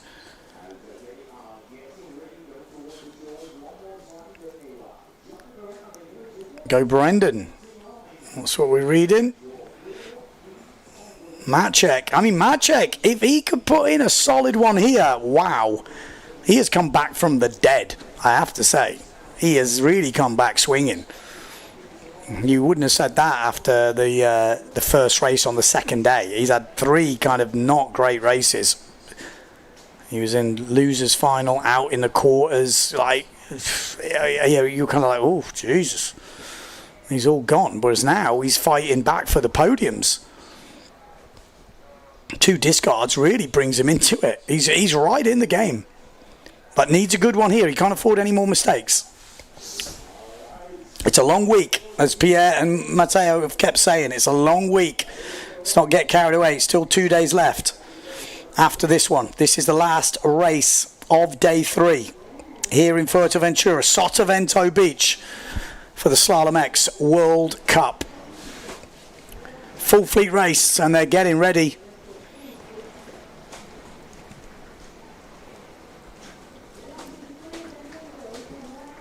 Here we go, look at that. All lined up, super spread. You've got some guys who want to be heading downwind, some in the middle, some like that tight line down the pin end. It's hard to pick out where everyone is. We're just getting an overall view at the moment. A bit like a Deafy wind start, and it is a line start. So if there is a general recall, it might be pretty hard to call the guys down this bottom end. A couple of the prides down this bottom end, it looks like, down the pin end. Maciek's down there. Oh, and there's this S2 Maui Sail just had a shocker in the middle. Good start down this bottom end from one of the GA boys. It looks like Maciek is down here. Matteo's down here. Oh, a little moment there by one of the Pride boys. Got a little bit of lift, slowed him down. Got another Pride in the middle looking good. We got a Severn. The red Severn looking okay. Then there's a North coming through. Hitting a bit of chop there on the North. You've got Geordie Vonk in the middle on that duotone. Well, there's a Patrick right in the game here. Who's on that? This looks like Brendan Loho. I tell you what, it looks like Brendan Loho up this top end, who had a sneaky bet on Brendan. That looks like a white board, yellow helmet, and S2 Maui sail, 78 kilos, and he is holding it on with the biggest boys in the business. What the hell is going on? This is something superhuman he is putting out now. You've got 4 prides in this front group, so I'm guessing Nico Preen's going to be there. But that's definitely Brendan. He is flying over this chop. He's got just such good control over the chop. He is in the money here. Don't count this fella out. He is right in the game. We've got one of the prides which is sneaking ahead at the moment. He's eating up the chop. It looks like Matteo Yukino in second place, but there is a leading pride. Is that Nico Preen? Can't quite see from here. Or is that Pierre Macker? Could well be Pierre Macker. We're going to have to get a closer view, but if that's Pierre Macker, what a run this is from the Frenchman. Let's see if we can get close on this mark rounding. But let's have a look. My eyesight is terrible. That's a better angle. There's Maciej Rakowski. There's Brendan Loho. There's Matteo Yukino.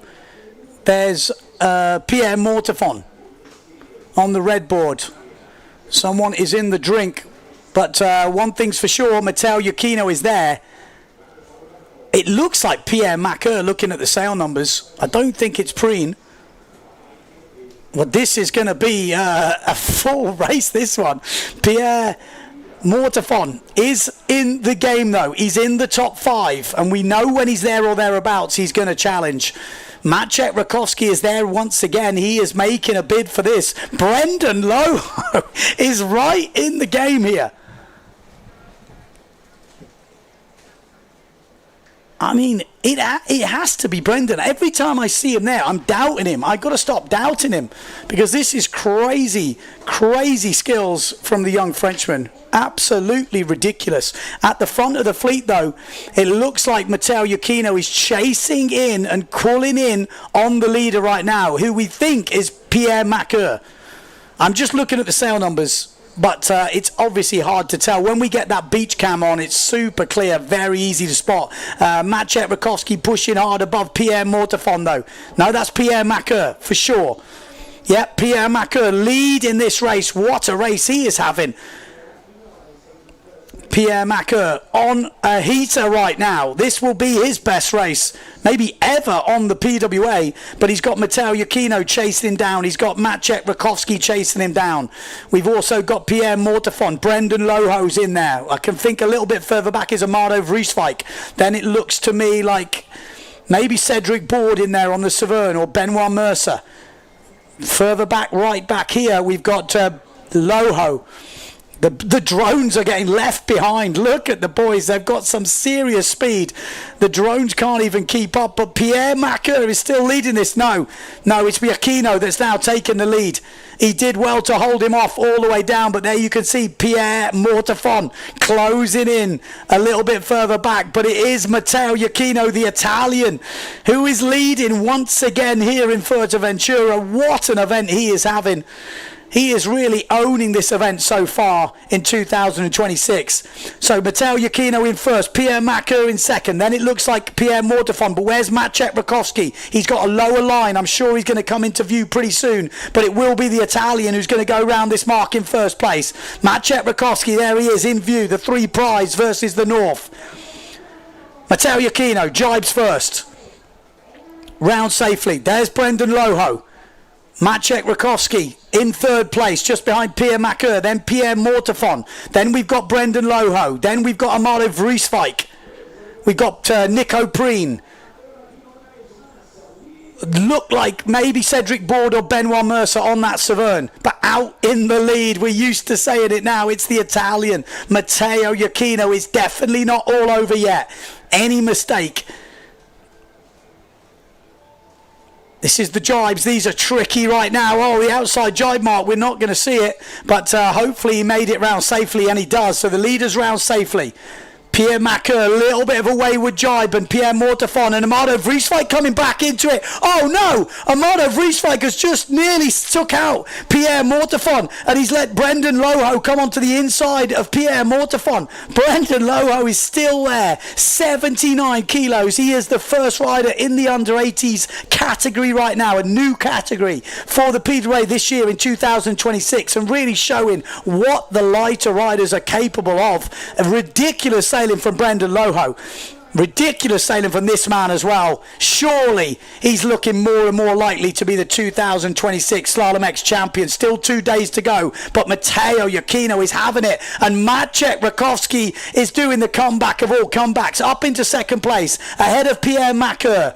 Then we've got Pierre Mortefon, then Brendan Loho in fourth place. Shows it wasn't a fluke before. He's right up there in the top 5. Ridiculous stuff from the young Frenchman, but out in the lead, look at this from Matteo Iachino. Pierre Mortefon though putting the hammer down. Maciej Rakowski trying to hold on to second place, gets airborne on this penultimate reach, and he's holding on. Maciej Rakowski, he is holding on as Pierre Mortefon is really putting the hammer down and putting the pressure on. This happened last time, and Maciej went down under pressure from Mortefon. Mortefon's going to try and go in tight. Oh, what a jibe from Maciej Rakowski. What a jibe under pressure. Needs to get going because Pierre Mortefon is coming quick. Pierre Macker and Brendan Loho's gone. Brendan Loho's gone inside the water. This is going to be an out-and-out speed battle for Mortefon and Maciej Rakowski. Rakowski needs to hold off Pierre Mortefon. Keep your eye on that battle for second place. It's a big one. Out in front, it's Matteo Iachino, but the battle for second is definitely on between the Polish rider and Pierre Mortefon. Look at this. This is not an easy battle for Maciej Rakowski trying to hold off Pierre, but Maciej's got the speed this year. Has he got the speed to hold off the reigning Slalom-X world champion? Look at this head-to-head. Iachino will win it. Iachino gets the bullet, but who will get second? It looks like Maciej's given up. It looks like Pierre's going to get it, and Pierre will get the second place. Maciej has to settle for third. That's a solid result. In fourth, it will be Pierre Macker. Then we've got Amado Vrieswijk. He was close to getting ahead of Mortefon, and in the end, he goes back. Brendan Loho will have lost. Nico Preen is doing some good racing here. Not quite in the sort of the most of the race, but that's a solid result for Preen, and that's going to keep him right up there. Jimmy Tieme as well, a good result. Then we've got, looks like Benoit Mercer. Then Brendan Loho just coming around. Then we've got Tati Franz, Jordi Vonk, Lohan Jules is there. We've got Bruno Martini. Then Sasha Fortune. Look like Scotty Storman or Daldorf. Oof. Hardcore racing.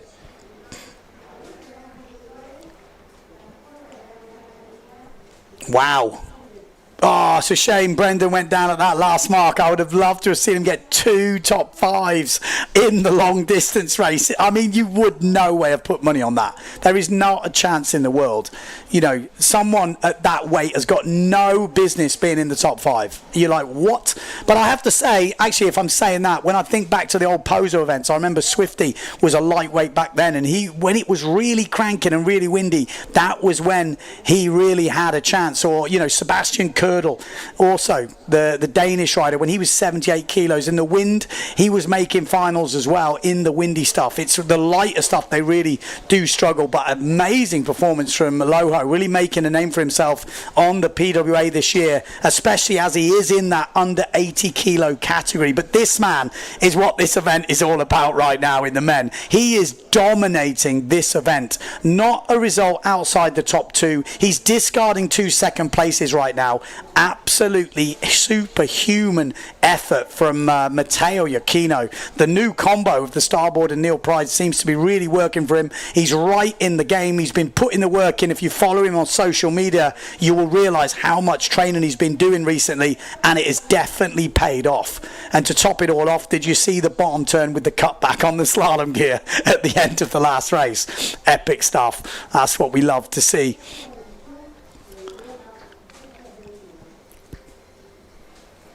few people mentioning some of the older names like Nick Baker back in the day, and there was quite a few lighter slalom racers back in the day, but that was on, you know, custom equipment. It was a little bit different back then, and they could wear weight.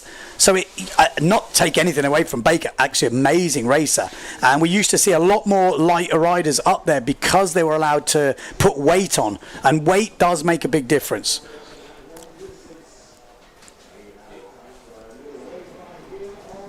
And again, he loves it. He's having fun. I mean, and why not? He is absolutely killing this event right now. Absolutely killing it. When you're discarding 2 second places, meaning 2 more eliminations, the worst he can get is 2 second places. If he wins a couple more, it's over before, you know, even finishing this event. He has been absolutely incredible this week so far. 3 days in, and just like a flawless performance. Even the second places, you kind of felt if he had to push, he might have, but he didn't need to. He knew he just needed a second. The guy ahead of him was not Pierre, and that was his closest rival, and you could kind of tell he didn't push. I say he didn't push. He's pushing, but, you know, not to the limit of what he probably could. But incredible performances from the boys. There they go. Got Brendan Loho, Matteo Iachino. He knows it. He knows that's big. 2 wins out of 2 in 2 long distance races. You know, the long distance, when it can all go wrong. You mess the start up, you're deep, you go down, you know, you can lose so many places. So that was a scary day, I would say, for Matteo Iachino. It didn't make it look scary, but it was the day that could have changed everything, and it has for the opposite reasons. He's won both of them. Ridiculous, absolutely ridiculous. Brendan Loho in the background as well, another ridiculous performance for different reasons. Blanca Alabao, first congratulate him on the beach. That feels pretty good, man. That feels definitely pretty good, I'm sure.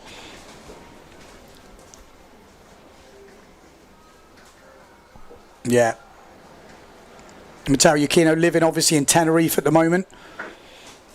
Jordi Vonk not quite finding his form in those long distance races. I thought him and maybe Bruno, we might see the big guns pushing down, but didn't really see him. It was actually some of the smaller riders that were kind of making a name for themselves. Amano Vries like right up there again till he had that coming together with Pierre Mortavon. He seemed to be the one making the ground up, if I'm honest. If we look at the race and how they went around the first mark, it was Amado that was actually, you know, reeling people in. It was just that coming together with Pierre, which, you know, didn't go his way. Okay, interview on the beach. Go. GVTMA, what a week you're having. Tell me about it. Okay, this race is really hard. The first switch is completely choppy. I think all the guys have a small gear, small board, and it's really difficult, but it's a cool race. I think you're having your best results ever, no? 7 in the long distance is my best result. In slalom it's 4. So no, I'm happy, it's cool. And for the week in total? The whole week? Yeah, I hope finish in the top 5, but let's see the next day. Yeah, well done, Jimmy. And Pierre Macquart also had an excellent result. He got his best result too. So we're just going to go and interview him too. He's right behind us. Pierre, what a result! 4th place, best result on tour. How are you feeling about it? Yeah, amazing. After 2 difficult first day, it's good to be back to play on top. So I'm really happy about that. And amazing condition one more time in Fuerte. So yeah, very nice. And that last race, fighting with the big boys, how did that feel? Yeah, I made a very good start, and then on the reach I was very fast. I jabbed in first on the battle with Matteo until the 2 second jab, and then I have a lot of pressure on me, so difficult on the jab, but 4th it's a very good result, so very happy about that. Yeah, how did it feel coming down the second reach with a whole pack coming behind you? It's very interesting. It's like maybe like in Grisson, but it's the spot is not the same. We are all together, so very nice, very challenging. Congratulations. Benoit just came over to say hello to you. Thank you. Congratulations to him too. We're going to go see if we can get an interview with Ben. Benoit! Benoit, what a week you have had. Talk me through it. Sorry? How good has your week been? For the moment, we did, I think, 7 elimination. I did 5 good races and 2 less good, so now I don't have place for mistake. But it's incredible, really fun. Conditions are really hardcore, and it's really good to fight with all the guys with such a level. You showed last year you were capable of making these results. You got injured. Does it feel good now to be coming back and solidifying it? Yeah, of course. I have 2 days not to be injured, and I hope I will do a good result so I can show I deserve to be here. Congratulations, Benoit. Let's see if we can find anyone else. Let's have a quick look around. Oh, this kid right here in front of me. We're seeing Jean-Luc Francis. He's one of the young French kids. He was absolutely flying, made his first losers final earlier this week, and even today. Jean-Luc, how was that last race for you? I was too tired. I crashed 3 times because I was tired. Stupid crashes, but it's a game. The first one was better. Yeah, and actually this morning you got your best result ever. You made a losers final. How did that feel? Incredible. I don't have the words. It's amazing to be with the better of the world on the same line, and they are in front of me and after, but it was amazing. I'm so happy of this day, and hope tomorrow is the same. And for the people at home who don't know you, who are you? Where are you from? I come from north of France. I'm Jean-Luc Francis, and I'm 16, and it's all. And actually Justine Lemaitre is your coach, no? Not my coach, but we came together and we spent a lot of time on the water together. Congratulations, Jean-Luc. It looks like the guys are heading back up, so we'll go back to Ben in the studio. Okay. Cheers for that, Sarah. You're always good to. I love those little walk-arounds. That's when you catch guys who, you don't always see. It's good to put a face to some of the names, and get you guys to see. Like that guy, Jean-Luc Francis, like 16 years old, and he's been pushing. Took out Jordi Vonk earlier in the quarterfinals. Amazing performance. And then we're getting to see these guys on the big scene. Brendan Lowe. I keep saying it, but that is just a massive performance, and showing the world that's watching this, the windsurfing world that is, that maybe you don't have to be so heavy. Maybe you can hold it on when you're a lightweight. And I'm loving to see these young kids coming through and pushing in the fin discipline. We've seen a lot of young talent in the foil, but we're starting to see it pushing through in the fin as well. And I think the more events we get like this, the more it looks like you're getting good coverage, you're getting stuff. There's something to head for. You're going to see more and more talent coming through, especially from France by the looks of it as well. So amazing. Thanks everyone for joining. I think that's going to be it for us here. Okay, on day number 3, but I am hearing, before you go, there might be another interview coming with the big man himself. So wait and see if we can track anyone else down. But that's how it's looking in the equipment tent right now. There's going to be a few tired people out there. You saw at the end of the race, Jenna Gibson. I'm going to try and get a refresh, actually, of the results right now in the women, because there has been some updates. Here we go. Matteo Iuchino running down as I'm looking for these updates. So I'm going to leave you for an interview with Miss Sarah Jackson on the beach. Matteo, what a day for you, getting another win. How did that feel? It feels amazing. I had an amazing start again. I saw the wind turn a bit more offshore, so I started lower this time. It was a good choice. Pierre Macaire was flying on the first reach, and but then on the way back was a bit upwind. I had an edge. And then I tried to control the race, was howling now. Some waves were filling in as well, so super fun. And what's given you the edge this week? What's been the difference maker? You've won when we've had the obstacle, you've won regular slalom, now you've won long distance races. Yeah, like when you're confident with your gear, the gear is working good altogether. Board sails are amazing. I cannot complain. I trained a lot. I trained the obstacle, I trained speed runs, I trained whatever, jives, just say it. And so the confidence gives you this extra edge, I think. And as I said, the gear is just amazing. Well done, Matteo. Event leader, 2 days to go. How does that sound? Yeah, it sounds good. I had so far this car in 2 seconds, so it's quite impressive for me. And yeah, let's take day by day, but happy about it. Congratulations, Matteo. Yeah, ridiculous discard in 2 seconds. And I have just uploaded the women's results so far. As far as I know, these are accurate, but this is huge.